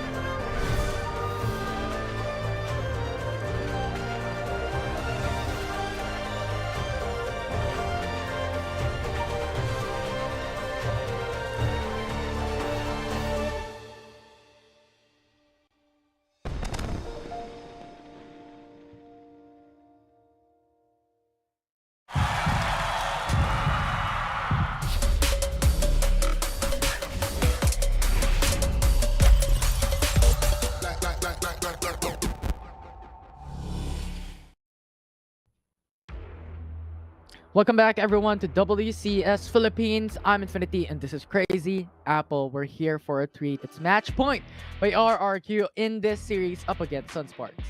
Yeah, it is match point, and it was a very close game one between the both of these teams. And as much as we were hyping it up, SUNSPARKS, this is the time, this is the series for them to prove themselves that they can go with the big boys. RRQ, one of the teams that we're putting up there in the top of the rankings, and they have made a switch. They didn't use EXO, instead they utilized both Devil J and Helios, especially Helios going to that mid lane. He was our player of the game for game one, and that was really just a beautiful showing from RRQ in terms of macro play, understanding when to go in, when not to go in, when to go for these side lane pushes. And on the other hand, I know that SUNSPARKS was also very knowledgeable with that. They also showed great discipline going for some of these objectives, but I think RRQ just really had that smaller advantage against SUNSPARKS to be able to tip the favors to themselves to win that first game. And speaking of showing, right? You talked about Exosan now being switched and Helios going to the mid lane, Double J coming into Baron lane. Helios showed us his mid lane bruiser champion. And Yeah. his Riven, right? This is the Helios that we know and love coming in from the Icon series last year. He has shown us this Renekton mid lane, the Fiora mid lane, and now he's showing us the Riven. And what I want to see personally, I want to see his Twisted Fate back again in play, because he used the Twisted Fate in the Icon series, and that was just a blast to watch. His responses for his teams in other lanes was fantastic, was phenomenal. So I don't know what champion that Helios is going to use for this next game, but I'm expecting them to mix it up a bit.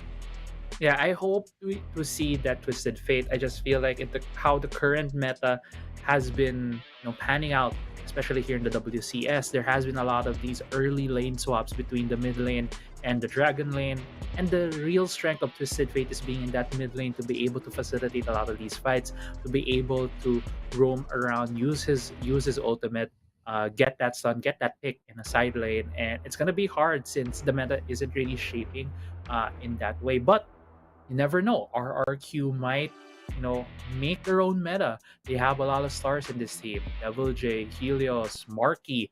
We haven't even seen Marky really have these Yeah. blowout games yet. And it's just, as they mentioned, these are like kings right now here. The superstar studded team. You never know who's gonna be the player who's gonna carry the slack and be the one to carry this whole team. So I'm just waiting on maybe other picks from RRQ, but still can't discount the fact SUNSPARKS showed up game one. What Yeah. will be the adjustments? What will be their takeaways from game one to be able to extend this series to a game three? Yeah, and just imagine if the Baron Nashor wasn't stolen, if the Mountain Dragon wasn't stolen by RRQ, this could have changed the whole tide of the match in favor for SUNSPARKS, and they could have won that game. Right. I like how you pointed it out. It really felt like that game one was a game of inches.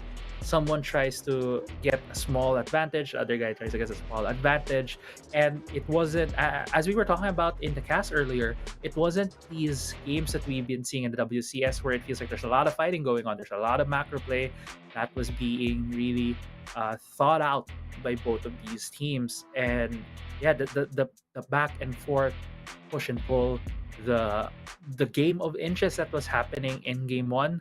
Maybe if SUNSPARKS can find that formula, could find that spark for game Yeah. two, maybe, just maybe, to get that win. I'm really looking forward when we get to the pick and bans, what will be the adjustment for both of these teams.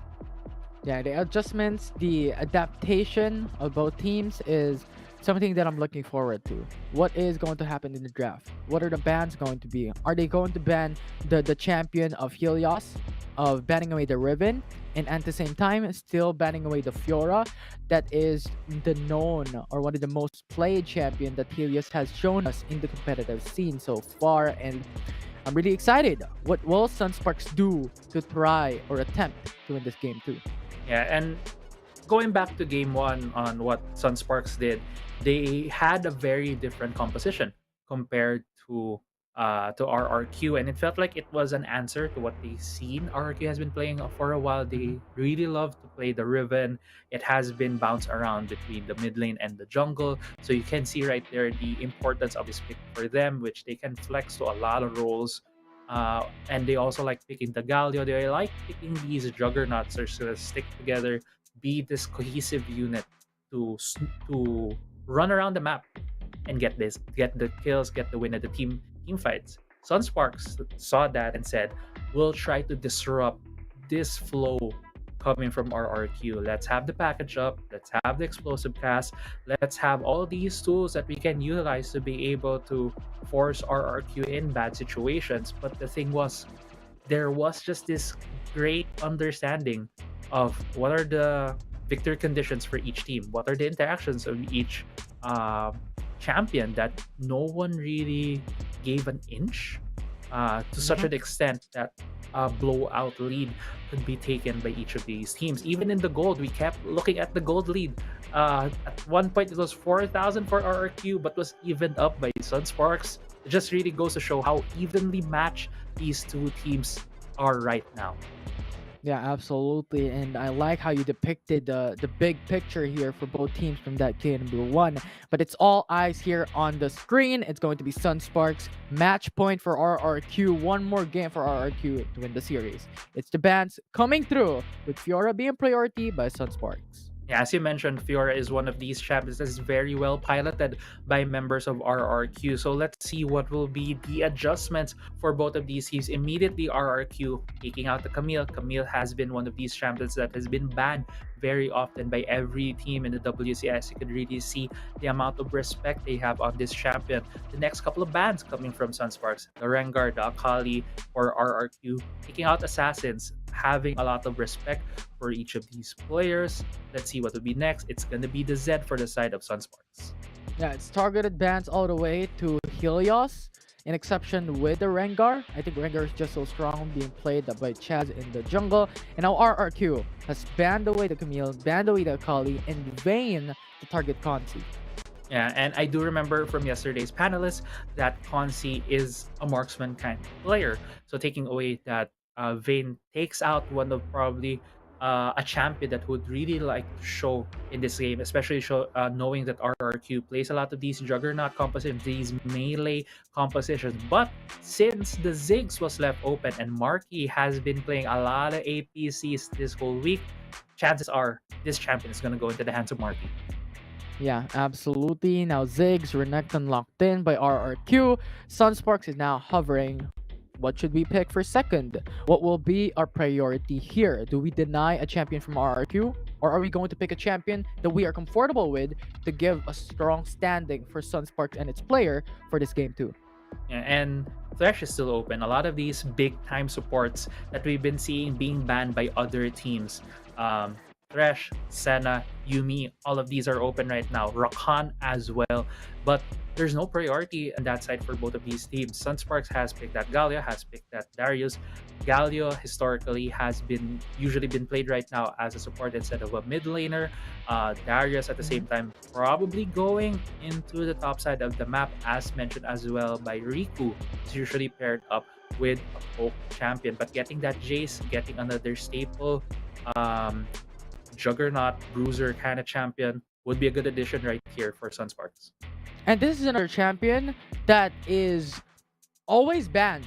It has like 14 bans. It's similar to Camille in day 1 and day 2, having an accumulative 14 bans per the first week of the couple of days of WCS Philippines, and now it has been picked by SUNSPARKS. So this is an interesting story. They're playing very flexible because Jace can go jungle, Jace can go pretty much anywhere. So the flexibility is there in the first couple of picks here for SUNSPARKS, and now RRQ has answered with a Kha'Zix pick in the jungle. Yeah, it's gonna be the Kha'Zix for the side of RRQ. Yeah, it's gonna go into the jungle. Some strong picks that we've been seeing across the days and across the games is set. No one has banned it. no one has picked it yet. There is that chance for RRQ to pick it up because this Renekton can still go either the top lane or in the mid lane. So we'll see what would be the next couple of bans here. Some support bans on the side of SUNSPARKS immediately noticing, hey, there's still not a support pick on the side of RRQ. Let's take away 2 engaged supports in the Rakan and the Leona. But the answer, the priority for RRQ is this Lucian, taking it away from SUNSPARKS. Yeah, I mean, Trash rather is open for RRQ. There is still a Gragas that they can put into the bot lane as they did in day number 1, and then in day number 2 they brought out the Alistar. So there is a lot of picks here for RRQ to follow up, but SUNSPARKS, Ezreal here, crazy. Yeah, Ezreal. I don't think we've seen an Ezreal all week, and I'm just really excited to see this champion. I love playing Ezreal, and I think in this kind of composition where you're gonna focus your Galio to defend the Darius, to defend the Jace coming in. If they pair this up with another CC champion, exactly a Wow. Gragas, this Ezreal can just live on his own and jump around, maybe stay a bit of distance away from this Kazi because he's gonna jump in along with the Alistar last pick for RRQ. Right now, I think SUNSPARKS has this very well-rounded comp, although they are lacking a bit of magic damage unless this Gragas will be building a lot of that if he is going to be put in that jungle position. But at the same time, I feel like Ezreal, if he gets online, he'll just be able to kite out the members of RRQ. Yeah, and this is interesting. SUNSPARKS is playing the deny game, right? You pick Gragas as support, we're going to pick it. You pick Leona as support, we're gonna ban it. Rakan is banned away as well as a flexible support role here. Galio, we're gonna pick it up for ourselves. So there is a lot of deny here onto Maze on what champion he can play, and now he is forced to adapt. Bringing out the Alistar as he did in day number 1. Now it's a question. Can they win against SUNSPARKS with this denial matchup, with so much power that has been removed or flexibility removed from RRQ? The thing is, there's a lot of power as well in the picks of RRQ. We have seen they are very good at going for these early game tower dives, getting the first blood of that. And Alistar is a very good addition when it comes to roaming, maybe in the top side, maybe in the dragon lane to be able to pick off one of these members. Yes, Ezreal has a jump, also has that flash, makes him very mobile and could get away from a lot of these crowd control. But the target for the Alistar could also still be that Jace, who still only has the form change and the movement speed. Could also be the Darius in the top side. We'll see here what RRQ tries to go for the early game. Right now, looking at the map, a lot of default starts for both of these teams. Yeah, just a shook hands in top side of the map. RRQ is gonna pick their Renekton. SUNSPARKS is gonna pick Darius. Pretty much what happens in almost every single matchup, with some exceptions to series, depending on that lineup. But RRQ gets a solo kill top lane? That came out of nowhere for Devil J. First blood going to the hands of RRQ. No summoners burned for Nastro, while all the summoners was burned for Devil J. I'm not sure if we're gonna get a replay right here, but I believe it's the level 2 power spike for Renekton. A bit of a scuttle here in the bot side of the map. Marky just throwing some poke on Conti, but going back into the Baron lane, I do really think level 2 was hit immediately by Devil J, getting more than 50 Fury, was able to flash, get the empowered stun on Nastro along with Ignite, was just enough to be able to get that first blood. Yeah, and it's just the right moment, right? Using the flash, that's 2 minutes and 30 seconds. Devil J got the first blood in the first 45 seconds. So when the dragon comes up, when the Rift Herald comes up, it's gonna go back up. So this is just the right timing for Devil J to take the first blood. Now RRQ is looking to go for that bot lane. This is a 3v3. RJK is forced to back away. They're not gonna go for the contest here on Rift Scuttler. Yeah, and this goes back again when we see this Rift Scuttle fights between the two teams. When they face off, it's always gonna be the action in the mid lane. We weren't really able to see it earlier, but Helios was the one who was pushing Haze away from that lane, was doing a lot of the damage in terms of harassment. Because of that, the wave bounced back towards the side of RRQ, but he was able to bounce it back again. Oh no. Goes in for the knockup, diving under the turret, gets another kill for RRQ, with Maze setting up the play. he was caught blindsided right there. Didn't flash early on. Nastro was very low. Great heads up play right there from Maze, immediately punishing Nastro for overstaying in the top side. Yeah, it's perfect timing. RRQ, Maze was just waiting in that pitch, and then Nastro was hovering around that try brush, and then exactly when he went out, Maze placed the ward and just went in, flash, stun, knockup. And that got them the second kill of this game.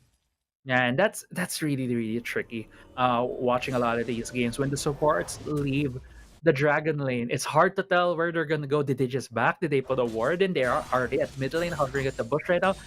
No one can tell. And at that moment in time, unfortunately for Nasjo, Maze had his eyes in the top side again, punishing it. And 2-0 now on the board for the side of RRQ. We are about to see the first couple objectives, the first Rift Herald, the first Drake.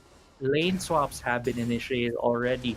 Helios and Haze are here at the Dragon lane, while Marky, Maze, Fonzie, and Arjuk are already in the mid lane. These teams already having their eyes set on these two objectives.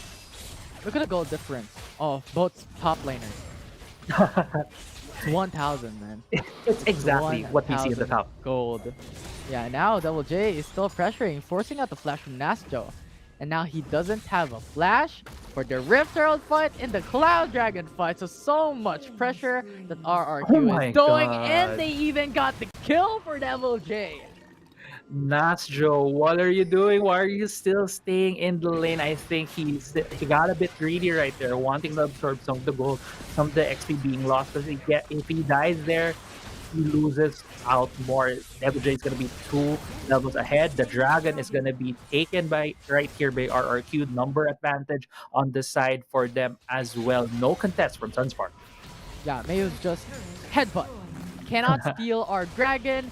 And now No. RRQ even got the tower first blood. This is more than great when it comes to the early game for RRQ.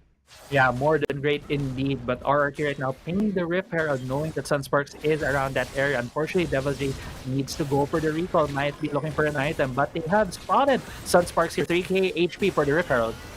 Yeah, and they're ready to go for the setup there. Mega Inferno Bomb. Galio is going for the ultimate to try and zone away the enemy team. And SUNSPARKS has taken the Rift Herald at the cost of Nastro's life. And RRQ wants to go for more as they have burned away the flashes of SUNSPARKS.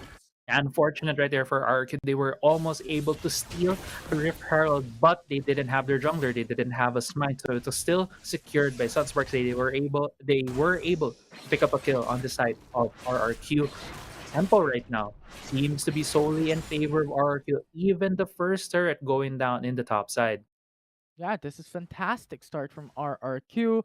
The way that they were able to capitalize and even get trades, despite SUNSPARKS going for the Rift Herald, securing it and trying to go away, they were able to take Nasjos' life. So there's a lot to take in here from RRQ on what they do, which is very methodical. They're going in for objectives once again here in Game 2 on getting Cloud Dragon, the Tower First Blood, and securing their 4K gold lead.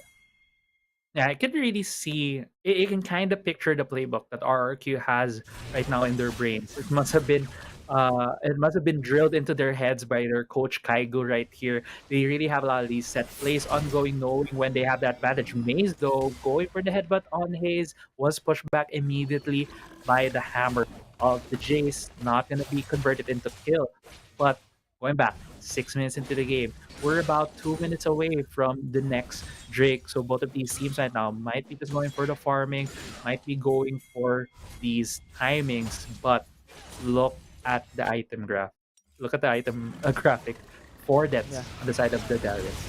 Oh, now Chaz comes in, goes in, isolation, knockup coming in from Maze with the double, and RRQ followed up flawlessly, and Devil J following up with a flank, and Haze, Maze, what is going on as they survive with 1 HP, but RRQ has taken 2 kills. Yeah. 2 more kills on their side. Almost a 5k gold lead. Dragon's gonna be up in about a minute. Nasio trying to make some difference right here. Looking for Marky, looking for Helios, but the back timings right now for RRQ are just at the right timing. Getting more items, completing some of their first items right here to be able to box out SUNSPARKS in the next Dragon take. It's just great series of plays coming from RRQ. Yeah, look at the gold of the top laners. This is what I'm looking at. 2.5k gold lead advantage of Devil J compared to Nastro. Two Great completed disparity items. there. So much. Yeah, that's 2 completed items already for Devil J. He has the build. He has the build where he will just be able to eviscerate this Darius when they go toe to toe in the lane. That's why there's going to be a lot of control for RRQ in this side lanes. Arjuko sitting in this brush might be seeing Chaz. No, they weren't. They weren't able to catch him over there. Rift Herald was summoned at the top side, probably because it timed out already. But 10 seconds on this Mountaineer. Yeah, and that was a clever move from SUNSPARKS, putting the Rift Herald top. Bit of a delay because they place it in the jungle, and now Double J is forced to back away. The Rift Herald shows up, Mountain Dragon being started by SUNSPARKS. This is the strategy that SUNSPARKS is doing. Yeah, but a bit of pokes right now on Chaz was hit by the powered shock blast right there for Haze. They are right now for SUNSPARKS shoving this mid lane turret. 4 members are there in the mid lane, but they still haven't started out this Mountain Drake. Yeah, well, I guess Chaz is playing a bit of a battle there, cat and dog fight away from the Mountain Dragon. And they're actually continuing it. 3k HP left, but resets. RRQ is gonna have a hard time because SUNSPARKS is already here.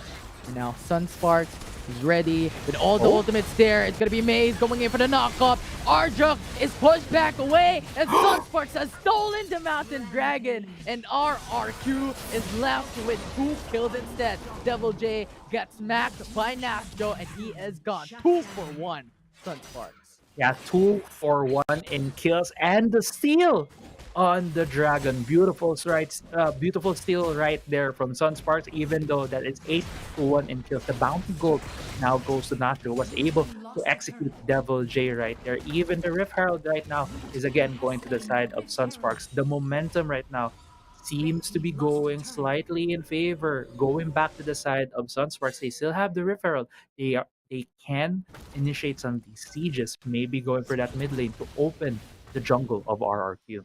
Yeah, and basically SUNSPARKS has to change something.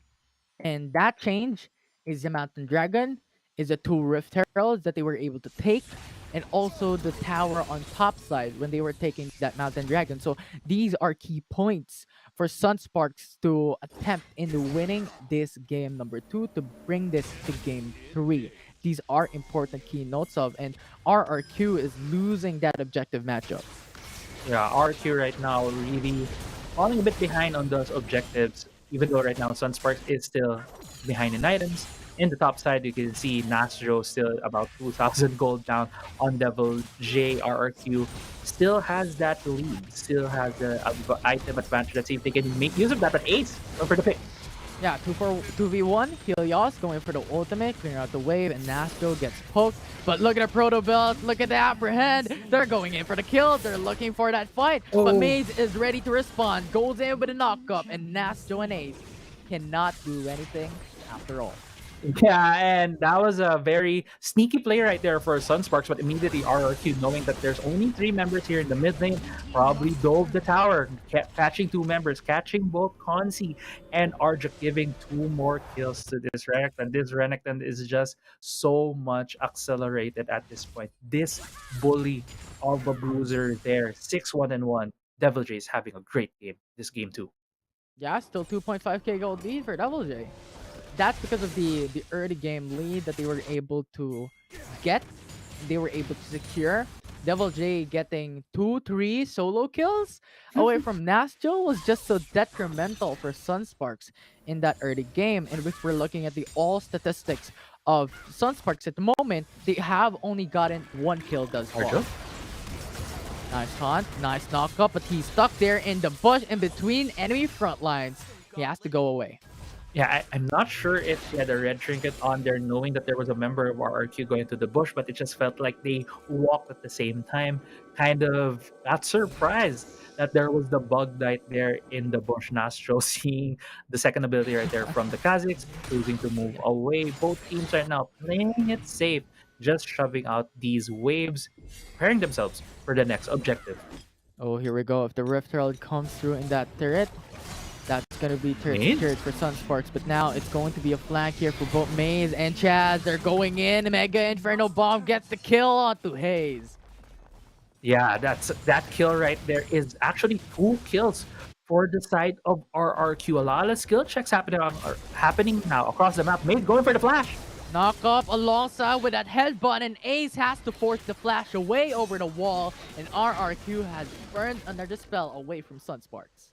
Yeah, another spell indeed burned for the side of SUNSPARKS, and I just think right now RRQ is in such good control over this map. They have been getting these skill checks, have been getting the solo kills. We don't have 2 cameras to be able to get all of them right now in the broadcast. So because of this, they have control over this Dragon Pit. Looks like it's going to be an uncontested Ocean Drake take for RRQ. Those kills though from Conti and Ace, if that barrel had been a little bit later, and if Conti used his ultimate a little bit earlier, that could change up. But RRQ has secured the Ocean Dragon. Now SUNSPARKS is looking for the Baron Nashor potentially, but too much risk involved. Yeah, I kind of got caught by surprise there when Consi just hit the Baron. Don't know if Maze is there. Maze, I think, knows that a lot of members SUNSPARKS here can see RRQ right now running towards this Baron Pit, looking for members of SUNSPARKS. And Arjok is here on the bush as well. Taking that risk cutter is going to be very important, but Maze comes through with a double man knockoff. Arjok is stuck here in the front line. Galio ultimate has to be used defensively, but Arjok's still going to be picked up by RRQ. Hayes, Protobell away, but you cannot run, and we are going to catch you up. And RRQ has slayed 3 members of SS. 3 members down for SUNSPARKS. No jungler. It looks like it's gonna be the Baron take for RRQ right now. Nasra trying his best to shove this mid lane turret to be able to have a bit more control over this map. But Marky is chasing him down, shoving the mid lane. The mid lane right now, you can see right here, the bottom lane is shoving in favor of SUNSPARKS. Expect that one of the members from RRQ is going to go there. Again, they like to go for these macro plays. They will set up these side waves. They will set up this mid lane to be able to take the outer tier turrets of SUNSPARKS. Yeah, and SUNSPARKS, RRQ, look at the kill difference. Crazy Apple. It's 1 to 15. Gold lead, 10k gold lead for RRQ. You cannot ask for a better early game, mid game, aside from this, on how RRQ is playing. And now Maze going in for the 2-man knockup once again. Devil J to follow up. Stasis is going to be forced. A is going to force Stasis as well, as Ezreal get eviscerated in that explosive cast. Saves RRQ's life, and Devil J stunning, slicing, and dicing their enemy front lines as Hayes gets eviscerated. 4-man down for SS. 4-man down. Only 1 was the casualty. And who's the casualty? The guy who started it all. Maze on that Alistar, giving up his life to give this great advantage right now for RRQ. They keep accelerating the pace of this game. Bot side, second tier turret down. Mid lane, second tier turret down. They're about to break the inhibitor turrets of SUNSPARKS. This just could be the end of the game.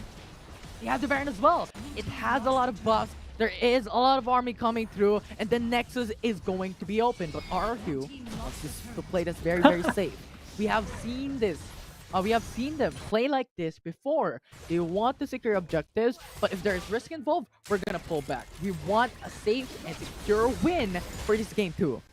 Right, and again, it's textbook League of Legends for RRQ. SUNSPARKS showed signs of life in Game 1. RRQ was the team who made the adjustment. The adjustment was Devil J.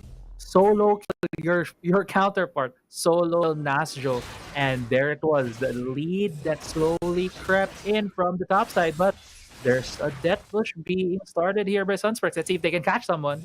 Yeah, SUNSPARKS is just waiting behind. Waiting for a flank. Infernal Elder Dragon is going to come up 20 seconds after. So we'll see what will happen here for SS, because RRQ is pushing. And it cannot happen if only 2 members are defending, because RRQ don't care about an Infernal Dragon. They're waiting for that kill, and Azealia stunned up, knocked up. RRQ has to respond, and now Galio with the ultimate. Chaz in there, isolation, killed, the damage is insane, and Chaz has just cleaned the SUNSPARKS away. Yeah, and even the Infernal Elder Drake is up, but I don't think RRQ needs it anymore. They can finish the game here. They have a wave in the mid lane, bot lane. The minions are about to come up, but it's just gonna be the Nexus in the eyes of RRQ. And RRQ is here to dominate, is here to finish this game, and they are here to conquer. SUNSPARKS has lost it, RRQ has won it, 500 HP, and they had finished this series with a 2-0 sweep. Yeah, and RRQ yesterday fall against Team Secret. And earlier today, we saw Team Secret having chinks in their armor. 2-1 against Cerebrum. But here, RRQ showing we're not going to show any weakness. It's still going to be a clean 2-0 against SUNSPARKS. Yes, game 1 was pretty close, but the adjustment from RRQ coming into game 2 was just beautiful to see.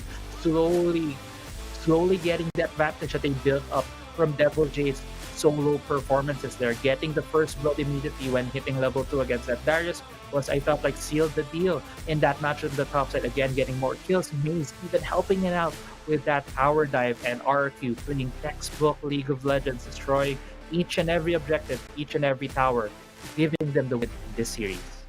Yeah, the objective game for RRQ is on the next level here for day 3. They showed up their methodical playstyle in this last series of this week and of this day, and it's just such a wonderful thing to see. They're playing it very safe. They want those objectives. If they had the objective in mind, they will have their eyes on the prize. Yeah, they really had their eyes on the prize right here. And just if we later on in the panel, we're gonna see in the standings, it was a 2-2. It's gonna be a 2-1 score for RRQ over this week, and it just kind of solidifies the early power rankings that the panel we had as casters for this team. Again, RRQ has a lot of stars. You're talking about Marky. Helios was our player of the game for game 1, and Devil J indeed is a player who really showed up. It allowed the whole team of RRQ to have so much space for themselves. Marky also being very effective on these AP carries in the bot side of the map. Just really good all around plays for them. But can't discount the fact SUNSPARKS always fighting back. You see them contesting every objective. It's just that RRQ has been the faster team on the draw. They are already there. They really capitalize well on the strength of the Renekton, who was able to get these early kills. I really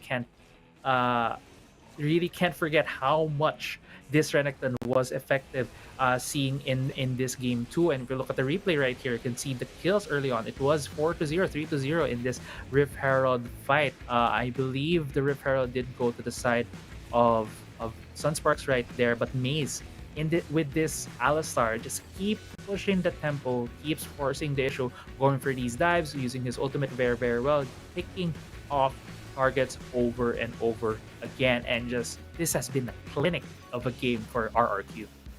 Yeah, I mean, only 1 death, 2 deaths. It's a single-digit death. I can't count.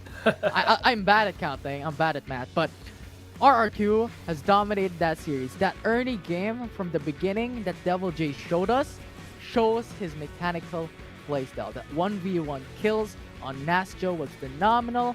And at that point in time, now Ace has to decide, what do we do? Am I going to respond on top side, wherein Devil J has 3k gold lead already away from our top lane? Or am I looking at a different route?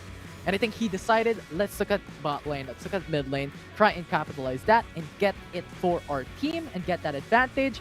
However, you have Maze, great heal from the side of RRQ, so you really can't penetrate the back line on Marky, on Helios that quickly. So that is just great beginning for Double J. Yeah, and this last fight right here, we're looking at the highlights right now. It's kind of unfair to see Helios go against 3 members of SUNSPARKS and they weren't able to finalize the kill. At that point, that was just how much ahead RRQ was. And going back to the kill count, it is 2-23 in favor of RRQ. That's a 21 kill difference. And if I do remember, Analyst Desk has that bet on who has the more kills in terms of objectives, and I feel like Otlus might be the one on the winner side for the amount of kills. And there we go. The crown to the MVP, Devil J, the player of the game, having that great early start, 15 KDA, 65% kill participation, but it doesn't matter. He got that early advantage for his team. He set up the early phase for RRQ to then capitalize when it comes to objectives, when it comes to those key moments. He shined. Yeah, he did truly shine. And it wasn't only with his individual performance. We have seen that he also got help from his team. And it's what I've been liking about RRQ. And I think one of the play styles that they can really lean on, just because they have a lot of stars in their team. They have a lot of good mechanical players. So what you do, whoever is feeling hot today, feeling hot that game, feeling hot. keep supporting him. Keep putting more resources. Keep feeding him more of these gold, more of these kills. And that's what they did with Double J. He was just able to carry the team on his back to be able to finalize that series. Yeah, it's basically to build a strong building, you need to have a great foundation. And Devil J built that foundation for RRQ to have a strong building built up, to be harder to penetrate and to break down from the opposing side. Yeah, I really agree. Right now, though, SUNSPARKS is, I believe, the only team in the WCS hasn't even doesn't have yet a game win.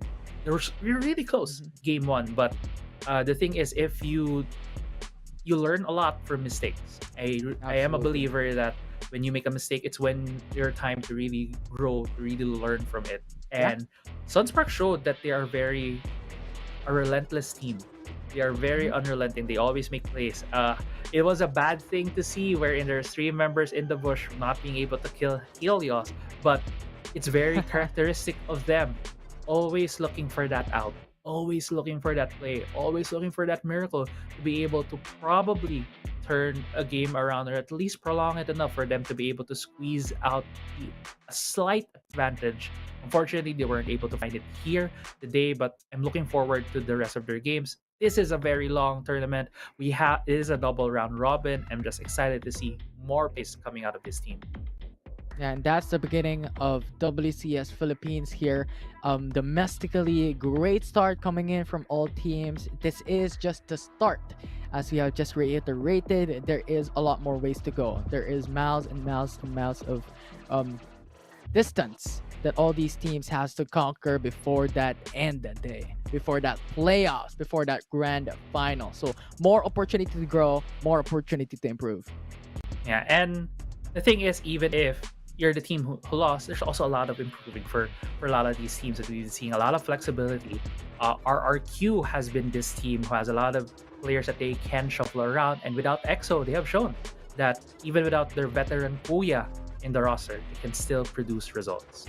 Yeah, results is what we need, but more to that after a little bit of a short break. In behalf of the Shoutcaster in the caster's desk, me, Infinity, Crazy Apple here, Deadeye, and from the prior Shoutcasters before, we thank you everyone for watching, and hopefully you can stay, because after this short break, it's gonna be the panel talking with Helios and RRQ.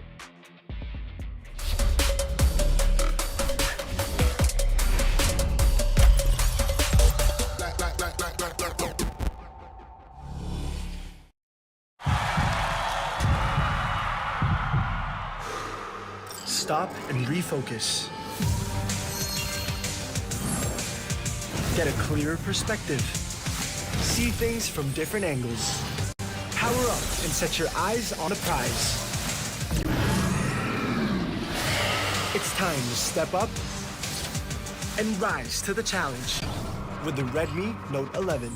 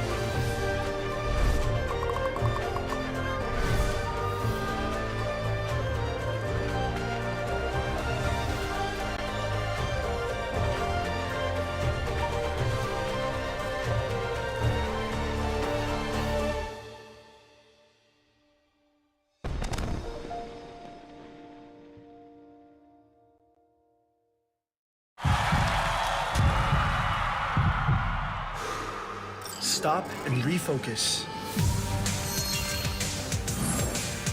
Get a clearer perspective. See things from different angles. Power up and set your eyes on the prize. It's time to step up and rise to the challenge with the Redmi Note 11.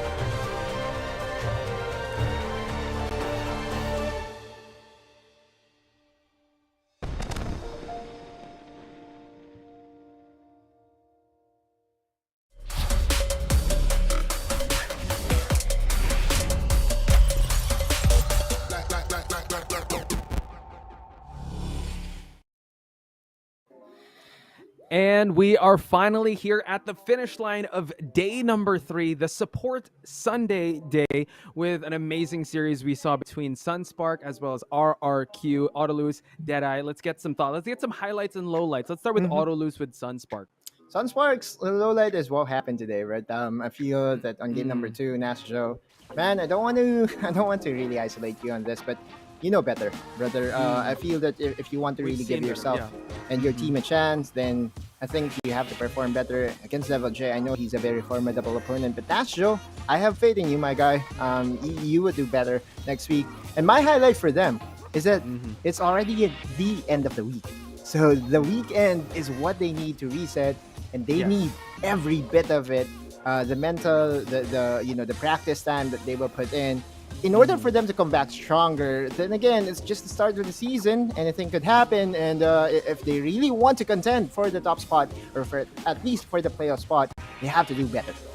Yeah, we started seeing a little bit of signs of life when we saw Consi use the Ezreal, and we were thinking game number 2 is going to be different, but unfortunately it really went in RRQ's favor. Now, Deadeye, let me get your thoughts on some highlights and lowlights that you thought for RRQ.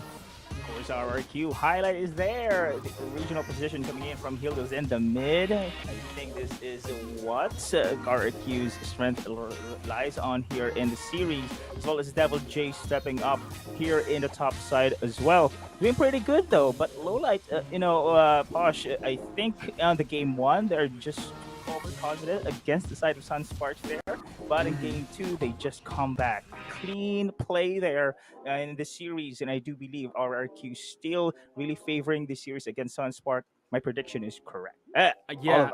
All of us, our predictions are correct, but I gotta call a spade here. It is Autolus that got the kill count correct. He did go above 17. I don't know, he's looking at his crystal orb. Look at Was that exact? Like 17? all day, yeah. No. What I mean, the gap was did I call 17 and then the gap Yeah. was really 17? Because No. I get double points for that, right? Not that Yeah, it matters. But, Unfortunately, I think it went a little past 17, but in that same past range. 17. But we will actually talk to one of the RRQ members in the name of Helios. So let's head on over to the interview to talk to our favorite mid laner of RRQ. Helios, wow, and everyone, the whole gang is here. Congratulations, first of all. Hello. Chaz is over there. Everyone's celebrating. Helios, congratulations, first of all. How does it feel like going back to the mid lane? Medyo kinakabahan po.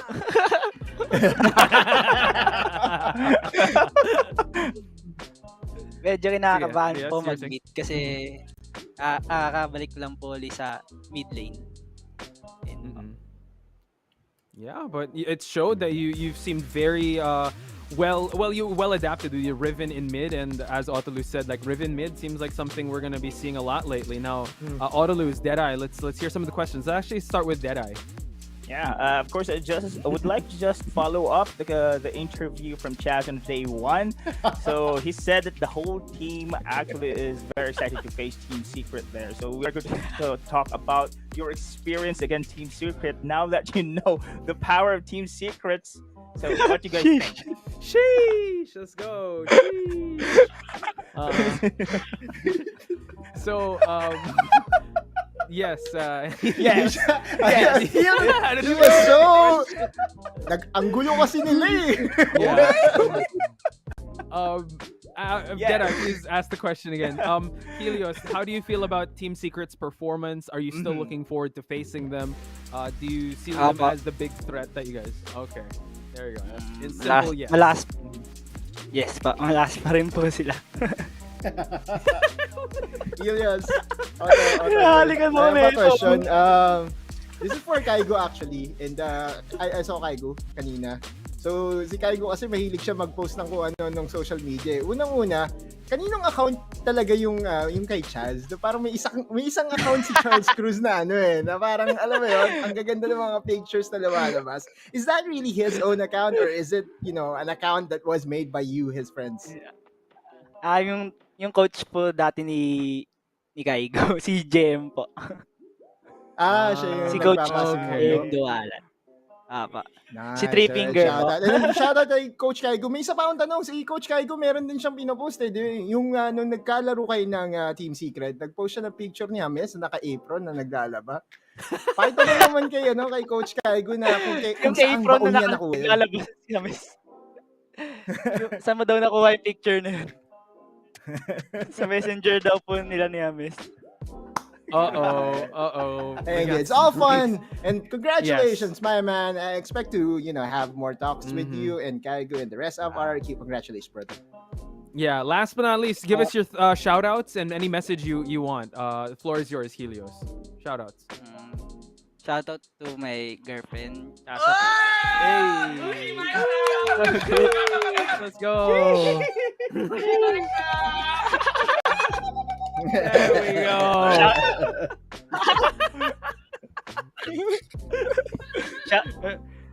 Tapos anything else?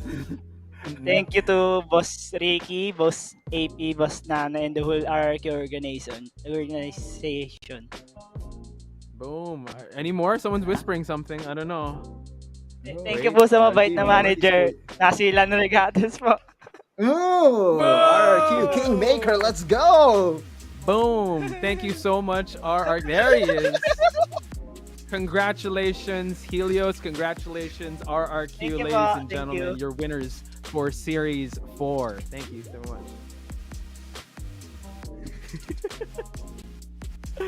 Okay, back to the panel now. So, guys, we definitely wrapping up on a funny note. It's a very energetic way to end the week. Let's go, Bosh. Let's take it home. Let's go. All right, first off, we got to clean up shop.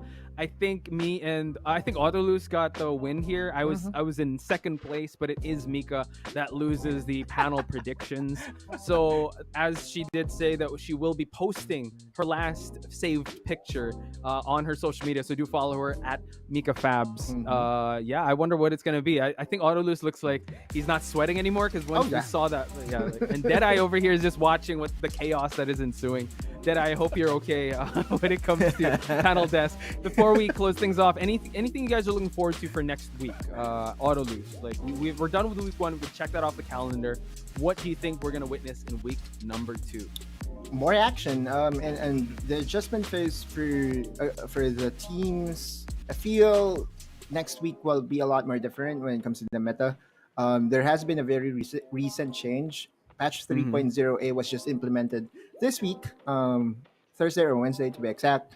So next week we will see more teams be more prepared with more strategies and less cat. I feel so. I feel so because Yumi has been one of our revelations this weekend. I didn't expect the cat to be this big. Cat's out of the bag, to, man. Yeah, I know. This big of a difference maker. So for next week, I feel teams will be either prepared to face against it or prepared to pick it. Okay, all right. Before we get your thoughts, Deadeye, let's check out the match results for today because honestly, like I think the big match for me was Team Secret versus Cerebrum Esports. We had an amazing match. Again, it was 2-0, 2-0, 2-1, and then a 2-0 with RRQ versus SUNSPARKS. So yeah, I don't know. I think Team Secret, they fought tooth and nail, but it just shows that Cerebrum Esports is leveling up. Now, my question to you, Deadeye, is what are you looking forward to when it comes to next week? First and most, of course, this first week is just to shoot the power rankings here. So we have seen teams stepping up. Of course, predictions have been not that of 100%, and we have seen as well metas. And yeah, I agree with Autolus that I did not expect that Yumi pick has come this early to be dominating in our first week. So next week, I'm very excited what other meta will show up and what surprises the teams will going to show us in those. So let's check out the standings because I'm sure when next week comes, it's going to change things up. So we got to look at where everyone is standing. Still undefeated and uncontested is Underground. Team Underground. They did face Grindsky. Fennel Adversity 2-1, all tied up with Oasis as RRQ and Team Secret. Grindsky getting 1 win, and Cerebrum, Wildrift, and SUNSPARKS still looking to get on the board. Gentlemen, do you think we're going to be seeing some changes here, or would this be the order or the food chain of how the WCS will be playing out? Start with Autolus. You know what? 1 to 5, I feel is going to be very tough to predict as to if it's going to still be the same. My power rankings is relatively closely similar to this. I feel Grindsky Esports is really the clear number 6 when it comes to this 8 teams, and Cerebrum, Wildrift, SUNSPARKS will be our 7 and 8. But things could change, and that's where things get exciting. Next week, I expect it to still relatively be the same, but we will have more 3-game series. Has this changed your power rankings, Deadeye, or this is pretty much like I know we didn't ask you. I know we asked Crazy Apple to rank them, but is this pretty much a snapshot of how you consider the power rankings of the WCS? To be honest, the top 5 here, yes, they are on the top of the food chain here, but with the performance coming in from Cerebrum Wildrift, so far I've witnessed this one. I casted their series against Team Secret. Yes, I'm looking forward for this team to rise and climb the ladder.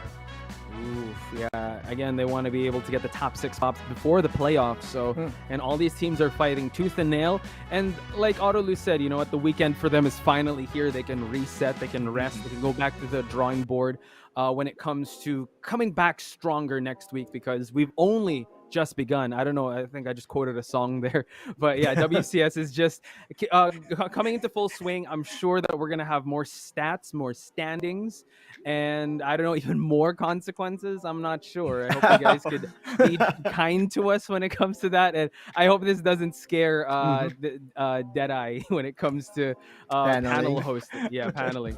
But before anything else, guys, just want to thank a couple of people here. Once again, this event was made possible by PPGL, the largest multi-esports league in the country, together with Riot Games.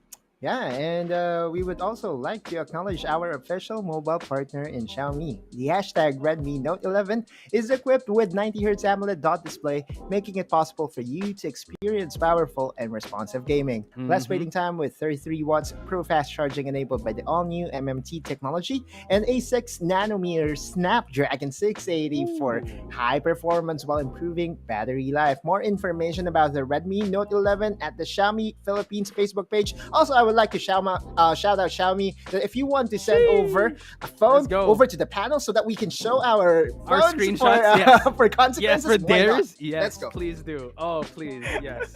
And Yes, please. Thank you for that auto lose. And of course, this tournament is under the supervision of Games and Amusement Board. Yes, on behalf of everyone here in the panel desk and everyone at the back, also the casters and players, thank you guys so much for tuning into day number 3 of WCS. We will see you guys next week, so stay tuned and stay safe. We'll see you guys on the Rift. Have a good night.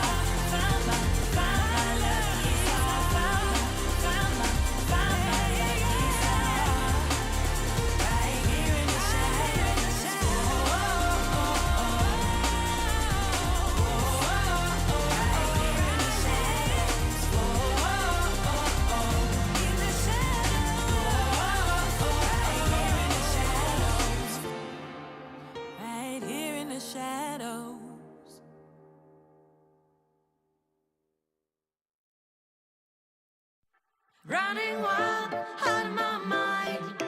Hold my breath, cause I'm ready to make a move. Got nothing to lose. Watch me shake up the ground.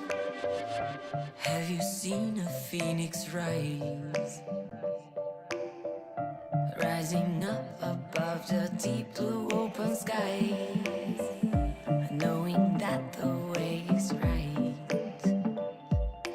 Guided by the secrets of an undiscovered